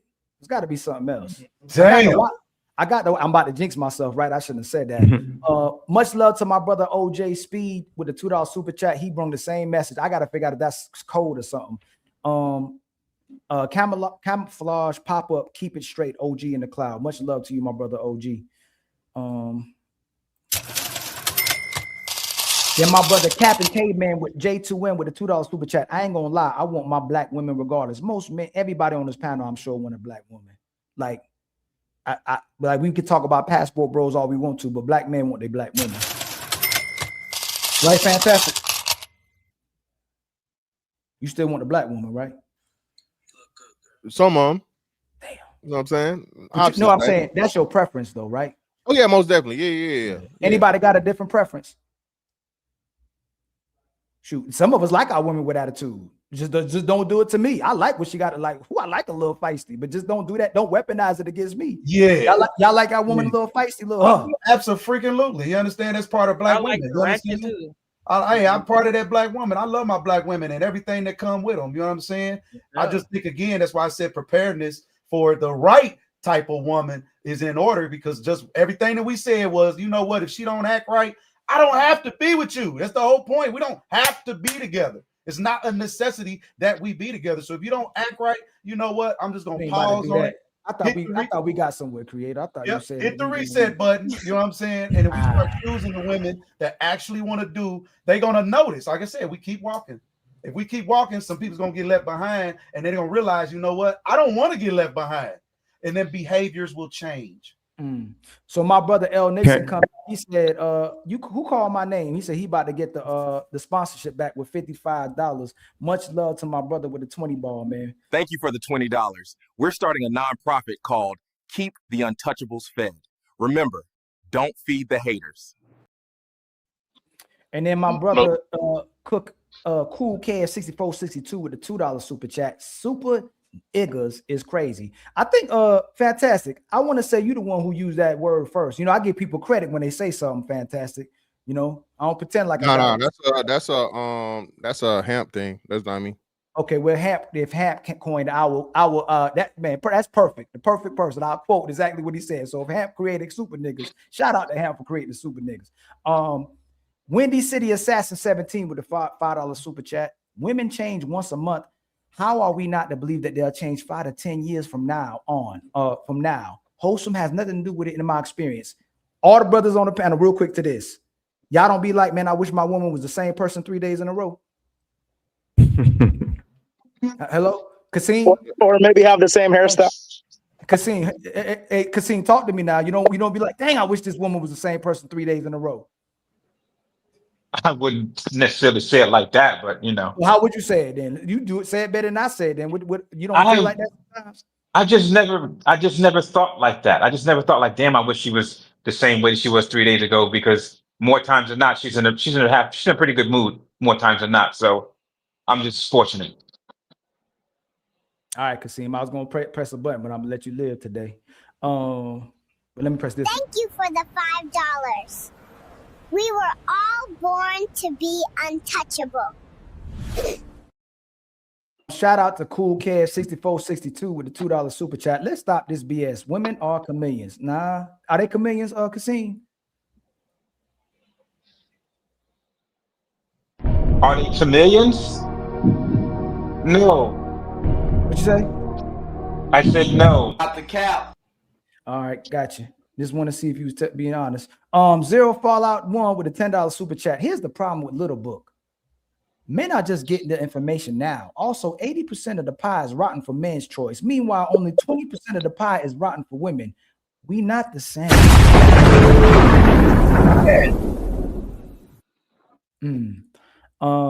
Windy City Assassin again with the $5 super chat. Stop playing the wholesome or standing too close. No, stop playing the whole. I meant to put it on this video, honestly. Stop playing the hoes are standing too close. Well, how about this one? I'll do this for y'all. And dressing like them, we can't tell the difference. How about this one? Y'all like this one? A hoe's final form is a religious woman.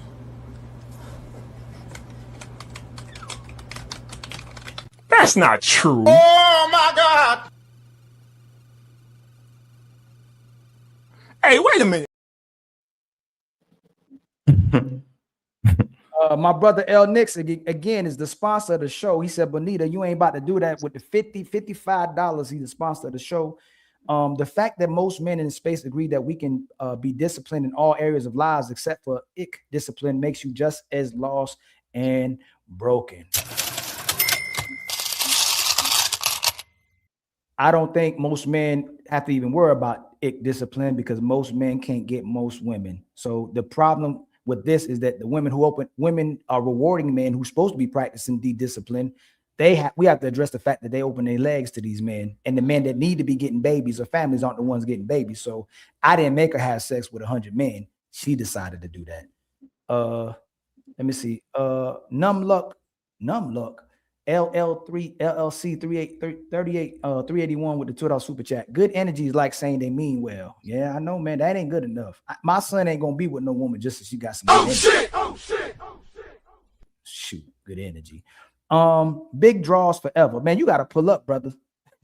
Y'all got a lot of smoke in the chat, but y'all never pull up. Creator came up with smoke, and look what we cool now. We civilized and everything. We still brothers, but come and substantiate what you talking about. It's disappointing, Ali. You keep twisting people's answers and not allowing people to properly articulate. Even after they answer, you move the goalpost. God damn.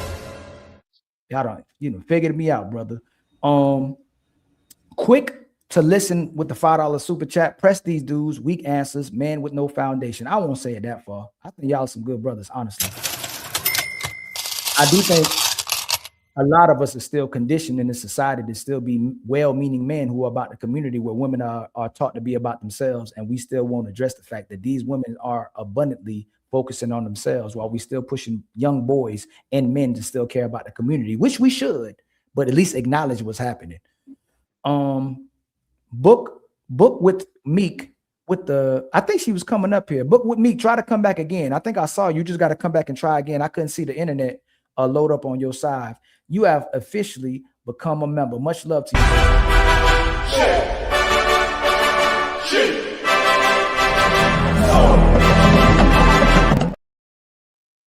And then Cool Kev again came back with a $2 super chat. Chef Ali, keep cooking. Much love to you, my brother. And then my sister, just a brown girl in America with a $5 super chat. Men should withhold the privileges he provides for her correction. That ain't gonna work. Numlock LLC 3881, because there's so many brothers who will pay. Ain't there so many brothers who will pay to play? That ain't gonna work. No woman has power over me. She feels powerful with me. There's a difference. Well, we downplay how much women have power over us, man. You came out your mama. And there's a reason why a woman has so much influence over you. All of us came out of a woman after we came out of our father. But that's a whole nother story. TGB X Phoenix with the $5 super chat. Man, it's so deep. With the $5 super chat. LBB just said the other day that he doesn't do extremes, then asked, what if she asks you to bark like a dog? Yeah, he does that, but he's still a good brother. And then Terrence Moore 9925 with the $5 super chat. Question for the panel. Someone tell me what is an emotionally intelligent man? Everyone has to has their own description. I answer last because I want y'all to talk more than I do, contrary to popular opinion. Thank you for the $5. We were all born to be untouchable. Please. And then my brother comes back with a $10, $13.99 super chat. Salute, my brother. Hey, much love to you, my brother. I truly appreciate you with the $10, $13.99, the Yellowstone. Please don't forget to like. Please don't forget to subscribe. There's content creators on the panel. I know for a fact Fantastic is one, Lucky is one. Please make sure y'all follow them. Are you simulcasting Fantastic? Nah, the option not up. It's not the option. You sure? Yeah. Oh, that's disrespectful. I don't like that. What I gotta turn? How's that out? Why is that the option not on? You just got to do it before the thing. Do it before the stream. Once the stream starts, I don't think you can change it. But just make sure you click it before you do the stream. Ain't no big deal. I mean, shit. No, I don't like that. I want y'all to eat. I ain't that type of person, man. I want everybody to eat. If y'all come my show, I want you to be able to simulcast. I didn't realize you could. I thought people been simulcasting my show though. Maybe you just forgot it on this one or something. I don't see it. Where would the option be? It'd be in the top right hand corner. No, I'm saying like in the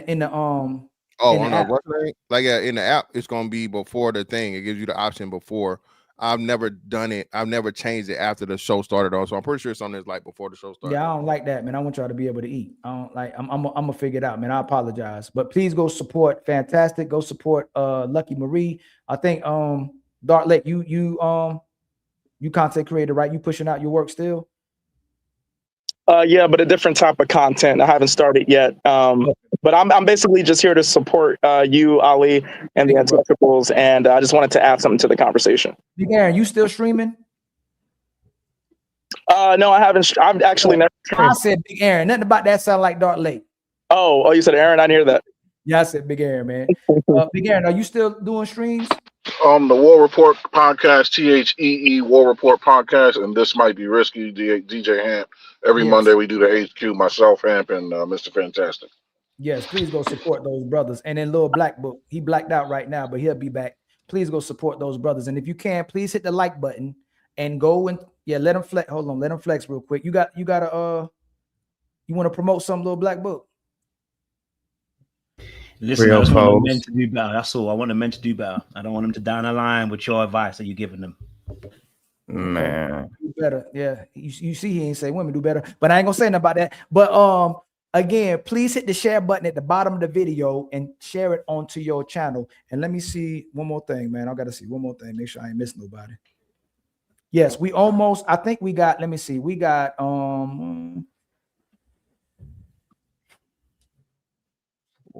I think 5 memberships. We need 10 more memberships, and I have to look at the Cash App goal. We reached the super chat goal, and I truly appreciate it. Does anybody got anything to say to move on in the conversation? Yeah, real quick. Much love to you, Justice 5897 with the $5 super chat, man. Just for the support from Sin. Hey, much love to you, my brother. All right, go ahead, my brother. For real, Justice, I see you out here, man. He supports all the Black. Justice supports everybody. Support everybody. So shout out. No, I just want to say I'm new to the space, man, and I appreciate you, brother. Real talk. So y'all can check me out at Apex Archetype. I'm building right now. I'm learning, but I do have a channel. It's called Apex Archetype, spelled exactly how it sounds. And I'm building. Go over there and subscribe so I can get a couple of followers or something. Can you define Apex? Top flight, top of the top. I'm joking with you. I'm joking with you. Yeah, top of the tip. Don't go no higher. Can y'all hear me? Yes, sir. All the smoke. We met on Truth Panel, did we? Or were you? Yeah. Much love, brother, man. It's good to see you, family. I appreciate you. I appreciate you for having me. I did want to add something to the topic, and I think that we got to also remember that we're dealing with a species that is unpredictable, especially when we're talking about when they get into their emotions. And I know that they are the same. You got to remember, they're so emotional to the point where when they get upset, they'll try to project their emotional habits on men. They'll try to say, you're emotional. See, look at you. You're emotional. As if they don't understand the difference between emotional and passionate. men tend to get more passionate about certain things they believe in. Women tend to get in their feelings about things they believe in. And because they are more emotional creatures, it's hard to predict their movements.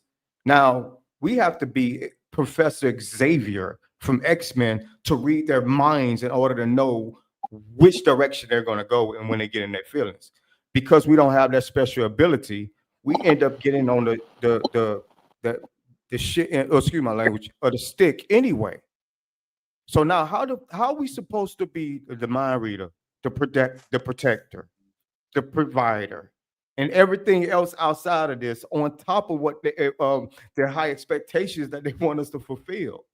So the pressure on a man is very, very high out the gate.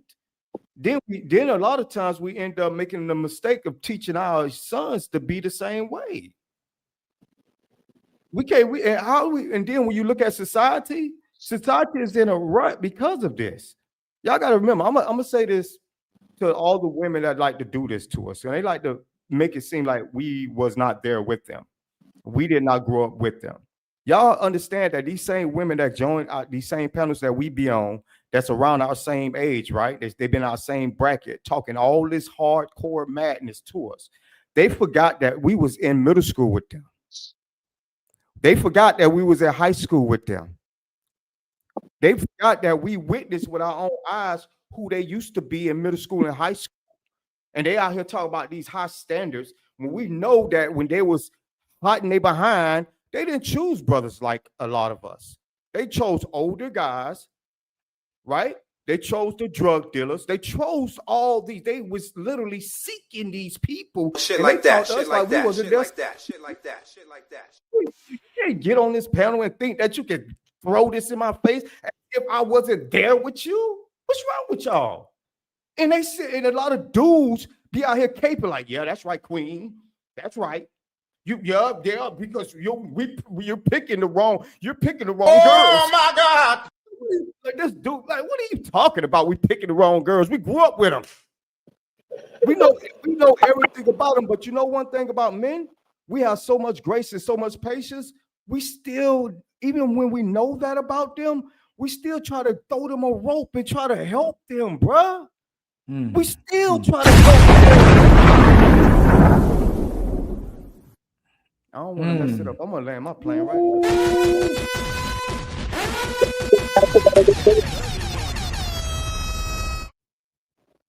What you got to say about that little black book? You on mute, brother. You on mute. I can't. Oh yeah. Sorry. Well, first and foremost, thank you for that, sir. I appreciate that. Number one, passion is part of emotion. So we've kind of failed there already. But what I would say is I definitely hear you. There are some women who, when you grew up with them, chose the wrong kind of men. And do you know what you just did? You just did exactly what I said earlier on. What are you trying to tell them to? Choose differently. And what I'm saying to you is choose differently. Stop bitching about it and stop complaining about it and stop moaning about it and passing off the buck. If you can't find a good girl and you can't find the right kind of girl, you are the problem. You need to fix up and be accountable. I don't understand why we keep crying like little girls. And I actually even say little girls because that's not even an insult and that sounds rude. Stop crying and whinging and moaning. It's unattractive. If we are men, we said that we're men and we have to make solutions. All I keep hearing on these panels is how much we keep crying about things that you can actually change. You're dealing with women that don't want you to, that don't really like you. You're dealing with women that don't rate you. You're dealing with women that are disrespectful. And then you blame the other side. I'm saying to you, listen, they're always going to be those kind of people. I said the same thing to women. I said there's going to always be men who aren't great, who are going to be men who are trash, men that are going to cheat on you. Those kind of men exist. They're always going to be there. You need to start choosing differently. It's as simple as that. My man gave us a diatribe about how when he was a little kid, about how they chose drug dealers at a little age. We just and here's why it's a problem. Arnie just told us a minute ago, can we not give men grace because we were young when we were broken and chose incorrectly? Now you want to turn it on the women and say when they were young they chose drug dealers. Can't we give them no grace? A little back. Hold on. He got to respond. Oh, okay. Okay, because apparently he didn't understand what I was saying. What I'm saying is that the women get on these panels and all the complaining that they do right now in 2025, they forget that we grew up with them. We basically, what I'm saying is, we know they passed already. We was there. We witnessed everybody that went in and out of them, and then they want to try to make us wait. Then they want to try to make us fulfill all these high standards that's unrealistic. All the bodies on top of bodies that laid on them. But again, you still speaking from a point as if you're Professor Xavier. So since you can read their mind and you pretend like a woman cannot present themselves to be one way, and after you get in a relationship with them, turn around and be something else, I want you to tell everybody on the panel, how many women minds have you read? How many times you was able to say, "Oh no, I can see exactly what she's thinking. Let me go. Oh, shit. She's trying to get me to go right." I want you to tell us, because this is a real thing. You're sitting here talking as if you can read all these women's mind. We need to stop complaining, y'all. Well, the only reason why we're complaining right now is because we don't have the gift to read their mind, brother. We don't have that gift. And when a woman gets into emotions, I'm about to land my plane. You ain't got to get too emotional. Let me do my thing. When a woman gets in her emotions, they whole perspective of this world changes. Do you not understand that? That's including the man she's with. That woman can change on you, her own children, her own mama, her own daddy. Everybody on earth can become that woman's enemy. And she wasn't even like that yesterday. So I want you to explain to all of us how men could avoid something like that from happening, Mr. Professor Xavier. Thank you for that, and I appreciate it. I will probably choose a different X-Men character, but I'm welcome with it. Now, first things first, you said about reading minds. Nobody can read minds, and that's why your point is erroneous.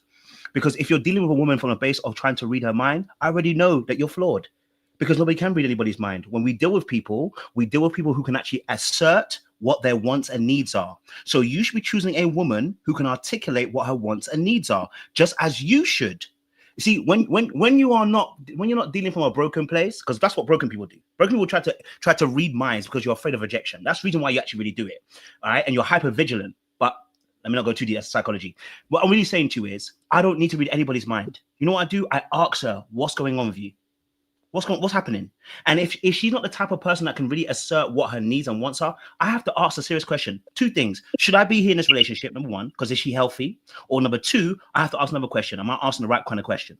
Do you get what I'm saying to you? Like, that's all you need to know, right? So you're right. I cannot read any of these women's minds. And guess what? I don't know how many women you know, but it sounds like you know a lot of women from childhood, and you know exactly how they behave. You know all their bodies. I'm confused how many women you know. Okay, you dated during their childhood as well, so it's kind of confusing for me. Oh my God! I can clearly see that you're confused, because you could not debate anything that I mentioned. You're going somewhere else. Again, I'm talking about a woman's emotion, and I noticed that you jumped right over that. Because once a woman get emotional, my brother, there's no predicting which direction that woman is going to go, regardless of what you thought how she acted yesterday. Today is a new day. She might change her mind about everything in the world. So yes, I did mention that we cannot read a woman's mind. And if we could, of course, life would be a lot more better. But I also talked about their emotional state, my brother, which can become unstable. And they could flip on a drop of a hat. And that's a fact.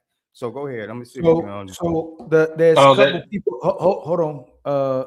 Dark Lake hasn't spoken really, and then I want Lucky and Fantastic and Kasim and Creator to get back in it, and Aaron as well too. So if anybody, Dark Lake, what position you taking? You taking all the smoke position, or you taking Little Black Book position? Because what I'd like for you to is engage still in the conversation, and then take on the perspective. Which are you rebuttaling Little Black Book, or you rebuttaling all the smoke?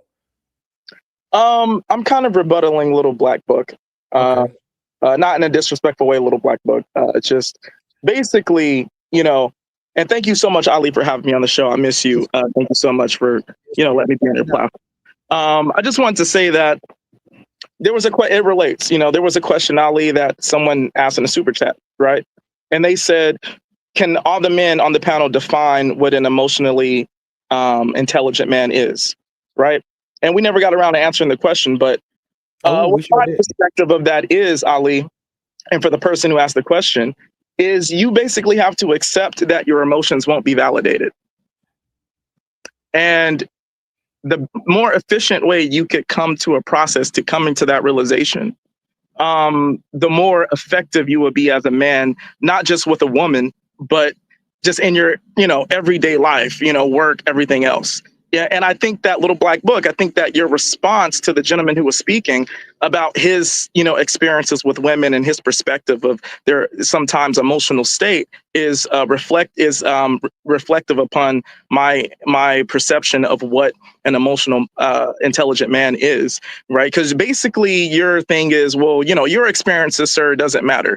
You just have to, recognize that you need to pick a different type of woman.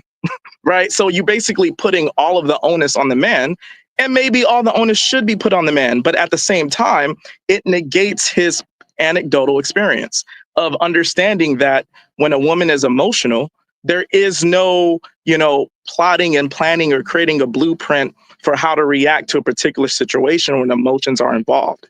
And that's why, and this is not to basically say, oh, fuck your answer, Little Black Book.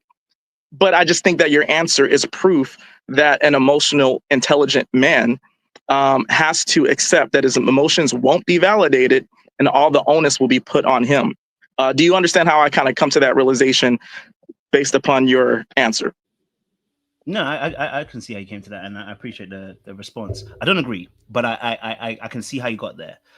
First and foremost, an emotionally intelligent individual should be able to get their needs met. That you should be able to, and that comes first and foremost by recognizing the investment you're making. You have to make the right investment. If you're choosing the wrong kind of people, there was a post on Instagram the other day, and I've said this. I think I've said this on Ali before, that when men choose women, if you value emotional safety, you have to choose somebody who's emotionally safe. So when men say, "Oh, I can't tell my woman things about me," or "I can't share things about her," I go automatically, do you even value it? Because if you valued it, you look for a woman who can do those things. Because somehow, some way, there are men out here who are married and successfully married. But you and I, or when I say you and I, not actually you and I, but us as a community, some of us are not able to do it. Why? Okay, then we have to look at it differently. What are we doing, and who are we choosing that's not working for us? An emotionally intelligent person is able to also regulate their emotions, right? Number one, you have to be able to express your emotions, which means you need language to be able to do it. You need to be able to name your emotions. Number two, you need to be able to process your emotions, which means sit down with your emotions, recognize what emotions are, and recognize where it's coming from and what's actually stimulating why you have those emotions. Number three, you've then got to be able to understand your emotions, and you've got to be able to put how do I put this in a way? So wording. Let me leave it as I'm not confuse you. Can I mention something real quick? I think everything you just said, you gave me 3 points. Your ideology is theoretically sound, right? The problem when some men hear your theoretical answers, right, based on psychology, which you seem to be well versed in, right? It doesn't translate well practically. So based on your standpoint, you're coming from it sounds like you're coming from the perspective that women are like these NPCs, avatars from video games. And they have like these, predictable, reactions to things. And if you go in this level, right, then these NPCs who are female, those are the ones that will react correctly emotionally. So, you know what? It's my fault as a man that I didn't beat that next level and go to those NPCs. When we know that that's not how life works in the dating market. There's nuances to things, right? Which kind of leads me to something I wanted to say to Lucky, if that's cool, Ali. Ali? What's that? We didn't finish our talk. We don't switch it yet, because we don't finish it yet. Okay, no, that's what I'm saying is that that's basically it, right? You can't, like what the gentleman was trying to say earlier, is that you can't really predict behaviors pertaining to psychology when it comes to the inner dynamics of social relationships. Theoretically you're right, but practically I don't think you are. Is that fair? It's not fair, because there are men that are doing it, and there's plenty of men. Do you know any men that are married? Hold on. Hey, Lucky, which side are you on? Little Black Book or you on Dark Lake? Like, which one you want to rebuttal? Because I speak a lot like Little Black Book, as you know, but then the reality of it is that fantastic. You on the other side? When you put practice in, it don't work. Are you rebuttaling? Are you going to rebuttal Dark Lake or Little Black Book? Like which side you sitting on? Okay, I'll rebuttal Little Black Book. Okay, you rebutting Little Black Book. Okay. Okay, go ahead, Lucky. I don't know we were doing this, but okay. Oh, yeah. Well, I wanted more. I don't want to. So what I'm trying to do is that when they become one-on-one, to bring in the people from different perspectives, so they don't stay engaged the whole time. This is cute. Go off. Okay. I guess I was with you, but I am a person that do not like to speak in shoulds. So I like sometimes when people help me out, because we can get carried away in the fact that because we're doing the work in our personal life that it should translate. But in reality, I think that there is a deep-rooted issue when just in women. I just have to be honest, this is not a pick-me answer. I think we typically, just being a person that loves her friends or just loves a lot of things, I think there's a psychological problem with actually addressing the things that bother us. And I think most of us, when we're dating, we're not dating intentionally as women, trying to uphold earlier what I was saying, the standard from a value system that we don't have. So when we're talking and they're dating men, they're saying things from a place that they should be in based on what you're saying. And men who are doing the work, who are dating these women who perceive to be doing the same things they're doing because they're answering things, they're saying things, when they get in that one-on-one position, they're not communicating effectively. They're usually throwing tantrums, and you have to pick up social clues. So as much as I feel like we all can say what you're saying is reality, it just doesn't play out, because even in friendships, there is a large argument for a long period of time just on how you feel before we even get to the issue. And I'm starting to think that men just aren't capable of that for that long. And when they do it, it's much grace that we don't appreciate, because most people in our life go back and forth with us about a lot of things for a long time. So we think you should too. So I think what you're saying, it definitely is the solution. But the reality is just trying to work through our psychological inabilities can be hard. Shit like that. Shit like that. Shit like that. Shit like that. Shit like that. I appreciate it. So I'm not going to disagree with everything you've said. So I will take it as first one. Like you said, all right, let's say women are emotional, right, in that aspect. Cool, right? If somehow a lot of men are doing it and doing it successfully, which means it comes down to an individual and the choices we're making. Let me read this. If I'm doing the work, I'm not trying to choose a woman who's not doing the work. It makes no sense. How would I get the results I need to get? Right? If I'm growing myself emotionally to be emotionally intelligent, I'm not choosing a woman who's not emotionally intelligent. We would not be on the same plane. You see how some of them are? We're not on the same plane. When I talk, it goes over their head because we're not on the same plane. It's not a disrespect. It's just a truth. So what ends up happening is we're not going to be able to rub shoulders for long. So I won't choose them. You know what I'm saying, Chu? It's a simple fact of. I don't disagree at all. That's what I'm saying. Yeah, I agree. That's what I'm saying. I said. But I think that, like you said, a small group. I'm sorry, I interrupted you. Let me stop. You're good. You agree with him? Fantastic. What is this? No, I don't want to make it seem like we're on opposite sides. I'm just really having a conversation with you. I feel that way because I'm also interacting with men, but I can't, just say all men are the same. Sometimes it is based on where you're doing, where you're making you have to do the work. Like I agree, but also, even those women in those positions, that I am cool with, whatever the case may be, even in social settings, just with women, there is something there where they're just, sometimes it can be misunderstood too, even with myself, but there is a bit of, I don't even know a word for it. I don't want to use the wrong word to seem offensive to anybody because I'm trying to learn, but it's just the fact that there is just something there that is just disagreeable, like even in just meetings. So I don't know what it is. It just, even when you're trying to learn, so even when you're dating men, they're so just defensive behind just assuming that most of us are like that. So even women in the most of the careers and the degrees, or she carries herself a certain, it's just there. I don't know if I don't like being on the big screen because I'm not for that, but I just feel like there's a disagreeable nature about us a lot of the times, and I don't know why. And then when you try to point that out, there's an attack from women. So even when we say like, oh, you know, it's just who you're picking, I really have to say, where are they? Because even the men that are married saying they're doing it, they don't have a woman that is what other men would even say. Men would probably say he's settled.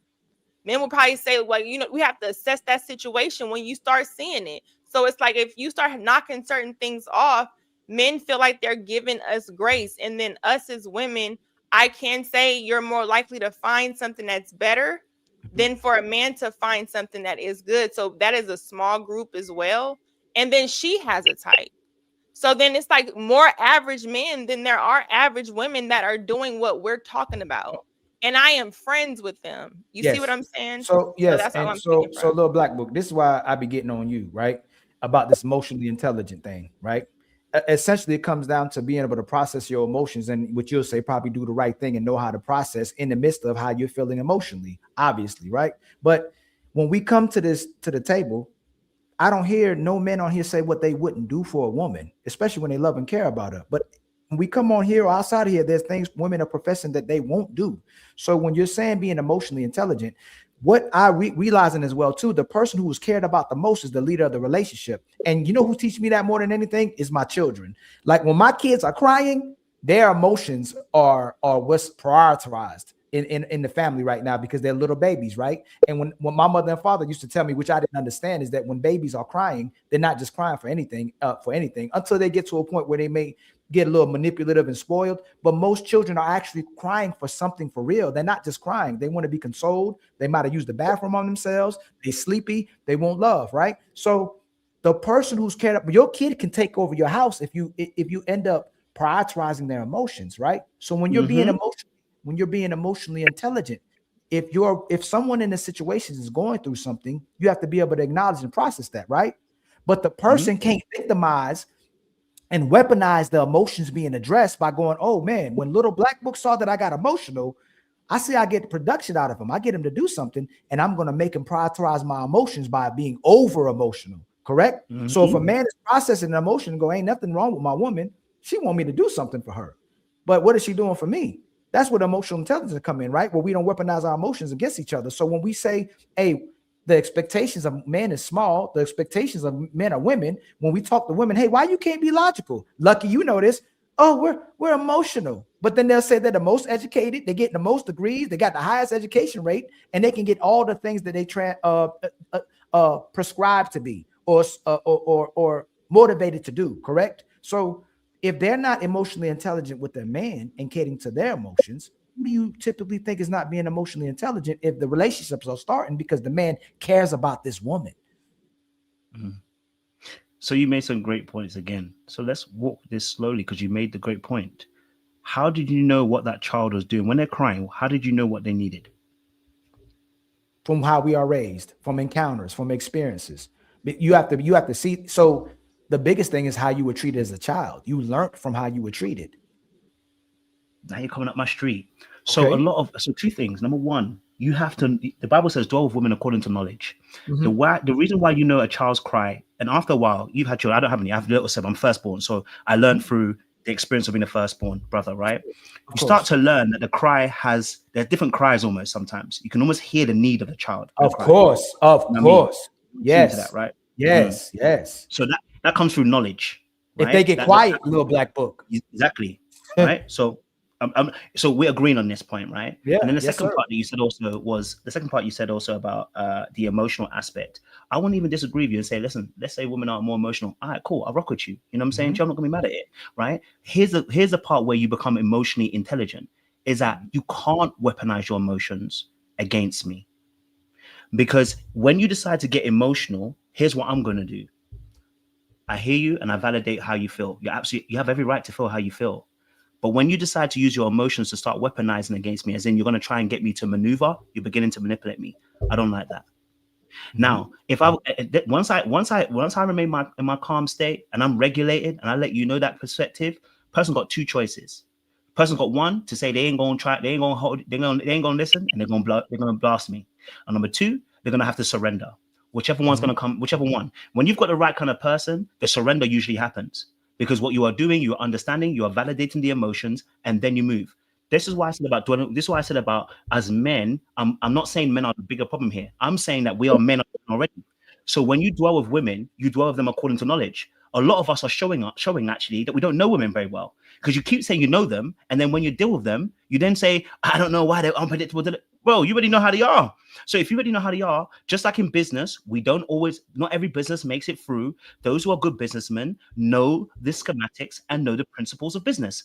If you know women, know the principles of women. Stop choosing women that are going to be weaponizing their emotions and trying to hurt you, because there are a lot of women out there who generally don't want to do that as well. If you want to call it a small number, fine. The women are saying the exact same thing on the other side. And whoever's going to keep on moaning and complaining about it, y'all going to keep staying on the side. And those of us who want to do the work and actually get the right kind of person are going to open our eyes and recognize, actually, I need to choose somebody who's on my level.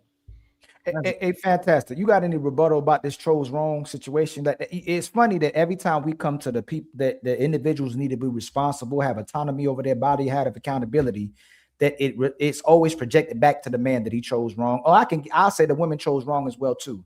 Who holds the biggest burden on what's happening in a relationship if the person is doing wrong to the other person? Man, I've never heard a woman being told she chose wrong. It's that he switched up. He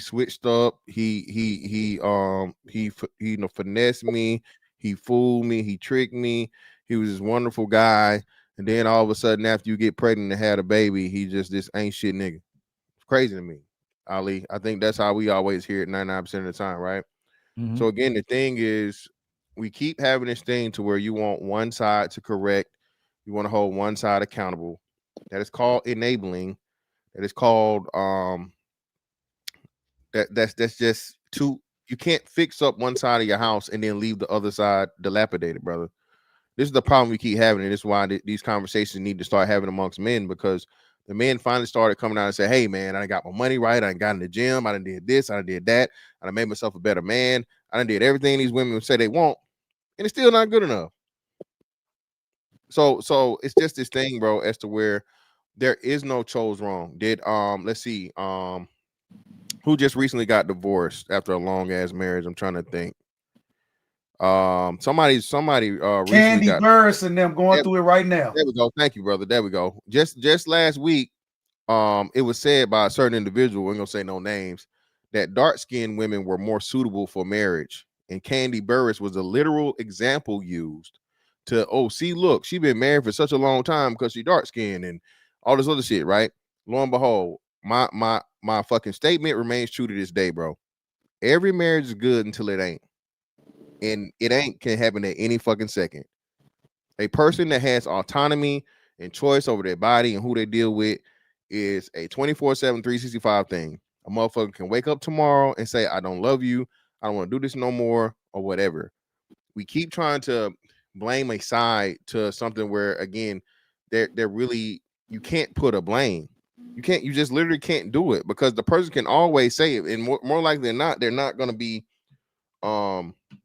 genuine in their answer for the reason, well, why did you leave him? Or why did he leave you? The man is more likely to say, hey man, I fucked up. I was out here fucking these hoes. I got caught up, la la la. She left me. Cool, fine. The woman, I've very, very seen it very seldom, man, for a woman to truly tell that she was the issue and problem for a relationship, or especially something as serious as a marriage dissolving, man. Am I saying it doesn't happen at all? No. What I'm saying is, because we doing what Little Black Book does, and you constantly say the man, get better. It's your fault. It's your fault. It's your fault. It's your fault. It's your fault. Women play into it, and they never have a reason to course correct.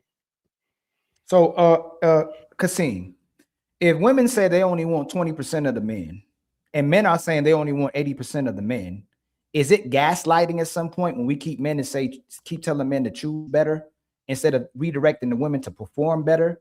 Women are literally coming up here, and men will too, say that women only want 20% of the men. Men go, they don't want 80% of us. 80% of men will sacrifice and break their back for these women.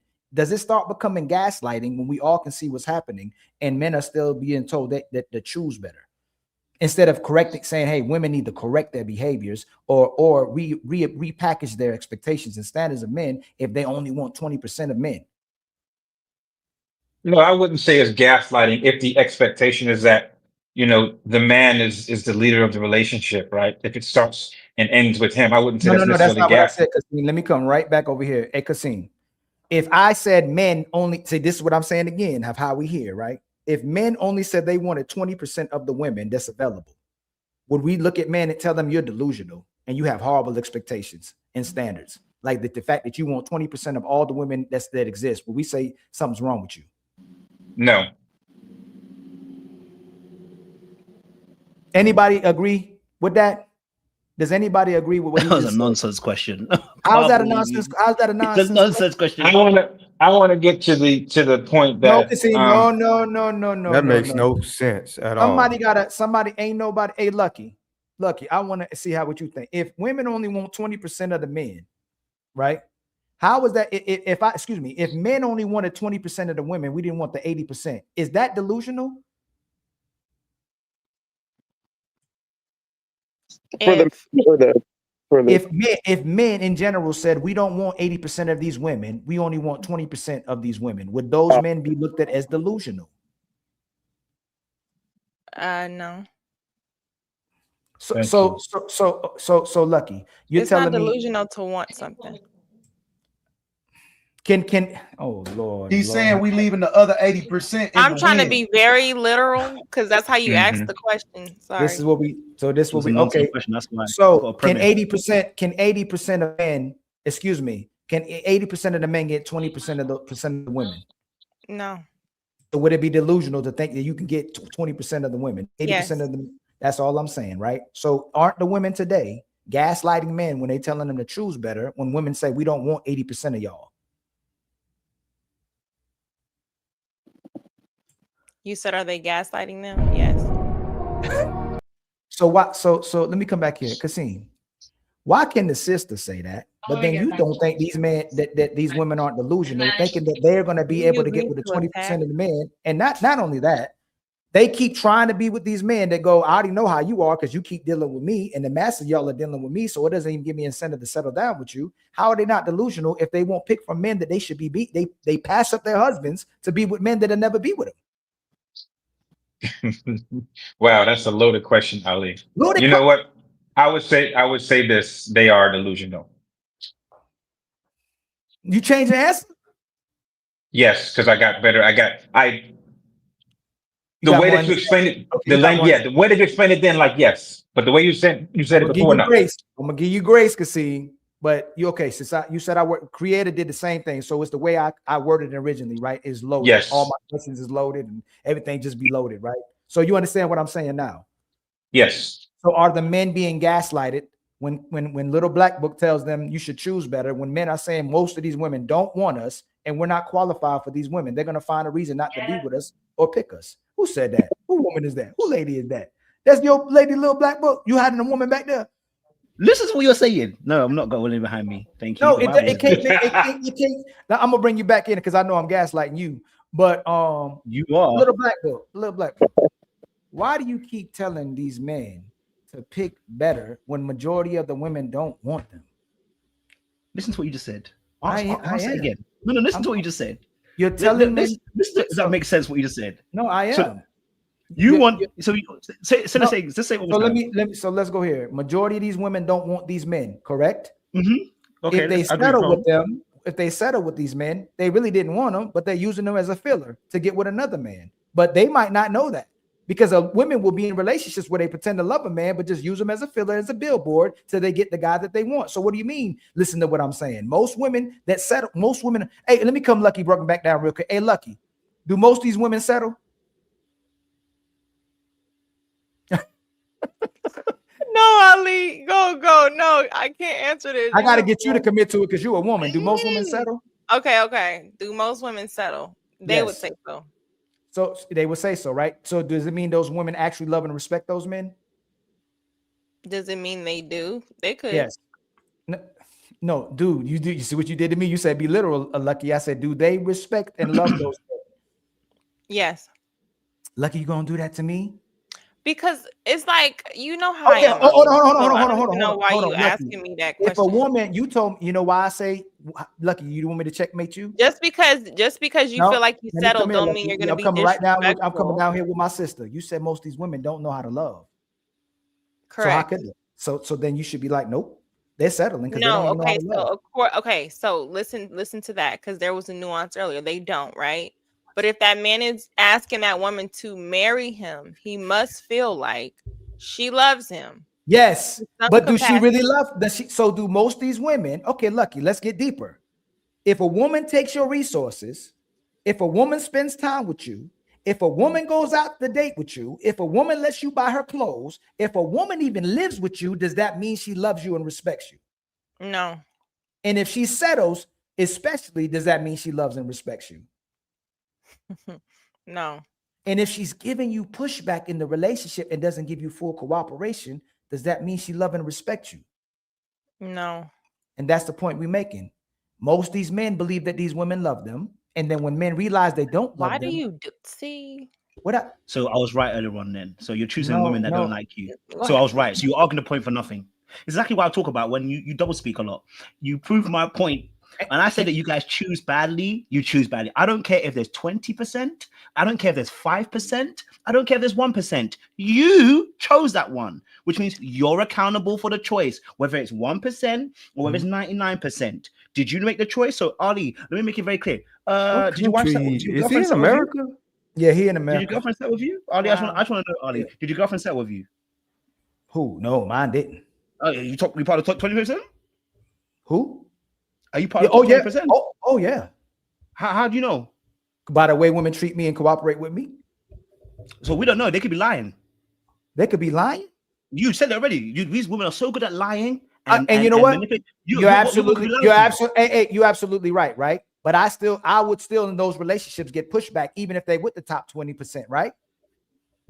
Right? Hey, did Michael B. Jordan woman leave him? You just did it Did again. Tyrese woman? No, I'm being honest. Can we just admit I was right? Tyrese also. Hey, I hate when y'all do that. Go, hey, no, hey, Lucky. The The top men can't even keep their women, little black book is what I'm saying. The woman It's because they the choose woman, before. no, Usually. the women will fake it till they make it. No, They hey, never go get the roundaway How girl, would the you know? nobody. They pass and rotate the same. we just said Okay. we just said it, little black book. You don't look, I have a woman, right? Yes, you do. You don't have a woman, right? And I'm not saying disrespectfully. You said it's because you said you chose to be a hoe and you was broken. You didn't choose to be broken, you were broken, right?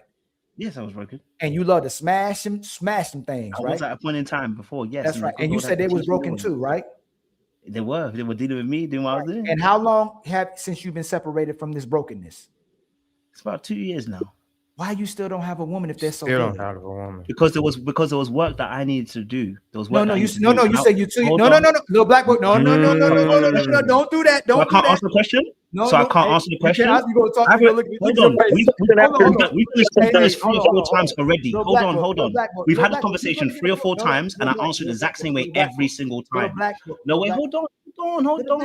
I've answered it the same way. Why can't I explain my point on this? I don't know why you invite me if I can't explain. Don't you I have my know? own platform I could be on. I can't lie to you. This is nonsense. You gonna let me explain or not? If not, I'll go. I've got stuff to do, bro. Oh, you gonna do that? You gonna do that? No, because I don't like that. I don't like that. What did I'm I do to explaining you? my point, and you can't cross me. I don't do that. Really? You ain't been cutting off nobody this whole panel? We playing basketball? So, little black book, don't do that. You my brother. Don't you know? Okay. You know what? Little black book, go ahead. No, why do you want to get to now? You're a victim.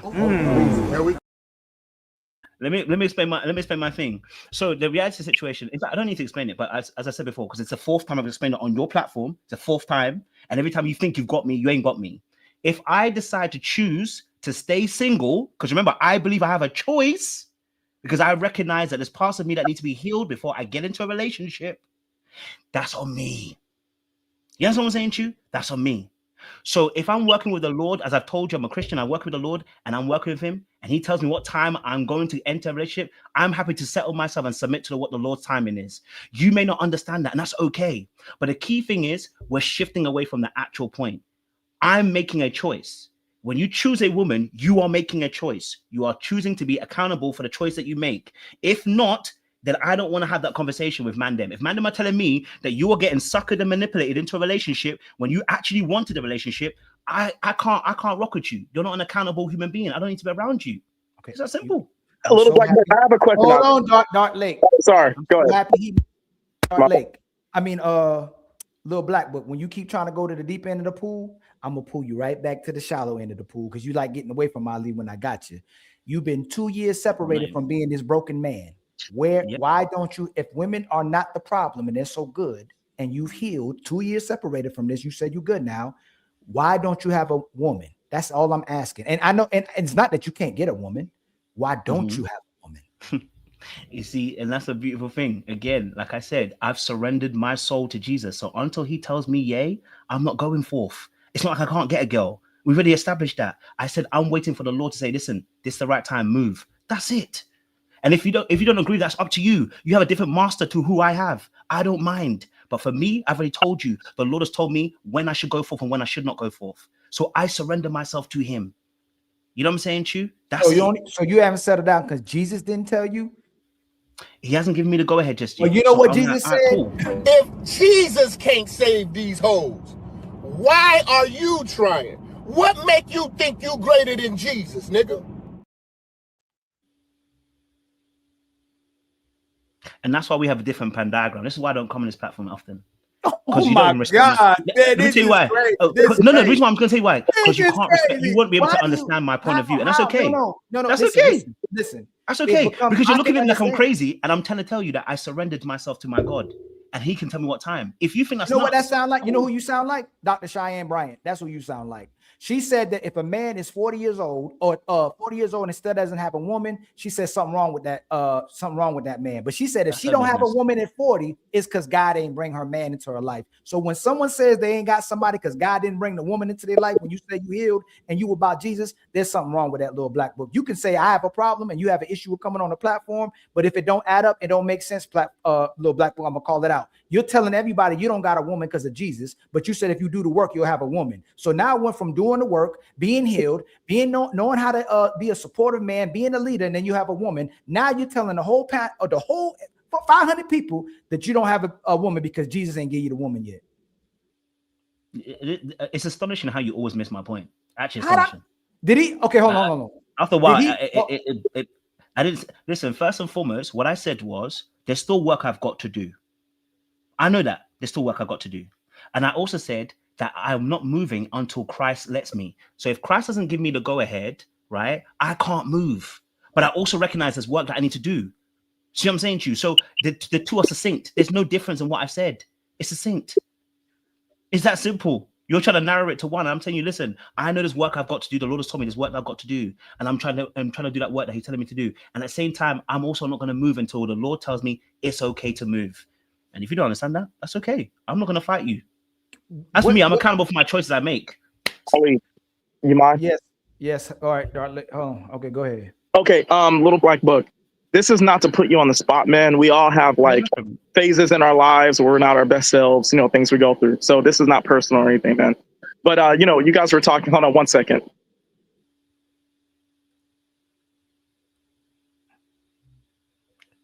You got music.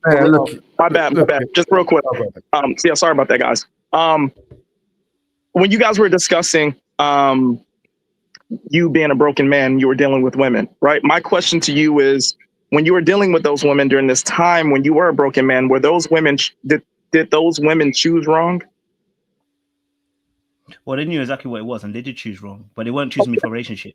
And just okay, they chose wrong. And then the second question is, later when they, experienced the results of choosing wrong, do you think you or anyone told them this? Oh, I definitely told them. I said, my favorite line is, if you're with me, you know you're in the wrong place. Because all I was doing was having sex. I told them straight, I'm not here for a relationship. After their experiences with being with what you guys call a broken man, right? Okay, yeah. And they experienced the results of that, and maybe they were negative, maybe they didn't get married, maybe they felt like you let them down or whatever. Do you think, did you or anyone talk to them, any of those women afterwards and say, you chose wrong? Do you think?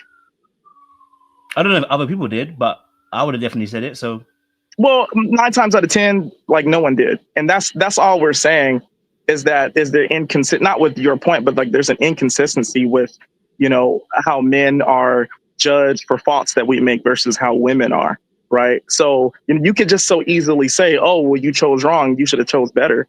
Right. But we're kind of dealing with a paradigm where that same type of judgment is not projected onto women. And so what it is it creates a scenario where they don't really feel like they have to change. Right. So like for your example, for your situation, for example, I seriously doubt that any of those women told them that you were the wrong person that they chose, that because they chose you, they don't have, you know, X, Y, and Z results, if that makes sense to you. And I really don't mean this in a personal way, bro, but does that... No, listen, but I'm already telling you, I'm a wrong choice. I know I'm a wrong choice. And if I already said that when I spoke to them, I told them, you dealing with me on a sexual level only and you have emotions, all that stuff, is a bad choice. It's not a right choice. If I say that to the person, they've been told. Do you know what I'm saying to you? Now, what more would they need to be told outside of that? Because that's essentially what I'm saying. I'm saying if you chose me, you are choosing wrong.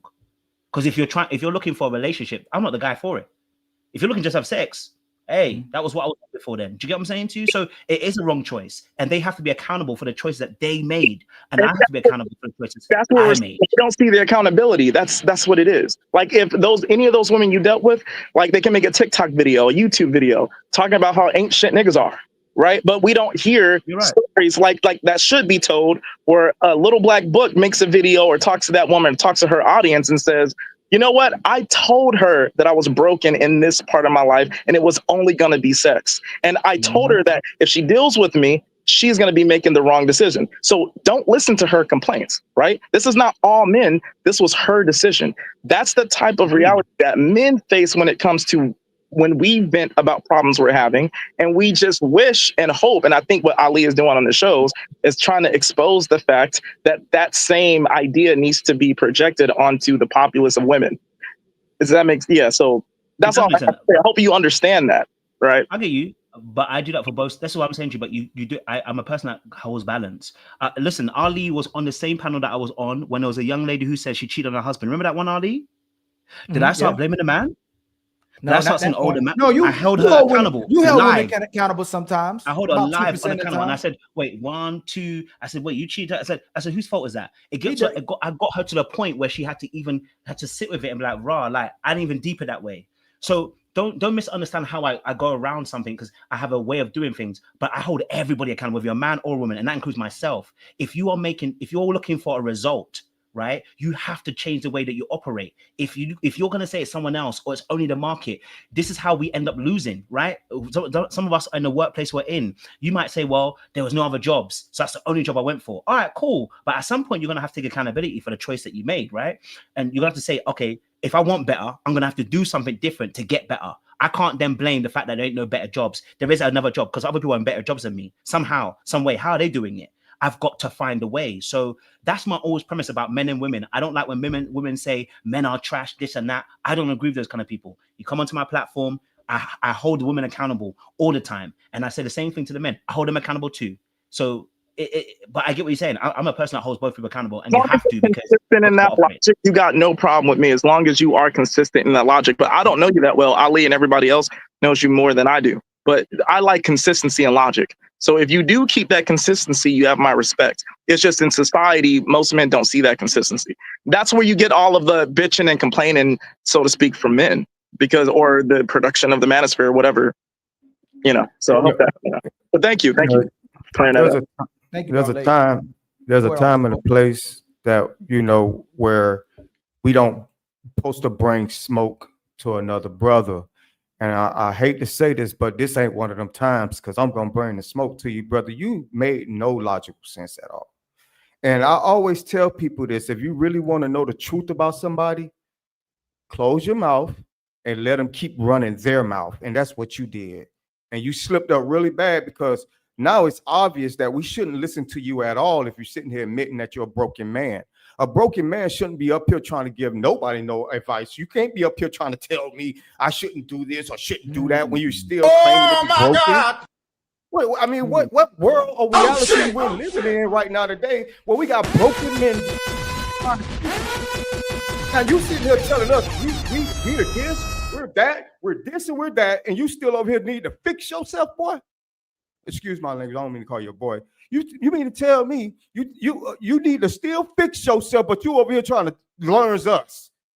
What about the men that's already got their stuff together? Shouldn't people listen to how we got ourselves together? I think that we're more suitable for the job than you. Then you said it in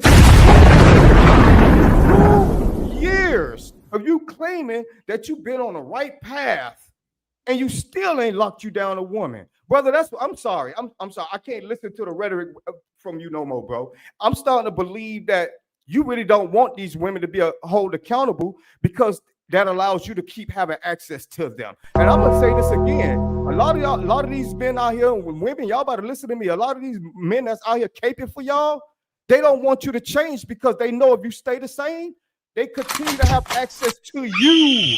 We are the ones that really care about you, so we don't need to get in your underwear. We don't need to have one night stands with you. We're trying to tell you the truth because the truth is what's really hurting you. Y'all don't want to deal with a brother like me or a brother like the host Ali. Y'all don't want to listen to what we got to say, but we ain't out here trying to get under your blankets or under your sheets. We just want y'all to do better. For real. And brothers like this here and all them other brothers that's out here talking about, nah, man, let them do this and that, because they the ones that know that if you continue doing this 304 behavior, they could call you 3 o'clock in the morning. They could keep hitting you up.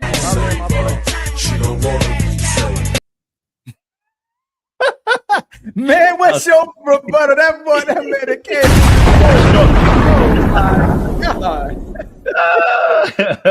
You know what? I hear you. Listen, and I actually hear what you're actually saying. So I'm going to respect what you said because I can understand where you're coming from. I would disagree though. I would say that I'm actually in the best position to be able to help men and women. I'll tell you why. Because I've been on the tracks where I've done the playing and slept with the women and all those kind of things. And I can comfortably report from that side of the town, no man and no woman should be in that space. I also am a person that observes. So the people that were actually entertaining me in that space were also broken. This is why I told you, like, if you're going to be sleeping around, you're probably going to entertain broken people, because people that are whole and people that actually love themselves and have a lot of boundaries aren't trying to sleep around, men or women. Okay, so if I'm reporting that and I'm saying that on both sides, none of us should be sleeping around aimlessly because it doesn't lead you to where you want to get to, I don't think that's bad advice. I don't think that's something that you shouldn't be doing. You know what I'm saying to you? And I'm saying to you that we should be holding everybody accountable so we can all grow and all win, right? And so if you're a better place to be able to educate the masses, cool. Then what we have to listen for is what advice you're willing to give. So when I heard you say earlier on that passion, we're more passionate than emotional, I'm like, hey, bro, then how does that work? Because passion is emotion. If I hear you saying that we can't read women's minds, and I'm telling you shouldn't be reading their minds anyway, you should be having conversations with women, and that you've actually encountered good women, then that's what we should be hearing. For those of you who are more mature and more educated, more wise than me, fantastic. Report the goodness, because every single time we talk about these women, it seems to be that we're always in a beef for these women. And I'm saying to you, then report what's good. Because telling people what's always bad, but not telling them how to do good and tell them what is good is actually half the job, and actually leaves people stunted rather than growing. Because now we still don't know how to grow. Because how do you pick a good woman? We don't know, because all we've spoken about for the last 3 or 4 hours is talking about how they keep on disrespecting you. And at this moment, the men can't choose better. Okay, they can't choose better. So then there's no hope for you then. There's no hope for you because you can't choose better. All the women want you. No woman really wants you. Come on. What are you talking about? Yeah, like, I'm starting to think that reality has blurred somewhere between your transitioning from changing into a good man. I'm starting to believe that somewhere you lost yourself somewhere on during this journey, brother. Because I have no idea what you're talking about. Like I said, what we need is results, right? We need positive results. We don't have time nor the luxury to hear people, especially a broken individual, sit around and try to teach people that's not even as broken as the individual that's teaching. Like, this is asinine that I have to explain this. I shouldn't have to.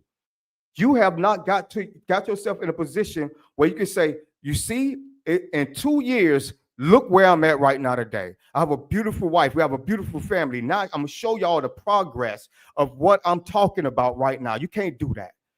You're telling us that you're giving us a bunch of numbers, but you haven't showed us no positive results at all. As a matter of fact, you went on to keep talking, keep running your mouth, and clearly stated that I'm still not ready, y'all. I'm still not ready. I still haven't got myself to where I need to be. Well, damn, I didn't know it'd take you 2 years, and you're talking about you waiting on Jesus. You waiting on Jesus to, but come on, y'all, we ain't doing this, are we? And I'm not trying to be funny, but this man say he waiting on Jesus to give him a sign. So respectfully, just in a little bit of defense, I don't want to beat him up too bad. And I think that's what we're talking about, an apex way of moving, not a regular way of moving, right? And he chose his apex way of moving. And I think if we put it all together, what we're saying is to choose properly, even if you've already chosen, if you've already made that mistake. We got a lot of men that, even in our community, that I would consider to be alphas, right? And these are men that are what I would look at to be successful. But even I learned in them men that they were not broken. They were just uninformed, right? And when you're uninformed, you can't really, you're ignorant. You just don't, I just didn't know. But once you get information, I don't know no man who don't want information in order to win, to take care of his family. So I don't want to knock him for trying to choose a route, you know what I mean, in his life. I don't want us to be, even with all us men up here, you know, kind of demonizing him for choosing, you know, a route that he feel like is going to be better for him to raise, right? First off, get with a better woman, right? So that they can raise better kids, right? So that they can live this apex lifestyle that we say we need to be, right? And I agree with that. Now, is he going about everything right? That's why we got up. That's why you had to come talk to your brothers, because your brother's gonna give you that game. You know what I'm saying? Like, bro, look, I hear you and I get it. You head over heels in love with her, but bro, that skirt, that skirt that she wearing, she keeps showing me her leg. You know what I'm saying? And is he like everything you see shining, not diamonds? So you know, that's where sometimes you just gotta let him go, and he's got to experience that for himself, right? It ain't nothing we gonna say. Nothing that we can say that's getting ready to change this man's ideology in a day. Hold on real quick. You can respond right. It's time for some super chats.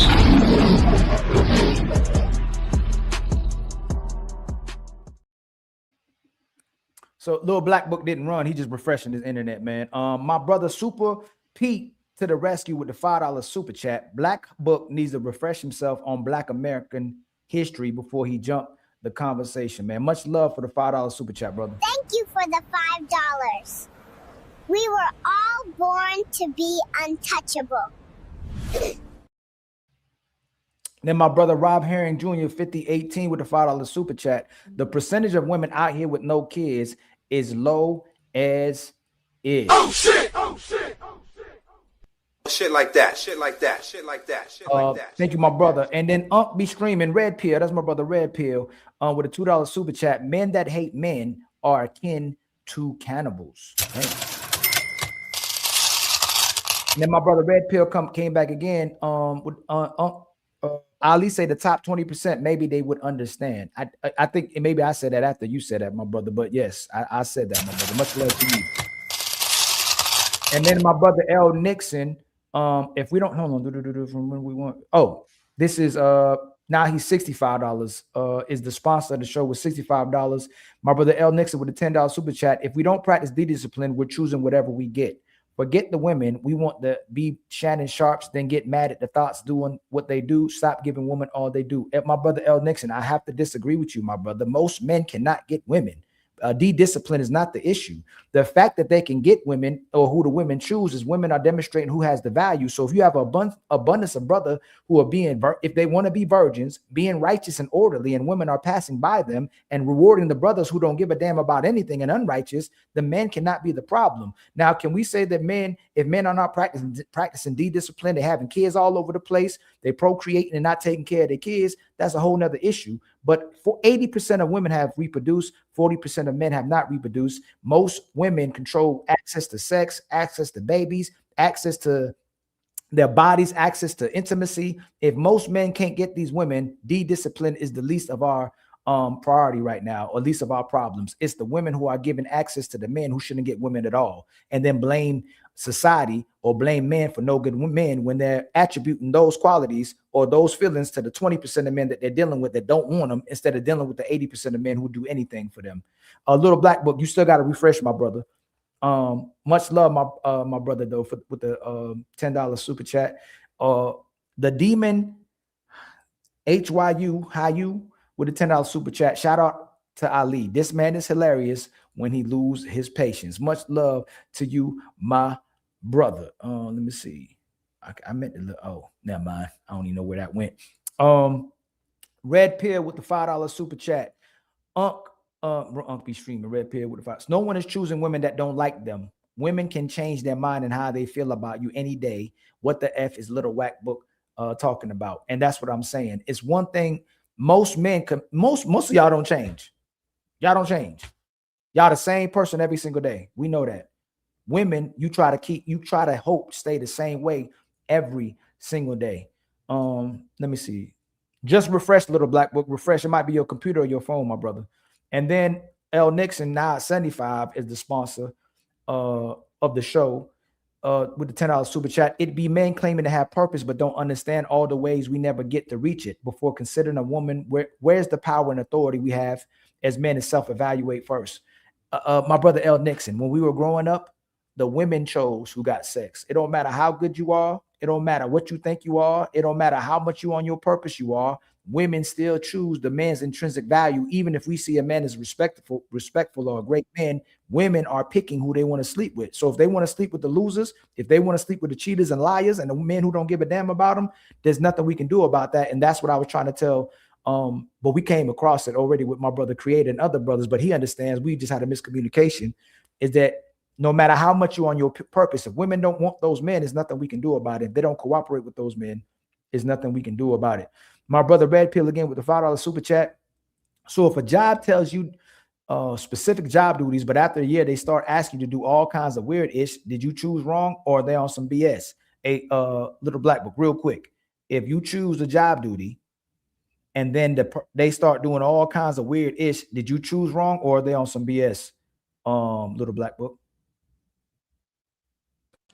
If that job starts asking you more to do more duties. If they gave you a specific duty, but then they start asking you weird ish to do, did you choose wrong or are they on some BS?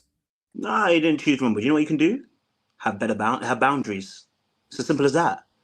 And if they decide they don't want to be, and if they decide they don't want to respect the boundaries, what do you do? You leave that job.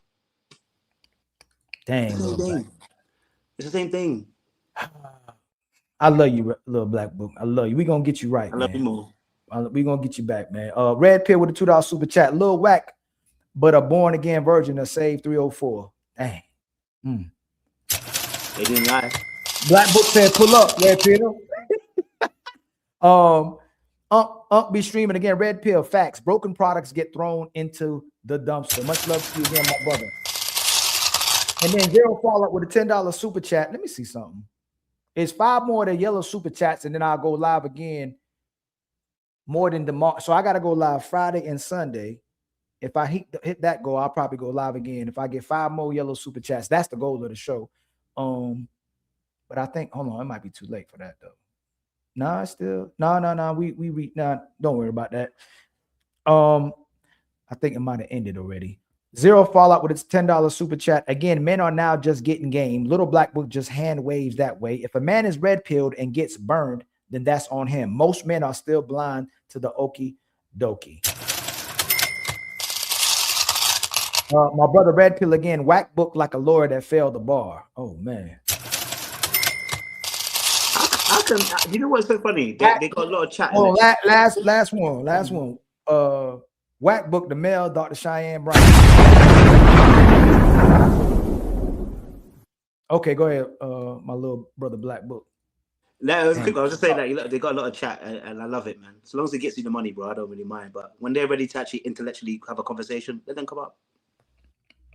Definite G almost bust out laughing. He almost cracked the. You agree with cracked the laugh up there. so definite G, are you agreeing with Little Black Book's rhetoric, or you supporting his rhetoric today? Not at all. I'm not agreeing with it because he's off in a lot of different areas. Is because every time I hear, especially like, a lot of these men who pander to women and women in general, when they talk about emotional intelligence, it just seems as though it's just another way to tell a man to shut up, because it's just like, you don't have emotional intelligence. You said this one thing that hurt my feelings, but it's like, well, no, if it's something that I'm trying to help you, yes, it might come off a little bit more direct. It might not be coming off a little bit more, a cordial, vibe, but, it was at the moment, or it was, that's the way that I have to, express the severity of me trying to assist you. So it's more like, or it's just how men want to communicate at the moment. But then they use this emotional intelligence crap to try to, silence you, or try to, police your speech. And then they just want to just trying to, shut you out. So that's the issue I have with Little Black Book, is that, like, how he's using emotional intelligence. Okay. How about you, my brother, Sacred Dark Serpent, man? You agree with my brother Definite G, or you rocking with Little Black Book?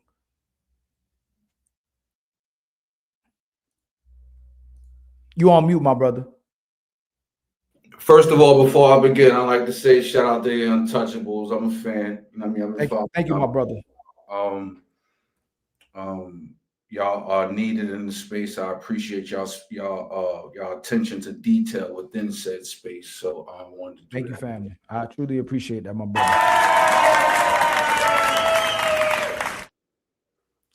As far as it pertains to Little Black Book and Definite G, I'm more on the side of Definite G, just for the simple fact that, like, we're talking about masculinity, we're talking about men, we're talking about structure, discipline, we're talking about direction, leadership, we're talking about true masculinity when we're talking about men.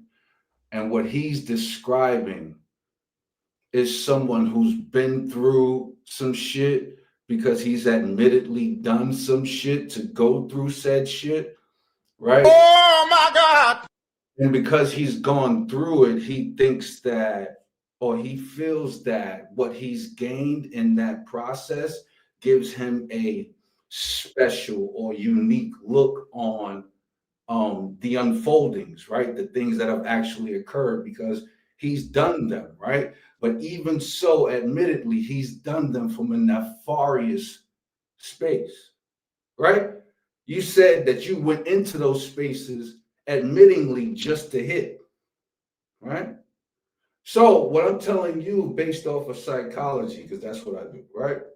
On the other side of that, you don't get to come out and say, I am the best person to tell you what not to do because I went through it and experienced it. No, that's not how that works.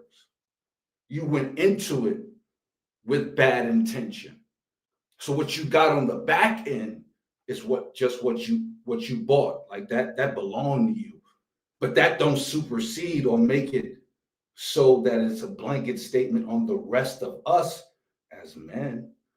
You understand? That's your journey. You understand? That was your journey, my guy. And because that was your journey, yeah, you can give us insight into your journey and what you experienced on said journey, but your journey is not the exception to the rule. And one more thing before I get Red Pill. He came up here too, Little Black Book. Red Pill, he drinking his drink. Is not the rule, bro. I want to say something, Little Black Book. What's the difference between women that say they made all these bad decisions where they were broken? And I'm asking you too, because it sounds too familiar. They said they was broken and made bad decisions. Now they healing. Now they celibate. Now they practicing abstinence, and they raised their standards and expectation high enough, and now they in church. Now they say they God got them, but they still ain't got a man, and they still demonstrate the same quality behaviors. Because a lot of times, like we said before, A hoe's final form is a religious woman.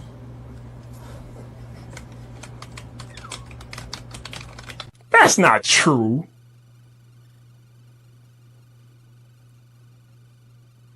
Hey, wait a minute. Than the woman who hides behind God in therapy and pretends like she's healing or sanctified, but still doesn't have a man or don't have anything to show for it, and we can't see how she changed. And you saying that you waiting for Jesus to send you a woman. What's the difference between these women that say the same thing versus you? There's no real difference because I don't believe in what you just said. So that's a no. Hold on. What part of what I just said you don't believe in? You can't just because you don't. Hold on. Okay. Hold on.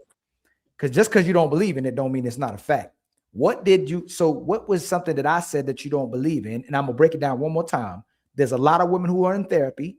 There's a lot of women who get with good men, or at least some of them get good men. There's women, though, majority of them don't even get with a man. They're going to church and say God got them, and they're trying to rebrand and repackage themselves. They're practicing celibacy and they're abstinent, but God on their side, but they still don't have nothing to show for it. But the fact that they're telling us that they're healing and that they've changed. So what part of all that I say that is you don't believe in that?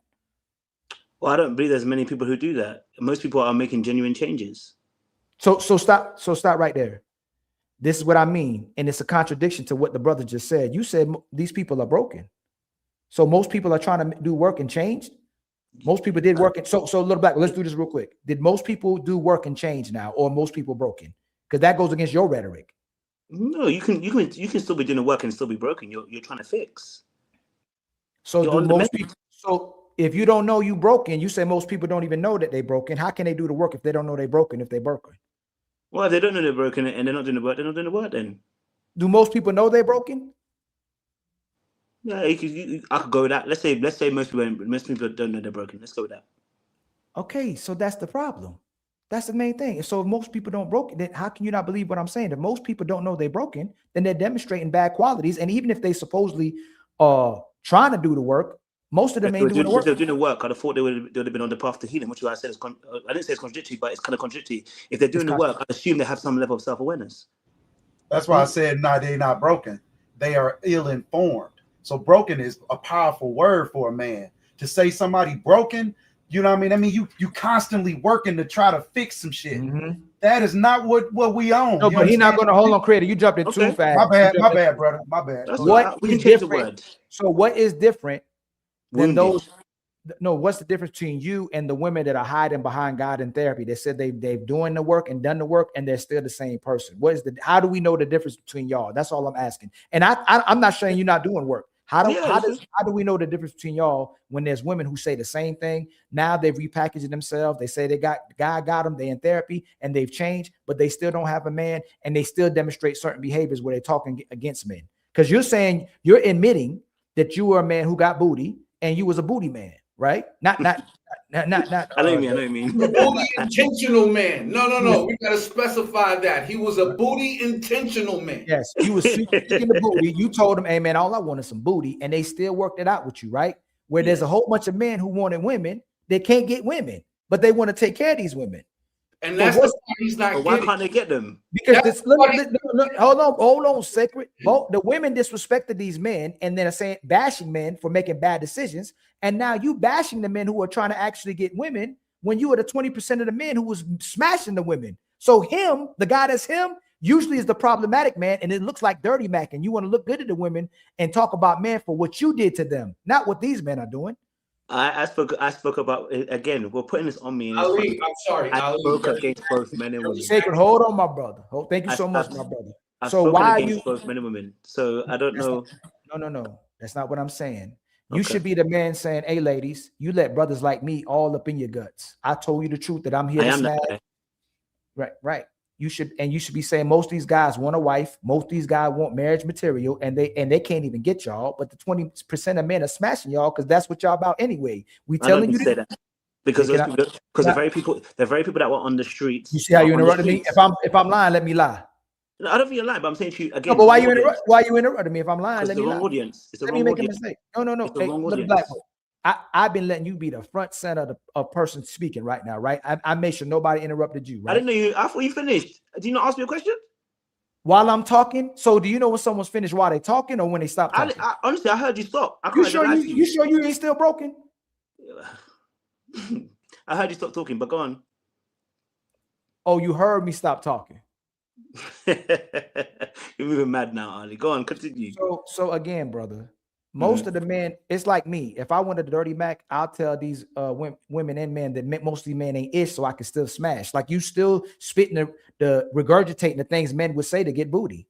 I'd be like, oh, little black book did that to you. Come over here and sit on my lap, man. These niggas ain't ish. Instead of saying, hey, that's the type of man you wanted to pick. You're telling the men what you should be telling the women, because most men are treating these women accordingly. And that's 20% of the men treating women accordingly. 80% of these men wanted to treat them good, but they don't want to be with those men. So why are you projecting and saying these men are doing what you did to women, just like women project and say men are no good because they were no good to the man that wanted to be with them, and they chased after men who didn't like them? When did I ever say that men were only trying to chase women for sex? I never said that. You can't That's be serious. No, I said that's what I did. We were talking. Most of the conversation today has been about relationships. Okay, so that's fine. So again, you're putting words in my mouth. No. You said most people are broken and they don't know they're broken. That's what you said. Okay, so most people are broken. So if they're broken, like you said, you was broken, are men looking for sex or looking for a wife? Okay, let's say those men were looking for sex. Okay, so that's what I'm saying. Little black book, you're flip-flopping with the rhetoric. Either someone's looking for a wife or they're not looking for a wife. Is most of these men, if they're looking for sex, can't get sex. But the women who are broken who getting sex are giving sex to the same guys. And then they calling these 80% of men not ish because the way those guys are treating them, which is they're 3 or 4s. If they really wanted to get married, would they have sex with them first, or would they get married then have sex? I guess we'll get married. You're so funny, little black book. All I'm saying is this, brother. Give it up. Hey, hold on. Let me let somebody else get in. It's too, I'm coming on too strong. I'm coming on too strong. He gives up when I talk to him. So my brother Sacred, what were you saying, my brother? Oh, no. Hold on, Sacred. Hold on. Red Pill came up here because he said I'm here. Okay, he came for the smoke, man. What's going on? People like Lil Red Book disgust me. And I ain't saying he's a bad person. I'm not saying this as, me and Lil Red Book could probably kick it across the pond, and if I was single, we can chase some hoes. But his rhetoric disgusts me. He's one of those people, like I said, like Dr. Shine Bryant. All the answers, none of the outcomes. All the answers, none of the outcomes. Oh my God. Think about it, Dr. Shine Bryant, 42. No kids. No husband. Wants both. But always on every podcast telling people about marriage, relationship, and families, and never had or experienced none of that. Where is this stuff coming from? Also, he claims to be broken. Self-proclaimed broken. I don't know about you, but when something broke, I go get something new. When something's broken, I replace it. When something's broken, I throw it in the trash. When you're broken, you can't be out here trying to advise. That's like listening to a divorce counselor or therapist that's on his 4th divorce. I don't want you talking. You can't maintain your bitches. I'm not going to listen to your divorce and relationship advice. These weird ass life coaches who life be shambled. My God. Listen to me. I'm a Christian, Southern Baptist. So I respect it. But I've been married 22 years to the same woman with 4 kids from her. So you born again? I've been married 22 years. No, are you born again? Woman, 4 kids. Are you born again? No, all life. You're not Christian. Bro, shit. Oh shit. Hold on, you're not a Christian. Like I said, hold on. Wait. He said now he's gonna tell me my life story. Okay, hold on. It's a Christian term. Are you born again? No, born again happens after you do something fucked up. No, he doesn't. That's why I know you're not Christian. Born again after you was living like you was living wrong, and then you never was. Then you go get saved. No double team. Let him go. You are born right from the beginning. Hold on, Sacred. Let him have it. Hold on, Sake. Let him have it.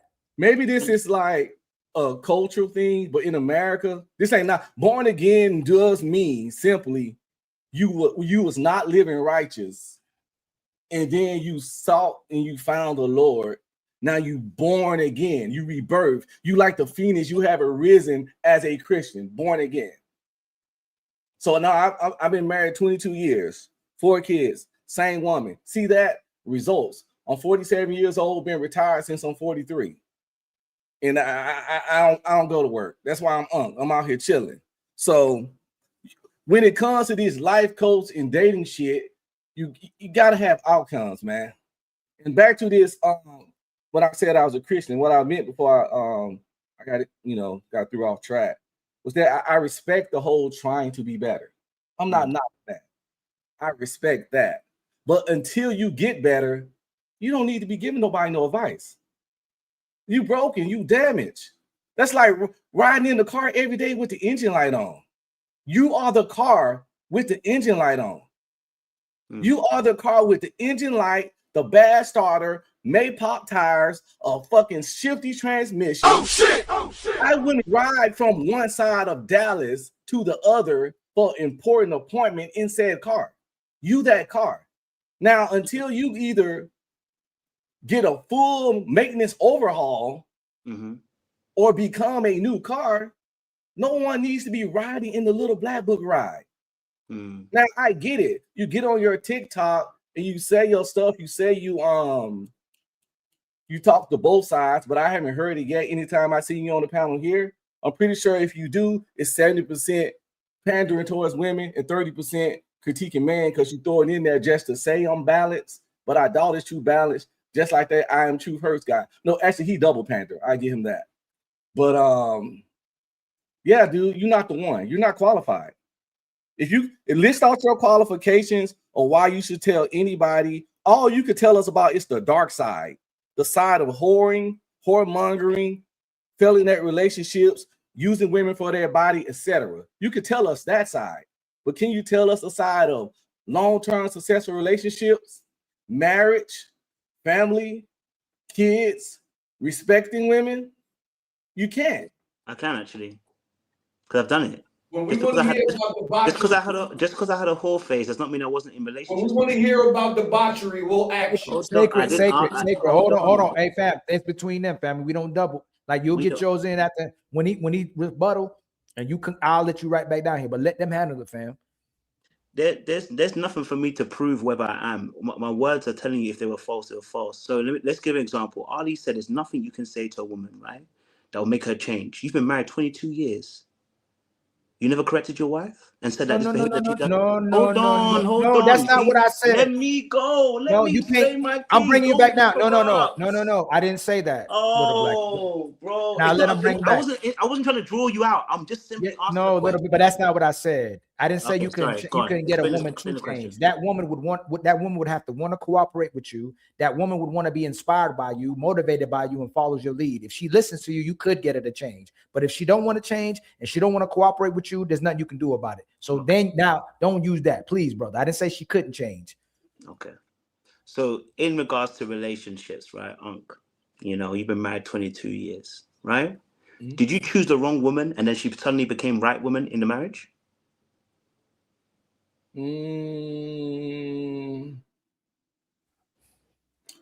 She is a better woman now than she was when I first met her. Okay. I'm a better man now than I was when I first married her. So if I wasn't able to mentor, lead, change, coach, whatever word women don't like, it could have easily been the wrong woman. And that I think that's oddly point. Anyone can be the wrong woman. Mm-hmm. Anyone can change. I could have picked the perfect woman.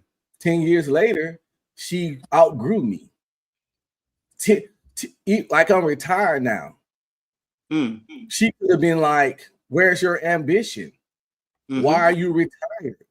Why didn't you keep pushing? There's always more money to get. And then left me because of that. Why didn't so that means at the 20, so at that point, it was like 18 years or something. Can I say I chose wrong, or did she just change? But why didn't she say that though? Why didn't she say that you're a man that's lacking ambition? You're a man that's not great. You're here sitting on your ass and being lazy. What did you do? She didn't say that. Because the way I conducted myself as a husband. Thank you. But the problem with that is that every man ain't created equal. And we know that. See, you be saying the kind of stuff as if, like how you think a plethora of men got access to ass just because you can get ass. That's not the case. That's not the case. You be talking from a certain perspective of someone that was select, and that's also fucks up your message. Like I don't sit here and tell every man that my way is going to work for them. I can suggest and advise, but I gotta let them know that they not me. Okay. And I'm not acting like I'm fucking him. See, y'all guys, people like you be giving advice. It's like that 6'8", the great guy trying to give dating advice. Well, he fucking 6'8" with muscles and dreads. Nobody don't want to hear your dating advice. He said weird shit like just be yourself. Nigga, that don't work for us. You can be yourself. You fucking 6'8", the goddamn great. It's in your name. And you saying, and you gonna tell somebody that's 5'6", the same advice you using, nigga. Just be yourself and stand there and look mysterious. Nigga, that shit don't work. Your advice is blinded by your spirits. And that's where you fuck up. Also, the simple fact is, hold on, Rap here. Hold on. Go ahead and respond to what he's saying. And all the smoke said he wanted some more. Yeah, absolutely. Because I Unc, shout out to Unc. You know what I'm saying? He really been gentle, and he don't really want to bring the smoke to you like I'm about to. But again, Ali, do not change your platform for nothing. I love the way you got this thing structured to allow people to talk and shoot themselves in the foot constantly, and he did it again. So I still love my brother though. I love my brother. Yeah, it's not but love. We're gonna bring him back to the light. We're gonna bring him back to There's Jesus. nothing to bring back to light. But this is the reason. This is the reason why we do what we do, because we care. Because trust me, if we didn't give a damn, we won't even waste our time with you. And that's a fact. We would not waste our time. We could use our valuable time doing other things than wasting it just blabbing out the mouth. But let me say this, brother. You stated something that let me know that something is completely off with your story. And I'm gonna tell you what it was. You said you was broken, right? But in the same breath, you said you intentionally went into certain relationships. Wait a minute. So you was full aware of what you was doing.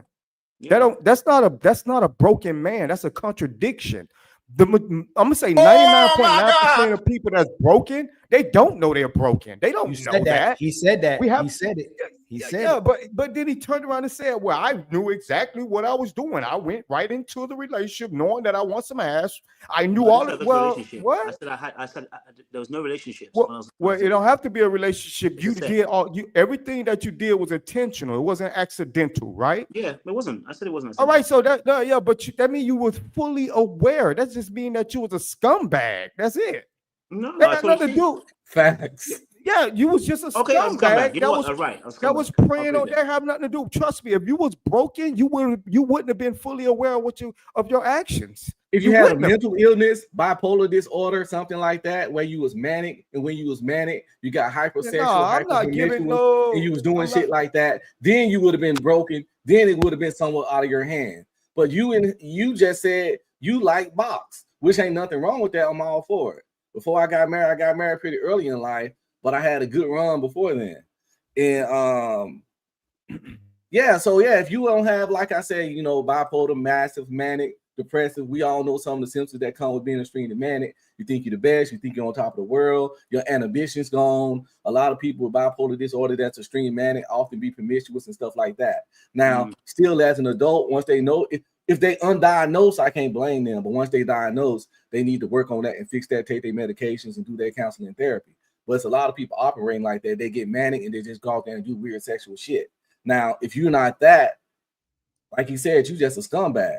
Okay. You accept it. you weren't broke. You weren't broken. You just chose to be a homemonger, which again ain't nothing wrong with that. I don't penis police. I don't penis police. Come on. You want a homemonger? Go for it, man. Because you know, pussy's Just take care of your shit. That's all I ask. Just take care of your shit. This was why I still call it brokenness. Yeah, I think the whole broken situation is a security blanket that he thought he could use on in a community like this. It doesn't fly here. No, I'm serious. That's you using it as a security blanket in order to justify your fucked up ass behaviors, bro. Ain't Nobody I've is agreed with buying. you, so it don't make a difference. I said I've agreed with you. Brother, I don't cut you off. That's what I was trying to describe earlier, bro. Like when you intentionally set out to say, yo, I'm only about getting buns, right? Like when you intentionally say that, and then on the back end say, oh, I went through this, so I can tell you about that. No, my nigga, because 80 to 90% of the niggas don't have that intention. 80 to 90% of the niggas don't have a nefarious thought about trying to get with a woman. They just told you 80 to 90% of the niggas can't get. Oh my God. They can't. So you're speaking from, this is where hubris meets ego, right? I had an ego. That's the brokenness. He really thinks that because he is so good at getting women, that he has a unique perspective. What? Nah, so you don't have a unique perspective, my nigga. You went out to get buns, you accomplished and accumulated a bunch of buns, and now you feel bad for going after the buns because you don't have any solidified or structured connection with any woman. So now you want everyone else to listen to your word on how to get a fucking woman. Are you out of your fucking mind, nigga? Hold on, my nigga. You sound like one of these tether niggas. Like you sound like hold on. Bring it down. Let him finish. Why the tether's called a stray? Bring it down a little bit. You sound like a tether. You sound like one of these egalitarian niggas. Oh my God! Who adopted some echo chamber speaking room shit just because it was the cool thing to do because you still want to get buns. On the back end, in the back of your mind, you like, I still want to get buns. I'm not getting buns. What does that mean? I think the rest of people know what I'm talking about. You want some pussy, but I'm not getting buns. I'm not getting buns. So what are we doing now? He's been celibate for 2 years. So I don't understand this rhetoric. You've been celibate for 2 years, right? I said on the back end, in the back of his mind. Hold on, sacred. Bro. You gotta slow I don't want no down buns. That's the whole point. But you got so many buns, you quit. Hold on, y'all. Hold on. That's a good point. A little black book. So you've been celibate for 2 years, right? I've been celibate for a year and 6. Is it 6? What about a year and 6? You ain't touched a woman in a year, in 6 months. Yeah, man. Damn. Not even a handy job. But you have to think as well. Also, before I went on that crazy tour, I had done 18 months celibate before that too. Do you know what I'm saying to you? That moment I call it brokenness. You can call it woundedness. You can call it ego. You can call it whatever you want. I will take the label. It was heinous behavior. Call it what you want. Do you know what I'm saying to you? I will accept the label. All I'm going to say is I know better now. And what I'm saying to you is people in that space, they're wounded. So if you're right. Yeah. But hold on. Should we get with the woman that you damaged? Like, why, if she wasn't good for you and you got them telling them the truth, why should we marry them? If she hasn't done the healing work, no, listen again. No. After she done let you get the buns, if she hasn't done the healing work, no. You're not. No. You cannot force me into a box. If she hasn't done the healing work, I'm not. Even if she heals, if you busted it wide open, why should a man marry her? Oh, did you marry a virgin? I'm sorry. No. That's not what I'm talking about. Because you're trying to force me into a box. Don't go to extremes. Virgins and hoes are two different things. A woman don't have to be a virgin. She had 2-3 dudes. She don't have to be a virgin to be a woman. Nobody said she was a hoe. You called her. That's the whole point I'm trying to say. You labeled her. I didn't label her that. So let's do this. We know that women know. We ain't gonna say women shouldn't be virgins. They should be virgins, right? But we're not gonna say that everybody on this panel probably wifed the woman who not a virgin. That's facts too. What I'm saying is that if we're talking about reality, because you be talking about the dudes talking about they picked wrong, if you damage them and they still messed up out here, right? You damaged them. You said you was busting them down and they allowed you to bust them down. I agree. Are they typically good for men? Like think about this, little black book. all these women that got supposed either they damaged or they chose to be damaged, right? They are still healing, 40 years old, 50 years old, like they never stop healing. So is it just like a man who, if we ask sisters if the man engaged in a homosexual behavior, they say that's not redeemable. Most men ain't going with that. What used to be unredeemable is when a woman was a 304 and she didn't arrive as a virgin. And it must be that it's still the case because a lot of women still can't settle down, not because the man can't settle with them, but she can't live with herself. Like all the things she's done, she has the instability. She's still scarred. She's still messed up. She can't settle down with a man because she's had too much experience. So the fact that is not redeemable for a man is not redeemable if he engaged in a homophobic act. What used to be if a woman was already out there like that, it wasn't redeemable even to herself.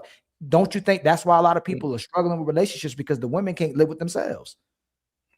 I wouldn't say that, but I can see why you come to that conclusion. I don't need to challenge that one. I can see How why can't you you? come to that conclusion. So me and you just had a conversation. If most of these women won't cooperate with the man because they have so many bodies, how can that not be the weakness? That's not why they're not cooperating. See, you're Okay, making okay. Watch this. Okay, Yes, watch it this. is. They suffer from Hold on real quick. comparison Hold real quick, syndrome. Red Pill. Hey, little black book. Assuming that we live in, if a woman gets with a guy who always been broke, you would assume, and if I asked you this before, that guy probably won't get his things together. If he says, "Hey, I get my things together," you would assume that, right? If he's been broke his whole life and she gets to him at 40 and he's still broke, would you think he can get it together next year? Typically, without a plan? No, I don't think he's not a plan. No, we don't have to bring that in there. He just always been broke. If without a plan, he hasn't got a plan. If a woman couldn't keep all the men that she got to her whole life, but she gets the little black book, and I'm gonna use you as an example. Okay. And now y'all have a relationship. Is it typically because that woman finally cooperates with this man, or this man will deal with what other men wouldn't deal with? What do you think usually happen? What, a woman settling down with a man at 40? No, listen again. If she wouldn't settle down or listen to no man, and then she gets to this last guy, the last guy she's with, is she typically cooperating with this man, or this man actually settling down with this woman and dealing with what other men wouldn't deal with? You can make an inference on both answers you just made. I just asked you, which one would you think? Do you think Klay Thompson? Do you think Megan? No, what I think is nuanced, and that's the whole point. You can't. I don't have a forced box narrative. I'm not forcing. I'm asking you what you think. I didn't say what you know, and that's why you're being disingenuous. If I'm telling you what I think, which is as nuanced, and it's I asked you can't tell me what I think. Then tell me I can't think that. So you just tell me what I think. It's so sad. So if your daughter met a guy that like you meet little black book. Your daughter met someone just like you. Tells you the truth. All he wants is sex. Would she think that you're going to be willing to be in a relationship eventually or not, little black? You changed it now. We've gone from broke to sex. Give you an example because you're being disingenuous. Come on, man. You did from broke to sex. No, if you change the premise of the question, I'm changing I'm changing the premise because you can't have an honest conversation right now. I have to change it because you're not answering. When you shift the goalpost, I didn't shift the goalpost. You said you can't answer my question, so I'm giving you a different analogy or different example. Again, I'm actually. If your daughter meets you and she's hoping that you'll get commitment out of that, is she delusional, or you would tell her that man still try to be with that guy? No, I say she's delusional. She has a choice to make. Okay, so this is all I'm asking you. If we know, most of us, our reputations precede each other. Wherever y'all at, they know who created it. If I'm on Can I finish? I'm talking. You did it again. See what I'm talking about? I made sure nobody interrupt you. I make sure y'all interrupt each other. You saw me interrupted me earlier on. I know what you're saying, but go on. You did that too. People know who all the smoke is. People know we could be all broken and not broken all we want to. Most of us, people know who we are in our communities, right? Mm-hmm. So if you're getting in a relationship, if someone's meeting somebody, you meet this woman, and she wouldn't cooperate with none of these dudes, and we know it too. But she finally gets a little black book. Is it typically because she's finally cooperating with a man, or is it because that man will accept what other men wouldn't accept? Are you talking about are you talking about form now? To me now? I want to make it clear because I don't want to answer the wrong question. Are you talking about me now? Are you talking about me when I was 2 years ago? I'm not going to use your name. I'm going to pretend you're not being disingenuous, right? A woman, if there's a woman that meets a guy, right? I asked the question of being genuine. I'm not gonna do this. We're not talking about being serious. So are you talking about right now me, or are you talking about 2 years me? I'm asking. I'm not talking about you, little black book. I use you as an example. I told you that. Okay. So let's start this over, okay? Sometimes we miss each other, right? And we've been missing each other, right? So I'm gonna ask you again. This woman, we all know who this woman is. She didn't cooperate with nobody. She be in a relationship never works. Most of these sisters, their relationship's not working. Most of these women don't stay with their guy. They're not loyal to these guys. It's a minority of women who are loyal to one guy. I'm asking you, she hasn't been loyal to no man. She gets to somebody like you, not you. Does the guy typically, do these people get in a relationship typically because this woman finally cooperates with the man? Or does the man, is he willing to deal with what other men wouldn't deal with? What typically happens? I don't know, either one. I can't lie to you. Okay, so you be quiet real quick, right? Let's do this. See, hey, what typically happens? All the smoke. He's the sucker that's dealing with everything that everybody else didn't deal with. Hey, what typically happens, Creator? Ditto. What typically happens, Definite G? Yeah, disrespected the whole time. Hey, Red Pill, what really usually happens? She see him as a loser. And this is why we're saying that that you make it hard for people to take information from you, because you're still speaking on a perspective of these women, and the man is picking wrong, and you're being disingenuous in this conversation. And you know how I know you're being disingenuous? You're actually Red Pill. You know the truth, because you said these women would still have sex with you even when you told them you just want to have sex, instead of going and being, they chose to still have sex with you instead of going with the guy that they can build with. They said, you know what? He still want to bust me down.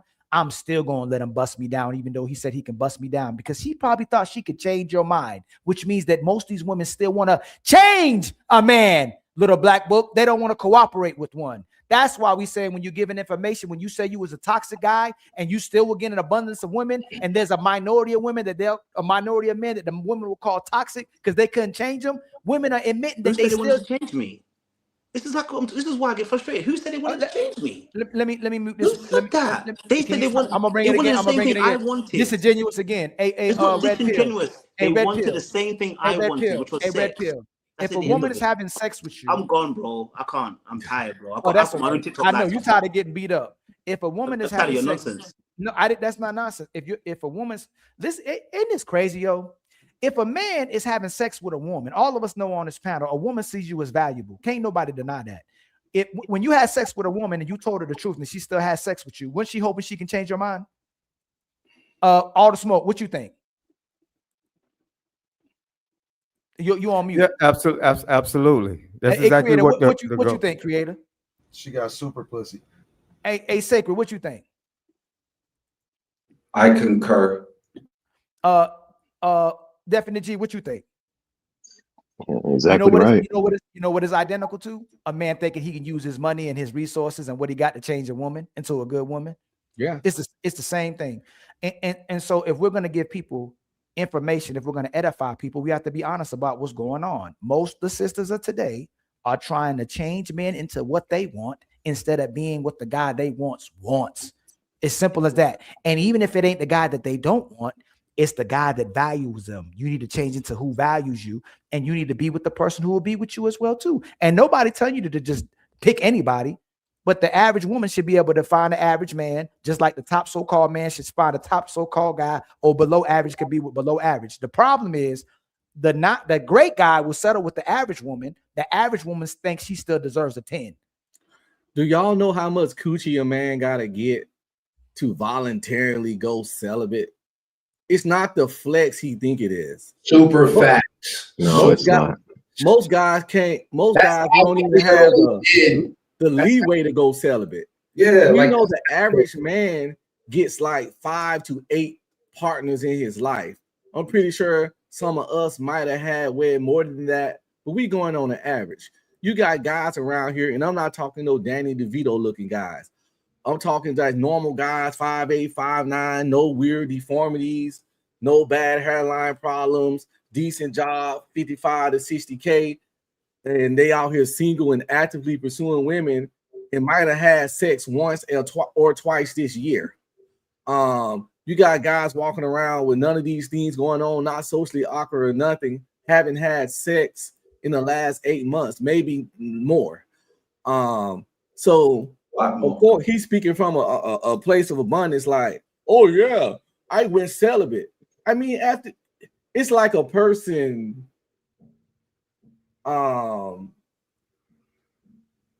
just eating donuts for 3 weeks straight and then be like, yeah, I stopped eating donuts. Yeah, you probably tired of that shit. You don't have your fill. Sometimes you get your fill of shit. When you done, a lot of times niggas get bored. Exactly. You get bored of whoremongering. You done conquered enough. You done conquered all. Like this dude literally voluntarily pulled back from coochie. And it won because like he ain't an incel. That's involuntary celibacy. He volunteered to do that shit. Like I said, you don't do that shit if you want coochie. You was getting too much. Like, you know what? I'm tired of this shit. That's I'm over it. Yeah. Ultimately, he's a walking, talking contradiction, though. He proved everybody right by letting us know that he's a part of the 20% that these women choose. You're a part of the 20%, brother. You're right there in our face. And you're sitting here trying to teach us something? What are we doing here? Like his whole perspective is warped. He over there in the UK as a black man that look like he kind of fit. You know, y'all don't think he ain't over there slaying them little weird looking UK white girls? Come on, man. Yeah, I don't like how he's like being just a self-righteous hypocrite, because like he's thinking just because he's on this long-term celibacy that he's somehow the better option for these women. I don't want to make the live about talking directly about him, but let's talk about people who can demonstrate certain qualities or certain behaviors, man. Let's not make it about him. You know what I'm saying? Yeah. Well, yeah, that's why I brought up that 6'8" the great guy. And a lot of these weird dating coach guys that talk about these dudes act like it's so hard to get women. Won't they just open their mouth as they say that they're a 6-figure in the N-word, if not a multi-millionaire with 6-digit followers? That's what I had the point of contention with you, my brother. Put me over there with him. Yes, bro. So you said that, right? You was like, yeah, man, of course, motherfucker 6 feet and broad and yeah, he can get whatever woman he want. Bro, look, it's 8 billion motherfuckers on this planet. You hear me? 8 billion people. Hey, do me a favor. Hold on. Hey, y'all, with the certain curse words, man, don't go too far. My bad, bro. My bad. Hey, my bad. I'm hood to the core, man. I know you know business. So hey, there's people that's hood that don't cuss. And yeah, you're right. I'm gonna keep it tame. I get geek, boy. I start, getting really meat. But I got you though, real talk. Yes, so thank you. But at any rate, bro, that don't work. And there's 8 billion people on the planet. Let's just say half of them are women. There's no.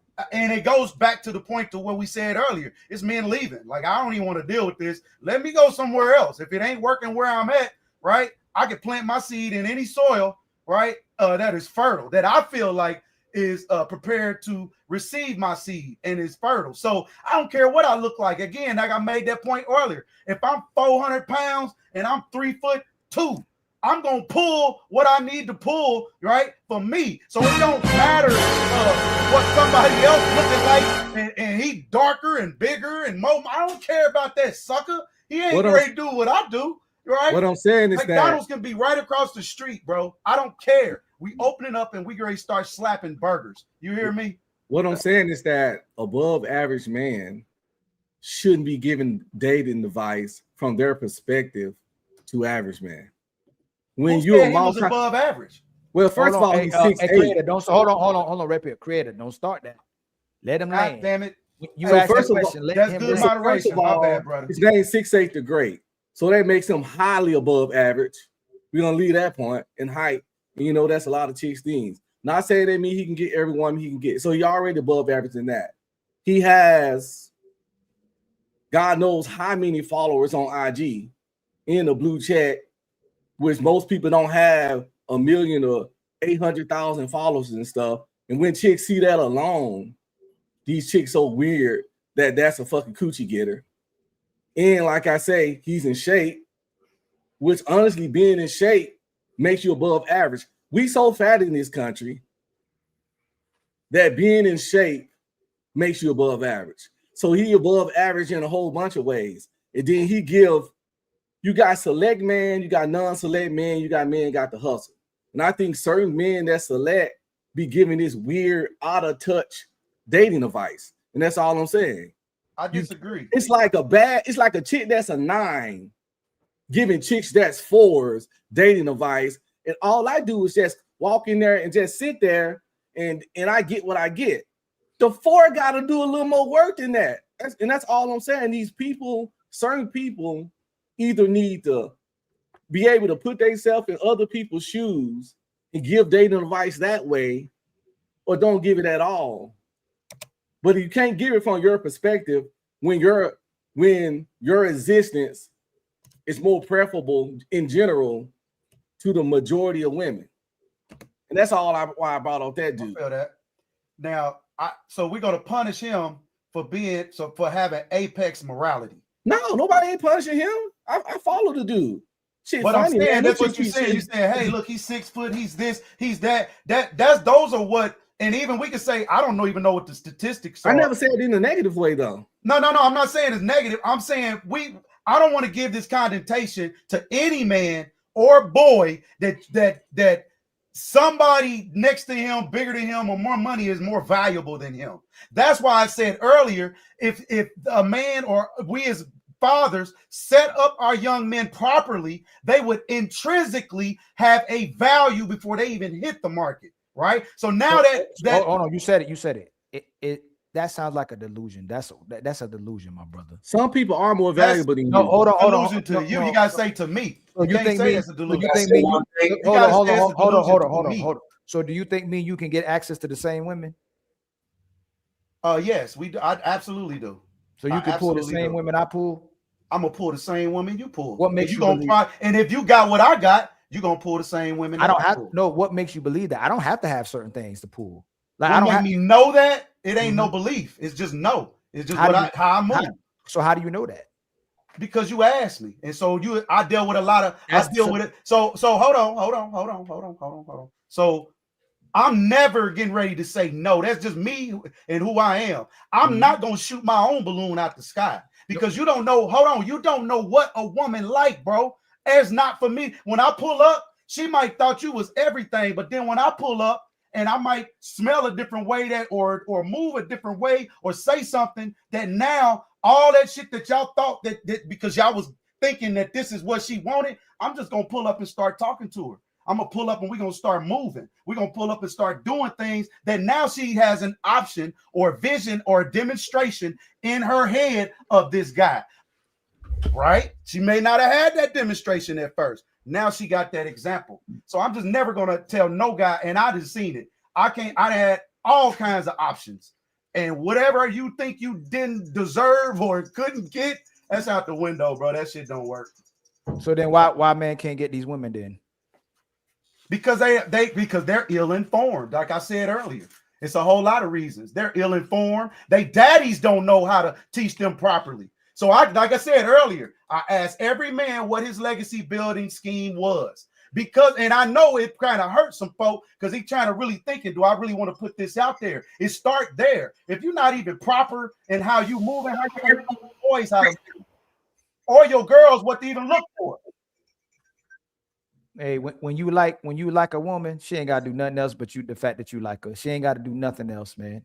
That when you actually like, and the same thing with a man. When a woman actually likes a man, she don't have all these, actually likes a man. She ain't got all these big lists you have to acquire. She likes this man. He ain't got to do nothing else. So when we set brothers up to have to do something to get the admiration of this women, you are telling men they have to do something in order for the woman to like you instead of her liking you for you. And that's what Red Pill was talking about. That guy talks from a certain perspective where women naturally will like him because of who he is. That man literally lied to a woman and said he had 5 kids, 7 kids. And she was like, hey, you're supposed to have 7 kids. Where if it's a guy she didn't like, she was said 8. 8. He said 8 kids. He said, oh yeah, with your genetics, you're supposed to have 8 kids. But another dude would say the same thing and she'll say, I ain't about to deal with no dude that got 8 kids. That's how the men who got 8 kids, 9 kids, 10 kids, 3, 4, 5 baby mamas get those women because they don't care if he got all those kids. So genetically, women have pre-selection. You can say all the things you want to, but naturally, women do have pre-selection. That's what Red Pill is talking about. You can't say just because you this certain type of guy, you're gonna make this woman like you when we already dealing with pre-selection, brother. I don't make women. That's my point. We're not making women like us. You go, so you put yourself. You're not going to deliberately put yourself. I don't think you do. I don't feel that energy around no woman who ain't interested in you. It don't matter what she look like. If she not a number one, if she not your number one fan, if she didn't show you that she your number one fan some type of way, you're not even great. She's not even an option. Let me ask you this, your world. Fred, let me ask you this: there's women you unattracted to? Absolutely. How she can get you to be attracted to her if you ain't attracted to her? Damn you, Ali. She gotta be born again, man. You know what I'm saying?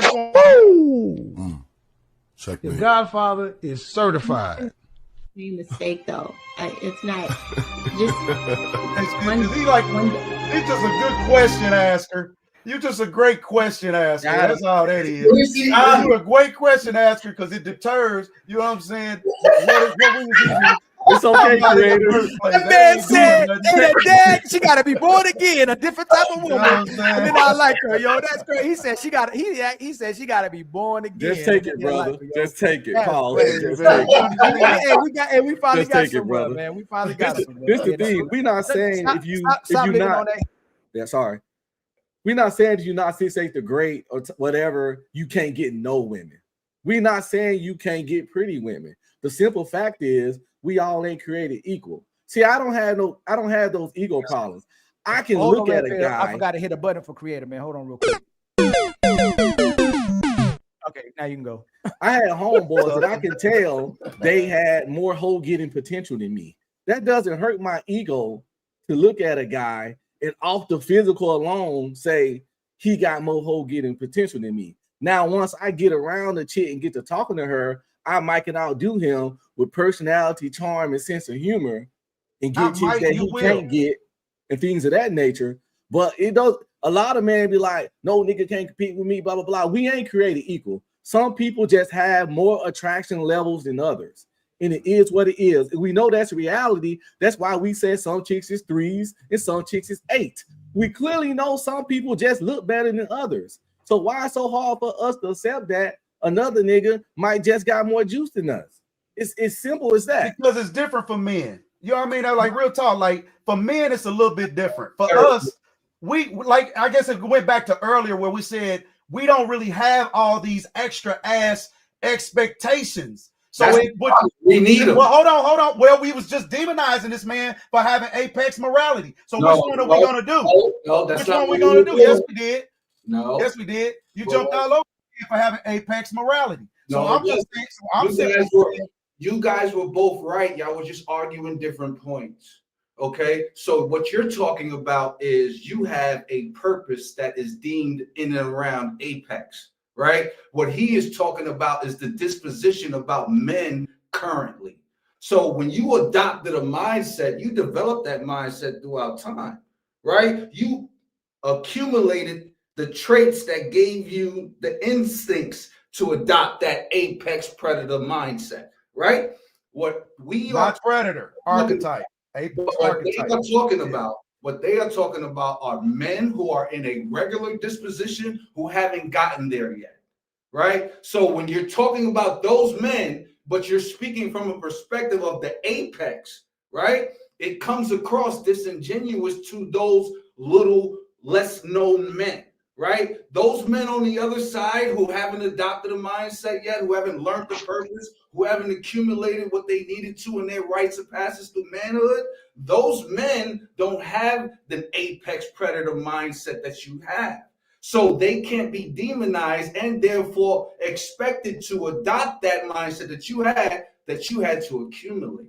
That's what they're talking about. So what he's talking about, or what they're talking about, Ali and the brothers, is most men don't have a mindset yet because they never were taught to have one, right? What you're talking about is men, you as a man, you've already adopted one.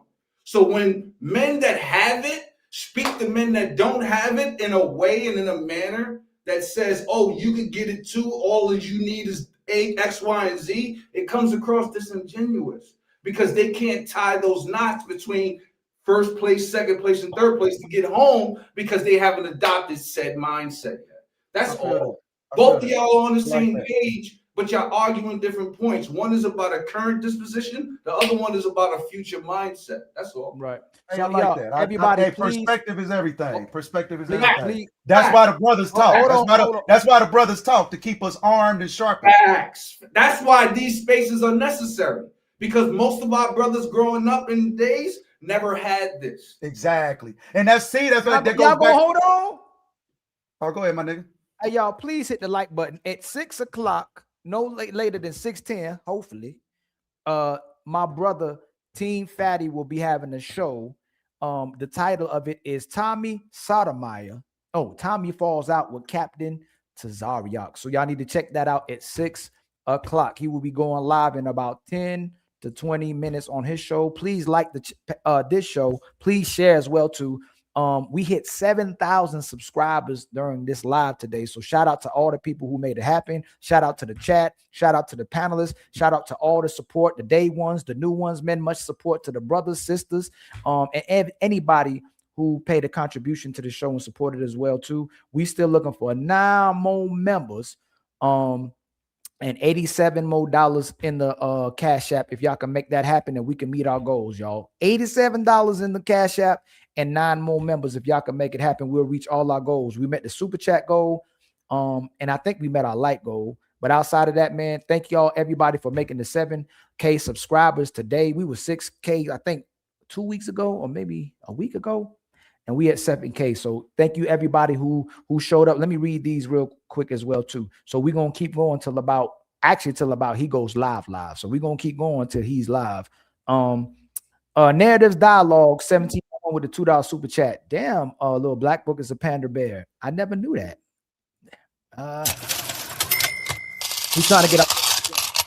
GBX Phoenix with the $5 super chat. No man is created equal. You not about to pull a woman just because another man could pull her. Much love to you, my brother, and that is fact. Thank you for the $5. We were all born to be untouchable. Okay, go ahead, my brother. Was it Sacred? Go ahead, Sacred. I wasn't saying that. I was saying you had about 8 minutes before his live started. Yeah. But he might start at he might start at 6. Let me see. He might start at 6:10. Let me see real quick. Let me see real quick, y'all. Yeah, Fatty. You know what I'm saying? Go eat a burger or something for a couple minutes, man. You know what I'm saying? If my women pulling thing was like a batting average, I don't understand baseball, so I don't know why I use that analogy, but it would be horrible. Most men will. Supposed to be. That's the whole point. Yeah. I don't pay those guys attention that never say they bag every woman they get. I don't pay those guys attention that say they never lost a fight. And I don't pay those guys attention that swear everybody they smashed was an 8 or above. Or some guys be like, all I smashed was dimes. I had no problem saying I've slayed some dragons. I've killed some goblins. I defeated some trolls. You know what I'm saying? Coming up, I done slayed some dragons. You know to get my numbers up, to work out my technique. I do. Yeah. But we're not talking about that. We're talking about an archetype now, a way of moving right now. We're not talking about how we was. We ain't talking about back in the slavery days. We're not talking about the 90s. We're not even talking about 5 years ago. We're talking about right now and forward. And for context, it is apex archetype, not apex predator, none of that. We are archetype of men. Like this gentleman here, he is an apex archetype, right? That gentleman up there hosting this thing, that is an apex archetype. Why? Because he can stand on what he's talking about, right? And he can teach others. That's what make it do. So you said the ones under us don't have capacity. That means I can't teach them what they already doing. I can't show they already doing it. It's not working apparently. So, and I'm going to show you, right, this way up here. You know what make it this way up here a little hard is when I'm trying to teach it. It's easy when we just move. That's why I say I'll just walk. It's easy when I walk. If you see the way I walk and you like that, come on over here. I got you. Ain't no hand holding. But if you are you a game coach? It's a little different. What's that? Are you a game coach? A game coach? Would you like gaming? Game, like no, like the game, like game. Yeah, nah. So how you gonna get these guys? I'm a father, you understand, and a brother, non-select, and a husband. How do you get guys that's non-select physically to get the same outcomes as a select physical man? What's the strategy for them?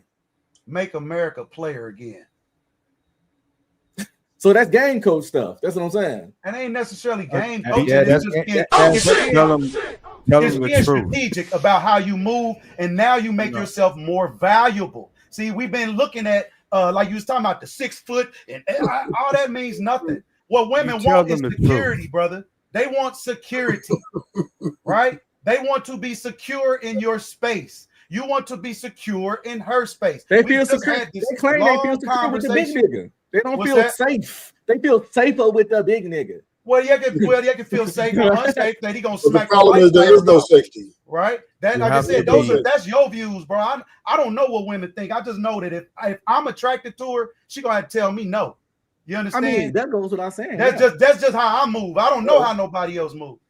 I'm not afraid of whatever's in my face. I'm gonna do what I can. If I get knocked down, then oh well. That's you now have lessons, right? You now have lessons to move on to the next one. Yeah, see, we both older. We both got gray in our beard, so we come from that generation. I know you used to do it. We used to be in the mall where we used to be with our homeboys. We used to play that game. I pick a girl, you holler at her. And basically, we play that game. How many you can pull and how many I'm gonna pull. Yeah. And one of my be me, my 3 step brothers, and 2 of my cousins. They'll point at a girl and I gotta holler at her.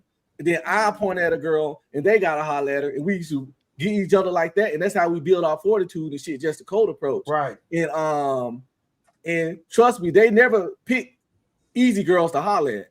They'll pick someone fine. Like I said, I'm 5'7". They're gonna pick a girl 5'9", 5'10" for me to go holler at. Who you talking about? You talking about the guy that woman desires? No, he's talking about when we were young. He was speaking of when men were younger or in a different generation where we would go out and physically, pressure ourselves. Go holler at her. You know what I'm saying? Yeah, but the guys who were pre-selected, the women came to them. They didn't have to go holler at them. That's how we know. That's how we know. You got those too. That's the difference. That's the difference. You just showed up. And the dude that go in the club and just post up, he just posted up. Yep. And the man trying to buy drinks, a man trying to talk to a woman, a man trying to show. That's the difference between who know and who don't know. You ain't got to do nothing. They just show up to you. They hit you up. Yeah. We have those dynamics. That's what you tell the younger generation. We got to start telling them the truth. I'm telling them to go holler at them. The truth is it's about what you magnetize, right? Let me say this. When you take care of yourself, right, and you make yourself number one. There you go, Bernie. You create the space for another woman to want to be within yourself. There you go. I get that. What Ali is describing is magnetism, right? Every masculine man has that naturally. The difference is some of us cultivate it, some of us don't even know we have it, right? So you're talking about the difference between a man that's 300 pounds versus a man that looks like the 6'8" Fabio, right? The difference is mindset. However, availability and access also plays a huge part. So we can't speak from that space that it's only, I have this mantra and I've adopted this lifestyle and I've adopted this disposition in order for me to flourish in this field. And you can do that too when not everybody receives struggle the same way. Not everybody receives rejection the same way. Some niggas get rejected and go in the tank for 3 months, right? Like we have to acknowledge that. And until we can bring those people up to where the baseline is, I don't know what that is. Like we can't speak to the lower, lesser man like as if he is up. But hold on. See the one thing that is, thinks lower. Let me tell you what a disconnect is. It's because time is different now. Yes, we used to do that when we was growing up, when we was younger, but it's different now. These young men that's growing up right now, they have been raised in the house more than likely by their mom, so their mind is completely different from ours too. So that means we have to come to the younger generation with a different approach. We have to come to them from a reality standpoint and get them up to speed into this modern time scenario that we have to live in. So we have to Based on the do way it. We have to do it that Bacon's way. ways Or doesn't exist anymore. Like you we have to. We have to. Oh, Right, go ahead. So I want Rufus to get in there as well too. Like, are you rebuttaling them? Rufus? Well, yeah, everybody's a little off here. The women are dictating pace. They're dictating the date market. They're dictating the marriage. Yeah, they're naturally hypergamous. Are you telling men to do? Are you telling men? Most men are acquiescing to that woman when he first meets her. Mm-hmm. He's coming in, showing, look, I'm a provider. Look, I'm a protector. And she's interviewing him. Mm-hmm. She's dictating. And then she got 30 dudes lined up behind him, right? Mm-hmm. And then the one she picks is going to be the one she thinks, first, the attraction thing, and then who acquiesces to her the best, right? Who treats her the way she wants to be treated, not the way you want to treat her. So women are dictating play. So therefore, what we have to tell men now is you have to love yourself. Because if you try to sign up for somebody else's happiness, you are a damn fool. Yeah. Because you know happiness is very difficult to keep for someone else. That's what I have to slightly disagree with that. Hold on. Who disagree? The problem is hold on. The problem. That was me. I disagree. Let him get. He ain't got some more, so I'll bring you back and let him get him some. Let G get some, man. Pause. Yeah. So if you're saying that women are dictating this whole dating market, well, not really. It's because they're only dictating because the men are allowing the women to do that. See, you got a lot of these conversations is always absent of like men having the power in these situations as well, that he can also interview her, you know, when he's on a date and she's over here just on her phone and he's trying to have a conversation with her, get to know her. And yet she's just being all just dismissive and just doesn't want to like engage with him. Why is he staying in that situation? But you're right that a lot of dudes are also just trying to like appease her and trying to convince her and trying to draw her in and trying to like just really try to plead to her to try to get with him. That's true. And a lot of dudes need to stop doing that. But at the same time, you also as the man have power in that situation to just walk away because she's not really being, you can tell that she's just trying to use you. She's just not really being that, you know, enthusiastic when she's around you. So I need that those conversations need to insert like, yes, men, you also have power in that situation as well to not go with the BS. Right. I got a rebuttal. So the thing of it is, right, is here's the problem you're missing. Most men are betas. Most men are sympathetic or simps. Majority are large. So they're already coming in a deficit. They're already looking, they put their pedestalizing these women. Oh, she's and then they've been taught by their mama, their single mama, that women are queens and that you should treat them this type of way. Then they daddies and they uncles and them telling them, yo, girl, you know, you better be nice to that girl, right? Well, true. This is the accountability part that women have, right? Because nobody ever holds them to it because everybody always makes an excuse for them. See, well, we got to realize most of these homies in this space are used car salesmen for these women, right? They're trying to sell us a bad product.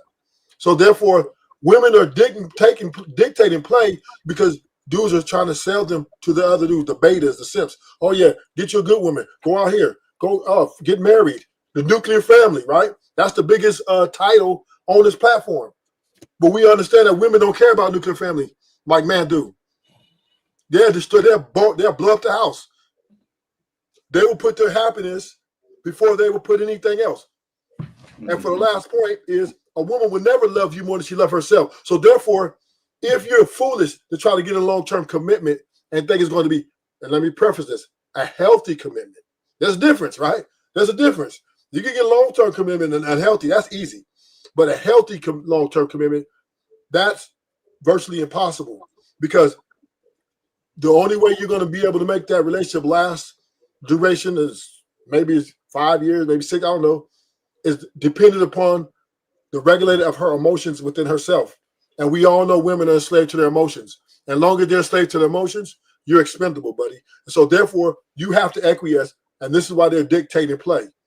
And then last thing, The courts also giving them incentives. So they have a lot of things to you're expendable to them. It's Is that two of you, Truth? Ruthless Truth? Is that two of you? Yeah, kind of different today. We gotta watch out. Well, here's where and then I'm gonna bring two people back in the center, okay?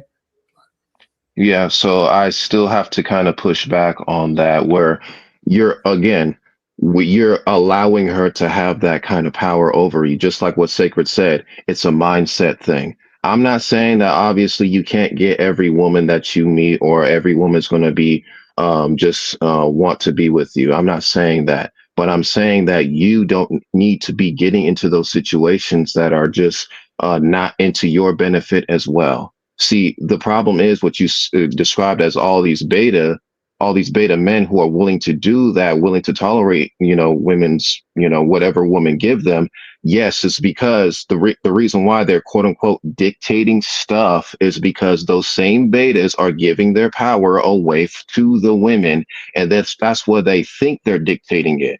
But again, just like even when the last time I was on the show, I was trying to explain to Ali is that it's if more men were to not tolerate crap anymore, not tolerate the BS, then women will be forced to change. It's because women have that safety net. It's because women have dudes who are going to bail them out. It's because that dudes do not have enough self-respect, and they're in large majority, and that's where you're correct. They're in large majority.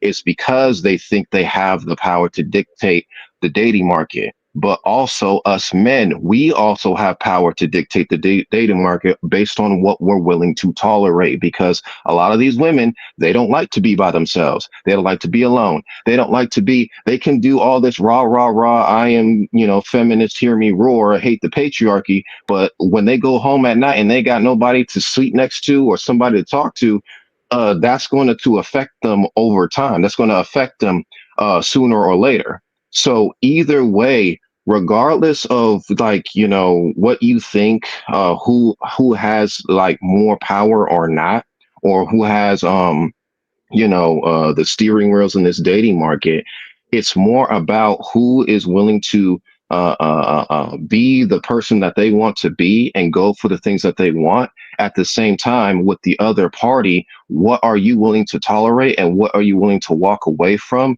and what are you willing to keep within the relationship, or at least interacting with the woman going into the relationship, and upholding those standards to make sure that both parties are getting what they want out of the situation. That's what it is. Like, we also as men have power in the situation, but we constantly give it away to the women who are just not worthy of that power, and they abuse it because they can. Hold on, Definite G, how old are you, brother? 29. You think most of these men now are staying in a relationship or leaving now? Staying. They still staying, right? And even when they stay, the women are leaving them, right? Yeah, most of the time. Okay, and if you don't stay, you leaving, right? Facts. Yeah. So why do you think that's going to work? If a man with dignity and respect, or know he can go get another woman, is going to leave, and most women make him leave, or if a man who can't get a woman, who desperate, stays in a relationship, she's still going to leave him. What makes you think your solution is going to work? And I'm asking you as a young brother, because this is what you're coming across. So you seen Back to the Future? I gotta answer. Yeah. You are way where we were. We way past that now, Definite G. That was yesterday. Today's woman, that don't matter. All that you leave her, you stay, is still not, it don't matter. She's leaving today. She's leaving every guy. Every guy is getting left today, except for the minority of the women who's choosing to stay with that man. That's why that's why the birth rate is so low now. And it's getting scary. Like, we're not making babies, and women are choosing their career over family. So I would agree to you maybe 5-10 years ago when I was your age too. And I go, man, you're absolutely right, man. We need to lead these women. But if you stay, she gonna leave, or she don't do what you want to do and you leave. That's the options we have now. We don't go, you know what? Women gonna cooperate if you leave, and she gonna cooperate if you stay. Well, I have to still push back on that. It's because if men are still willing to stay, they're enabling this. When you Yeah. push back, substantiate why you push back with what I just the information I just gave you. 70 to 80% of women today are initiating divorce. Okay, the number one reason why is because of lack of commitment.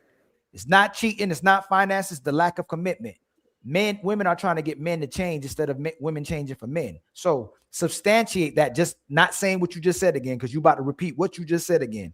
Substantiate your evidence and why you say I'm wrong. That's what that's what we got to get you to do too as you get older, because once we go, it's your turn. So tell me why you think men are wrong when if a man stays, she's gonna leave, and if he leaves, he just finds another woman who gonna leave him, or he gonna have to leave. Well, I don't have any data points off the top to really rebuttal that data point, but you know, the commitment, I'll have to look into that, like what that really means. The lack of commitment, that's kind of vague to me. But no. So you ain't gotta look. So when you got with women, were you committed to them? When I was in a committed relationship, yeah. Why'd you leave? Did she leave you or you left her? I left her. Why? It's because inconsistency. She wasn't for some odd reason she fell off. Yeah. How many times has that happened to you now? I would say maybe like 3 times. So why are you refuting your own evidence? You see the evidence. You keep going to a woman who probably did what you were asking initially, right? Did she do what you were asking initially? Yeah, initially, yeah. And then she changed when she got the relationship, right? Yeah. So that's what most men are experiencing. Like the woman goes, I want you. Hey, you know what? I'm tired of what these women are doing to these men. She's going to gas you up, feed you what these other women are doing. And when she finally gets you, she's going to treat you just like the other women when she gets the relationship with you. That's what happened to married men. They get married and then the woman becomes the worst version of herself typically. And again, I'm going to keep trying to say this. There's a minority of women who don't do this. If you have a woman who does this, shout out to the women who love and support their men. I don't want to go too extreme. I'm just going from observation. I got me a lady. I got me a woman who cooperates as well too. We have our things, but every single day she still wakes up to get better. If she didn't do that, I wouldn't be with her. And she got my children too. That's a whole nother thing as well too. But if she wasn't trying to be a better woman and if she wasn't trying to cooperate, I wouldn't be with her. So if you got a woman who's always working on herself and willing to cooperate, then you should remain with her. What I'm saying is that most women eventually don't cooperate. She may change. She may not cooperate with me anymore. I'm just saying your own evidence show you that these women bait and switch, and then you have to go get another woman or you always constantly by yourself. So why do you keep telling men if they just leave, they're going to get better results? Are you in a relationship? Not right now. You get what I'm saying? And that's what Little Black Book, hold on. Little Black Book just did this. You're more intentional. He's intentional too, but you're more telling men to have self-awareness and be more responsible of how you conduct yourself with the woman in a relationship, where he says what you do. If you're in the relationship, you're going to say, hey man, you just chose wrong. That's the problem. You were putting it back on men when the prototype ain't her type and the guy who not her prototype ain't her type anymore. They're professional leavers of relationships. They find a reason to like the man they like, and they find a reason to leave the man they don't like. I have a rebuttal to Ruth's statement. I want to rebuttal real quick. The issue. Hold on real quick. You rebutted me or you rebutted in G? Ali. No, I'm rebuttaling you. Oh, okay. Okay, and you're gonna provide evidence, right? Well, you just use since you used me as an example of your point. No. Then I'll use myself as the data point. Well, my own experience, what I just said, that I left that situation proves that I still had that power in at least some power in that dynamic. I left it because she was being inconsistent, because she wasn't being who she was at first. Now, later on into the relationship. So I left that situation. So that also, my situation, you're saying it proves your point. Okay. You're saying that, okay, no matter what I did, she didn't change for the better. Okay. You're great. You got that. But at the same time, I left that situation for that same reason, because she didn't change for the better. So I'm saying, men, yes, you can walk away from this, but there's a lot of men who don't do that. That's what I'm trying to convey. Again, I don't have a data point off the top of the head, to refute the data point that you presented. It's like blaming children for their parents abusing them. You know, hey, just leave your parents. You don't have your you know how many, I don't know if you know what's going on in society right now with therapy, that people are starting to do no contact with their family now. Like people are literally stopping to talk with their parents, whether they agree with them or don't disagree with them. Our families are deteriorating. Okay. So what people are deciding to do now is to leave each other. And so when you're single, you're like, oh, I got power. We sound just like the woman who says she's strong and independent. You get your power back. But if we're not together, we're not really empowered. We don't have anything. And I'm not saying don't come up with a solution, but we have to come up with something better than both people picking themselves and being empowered by being strong and independent and choosing yourself. That's all I'm saying. So it almost look like all the power we have to do is leave. That's the only power we have right now, is that all you can do is leave. Or the power to avoid. Or the power to stand on your standards and morals. Yo, I still want to rebuttal as a statement. Goddamn it! Ruthless sat up here and started. He started a weird. It wasn't weird. I understood what he was saying. Let me get to the fucking point. I don't need. So the point is, women don't dictate the dating stuff as much as he claimed, because if they did, they would be getting the outcomes they want. Women are constantly complaining every day, all on social media. Why aren't men approaching us anymore? I go to single events. It's 60 men, no women. Why don't women worship? Why don't men worship anymore? If women were dictating the dating market, it wouldn't be so many single moms. If women were dictating the dating market, the men they want would want them. If the men you want don't want you, you're not dictating anything. And if the man they wanted them, TikTok wouldn't be a woman complaining about man and dating website app. Exactly. TikTok is primarily about women complaining about how the men they want don't want them. Someone that's dictating and running some shit doesn't have those complaints. So I get it. And one more point you made. You're talking about 80% of men are betas or simps. That's irrelevant, null and void, because women don't want 80% of men. They don't want those guys anyway. As much as women utilize a simp, they're not attracted to, or do they like simps? They are disgusted by simps. What they really want is the man, the dominant man that they want to be with them and treat them right. They would use a simp, but the whole time he's getting lukewarm vagina. What's your rebuttal? What's your rebuttal? Because I got a rebuttal to you too, Red Pill. What's your rebuttal? What's your rebuttal? Is the women are dictating the dating market because they're friend zoning 70% of the dudes they run into.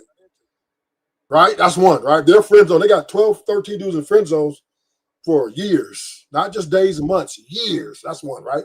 Two, the one, we do understand women will spend their resources and their money to chase the elite guys with all the nice trinkle things. But when they get those men, some of them get them. Or one, when they do give it those men, the problem is they want that man to serve them. They're not looking for those men to serve. So this is why the rich man, the poor man, the high earning man are getting left. The women are leading the divorce rate. They're the ones opting out. The men aren't opting out. The women are the ones telling the men if they're going to be in a friend zone or are they going to be their man, right? She's saying it. And then she has all these demands. The man is coming with, you need to pay for all this. The dinner, right? She's not pulling out her wallet, right? She's living there. Okay. And then some of the women say, well, what restaurant are you taking me to, right? If you say the wrong restaurant, she's blocking you because she got 10 dudes, even though she may not want them on be streaming, she may not want them, but she'll take that free meal, right? Because he's gonna take her to Mastro's and she'll get that free steak, lobster mac and cheese, nigga, please. So when we really want to look at this, are women dictating the play? Yes, because more men are not getting to the box. More men are acting thirsty, right? Not only that, we're moving into the prostitution era now, right? Well, women are now even coming out saying they want men to pay just for them to even get to that. Well, how are we thirsty? How are we thirsty but not showing up to the dating events and mixers at the same time. Two things ain't making up. We thirsty. How are we thirsty, but we not showing up to the mixers and the dating events at the same time? How are we thirsty? Hold on. How are we thirsty when I can show you hundreds of videos on TikTok of women saying men don't approach women anymore? How are we thirsty but not partaking in the dream? Because we're on it. They are checking out. So the man that they want ain't approaching them. So the problem is this: truth is right. Most of these relationships and marriages, the women are leading. Red pill. These men, a lot of these men. No, I agree with that. No, I agree with that. I won't argue that. So, but the market they leading too, because men will still save the woman off the. He'll still take her off that stripper pole. He'll still date the OnlyFans woman. He'll still date these these vixens, these influencers. Like most of these women can still get men. They just can't get the men they want, which is the minority of men. But most men would do anything for these women to get a touch of women, to get a sniff of a woman, to be with a woman. So I used to think what you thought. Would they really? They won't go to dating events. So would they really do anything? They won't. No, they don't. They're not going. Red pill. Why would you go to the dating events to know the women ain't going? They not approaching because they know they're not going to pick them. So if majority I go to the grocery store for food, if I want something, I'm gonna go where it's at. Red pill. When they did the data on when they did the data on the dating apps, women swipe left on 80% of men. They only swipe right on. That means that we're smart now. A guy not approaching because he don't want to approach. A guy not approaching because he know he not gonna get picked. A guy ain't going to the club. Well, he'll still go to. Men will still go to the club, and they'll all be right there. Actually, that's a problem now. We're not even going to the club like that no more. That's not my point is this. Okay, watch. I'm gonna ask you the question. If all women were bad, would you still have sex? I don't even gotta like a woman to fuck them. So yes. If all women were bad, would you still attempt to marry a woman and start a family? All? No. And I would tell you this. You can say that right now, but it's in our nature to keep messing with. If all women were bad, men would still try to be with women. It's in our nature. We still want kids. We still want a family. All she has to do is tell you what you want to hear, just like we want it. They want to hear what we want to say, and you one blow job from the plantation. Most men can't wait. Most men can't wait for a woman to tell them what they want to hear too. That's the other elephant in the room. It ain't the only person who want to believe the lies ain't women. Men want to believe it too. You know what, baby? I'm not the woman I used to be. I'm not that same woman. You know how I know? Most men get in relationships with that same story. They'll get with a woman and she'll say, my baby daddy was this way. The last dude was this way. All of them never knew how to treat me. And most of us ain't get like this till we got in our 30s to start understanding how women were. It's in our nature to actually love them and want to be with them. It's in their nature right now to pick the guy they feel is best for them. And because they're the epitome of love, they don't feel like they got to change, and they don't have to change. That's why they stay how they are. So they control the market. If they're good women, we're going to be better men. If they're thoughts, we're going to just be having sex, and some men going to still try to wife them. But for what Ruthless is saying, Red Pill, women do run the market currently. We don't run nothing. But if they do run it, they're running it terribly because they're not remotely getting the outcomes they want. So if you're not getting the outcomes you want, but let's agree they running it. If they running it, they are the most terrible managers in the history. No.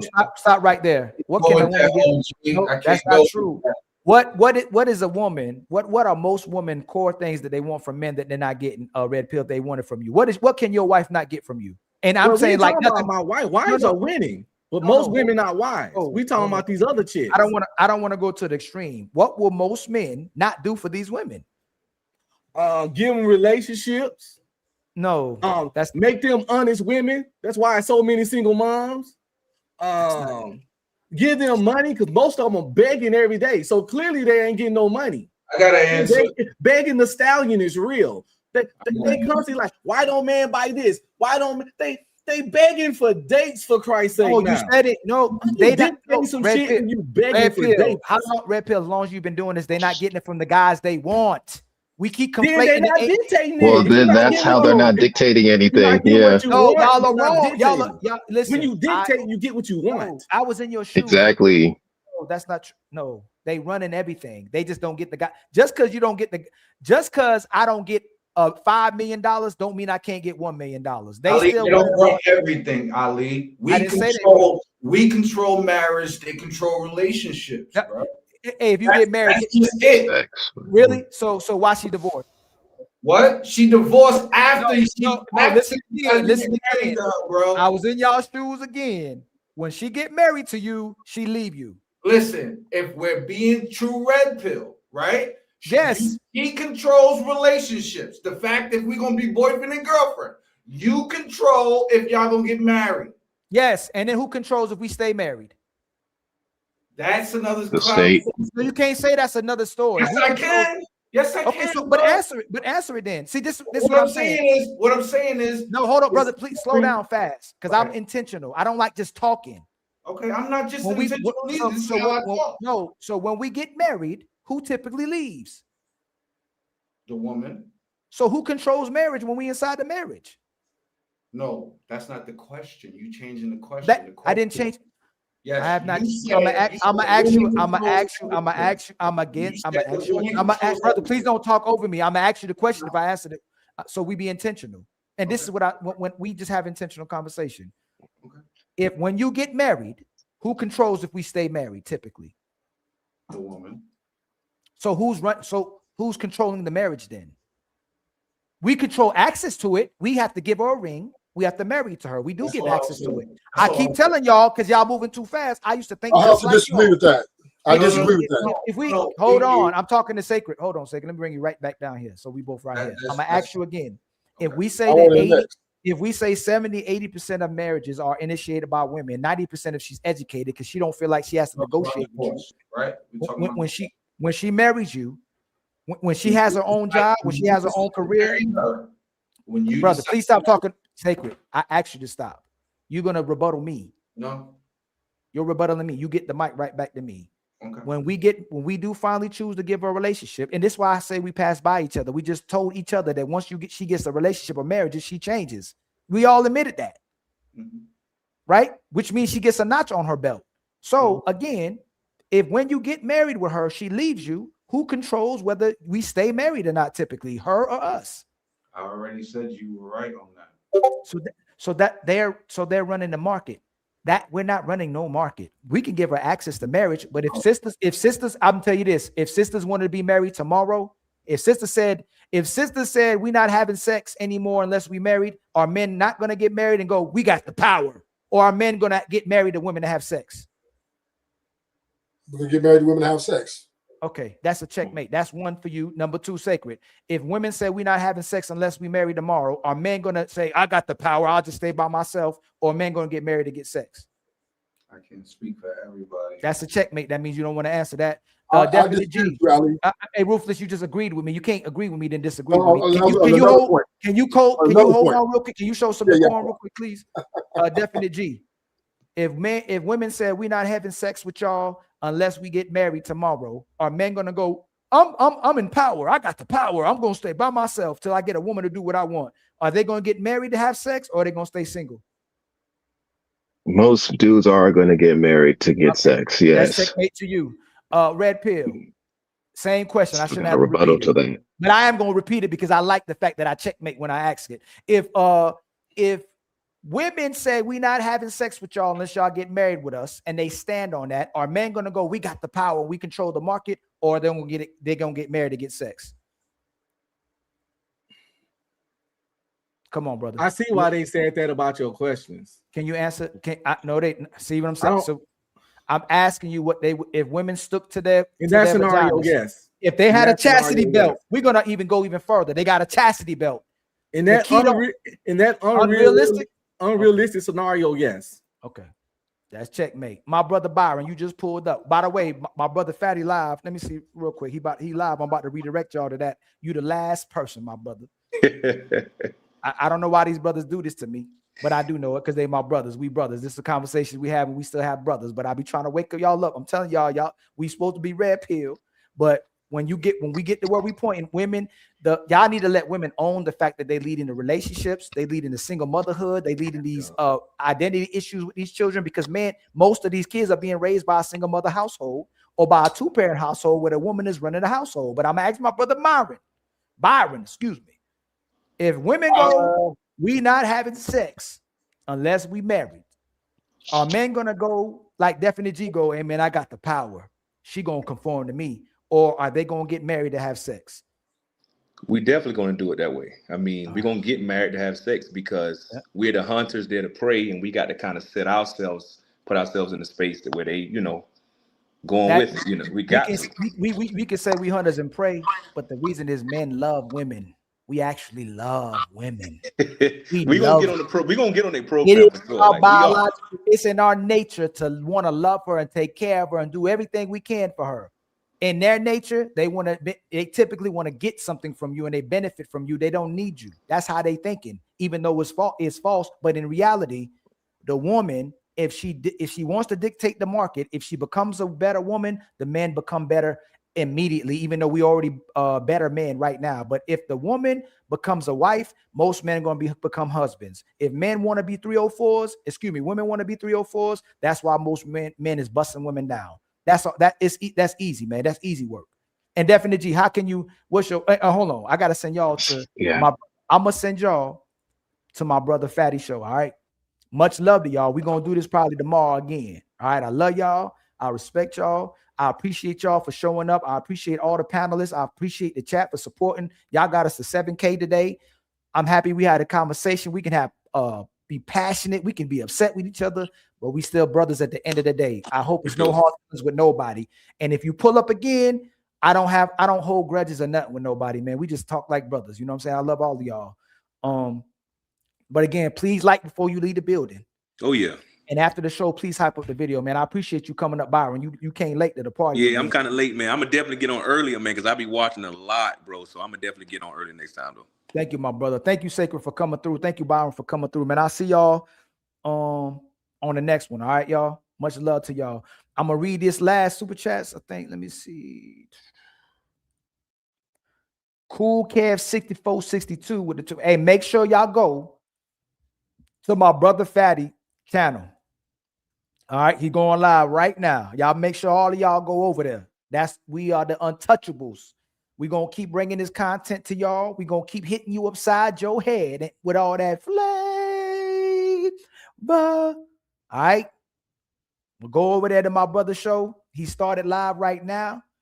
I may have time to play y'all a little music before y'all go over there. But nah, y'all go over there, hit my brother up. And we're going to keep bringing you, hitting y'all upside your head with bangers, man. Much love to the sisters that came.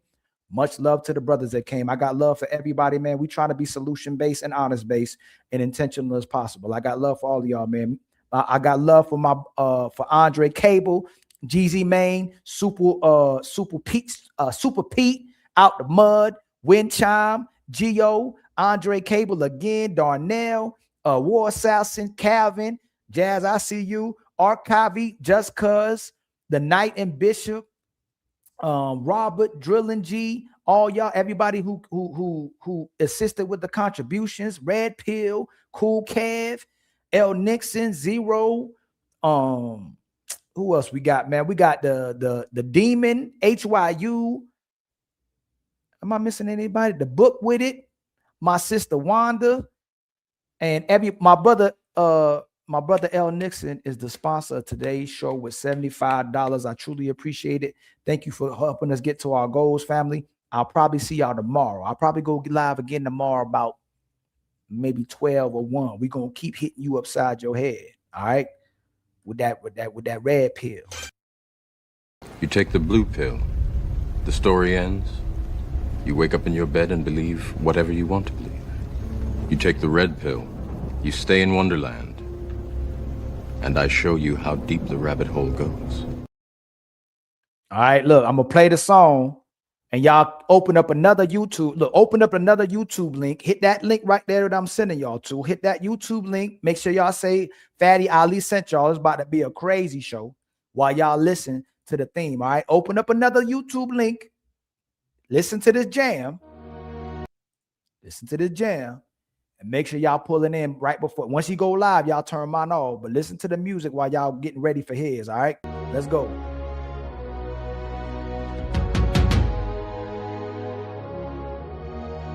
We rise higher to the fire. Hey, hey. Untouchable empire. Hey. Untouchable empire. higher. Through the fire. Untouchable empire. Lift us higher. Ollie and Fatty, bring truth to the streets. We stand for the people, never fall, never retreat. Untouchable empire, we don't break. We rise higher every step we take. Higher, higher, untouchable. Higher, higher, untouchable. Yeah, we step in the room and the whole crowd lifts. Truth in our blood, that's the realest gift. We talk power, elevation, transformation, untouchables. Yeah, we built this nation. We ain't chasing clout. That's for boys, not men. We chase money, purpose, legacy, and man. Ollie with the flame and Fatty with the spark. We light up the world when the whole world dark. Lift up the people that survive. We bring talk, justice, unity. Every time we swing, we don't bow down. We stand tall and rare. Untouchables, baby, we everywhere. We rise. Through the fire, through the fire.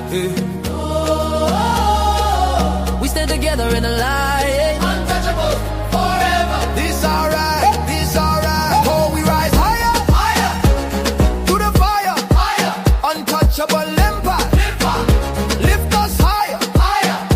Ollie and Fatty, bring truth to the streets. We stand for the people, never fall, never retreat. Untouchable empire. We don't break. We rise higher every step we take.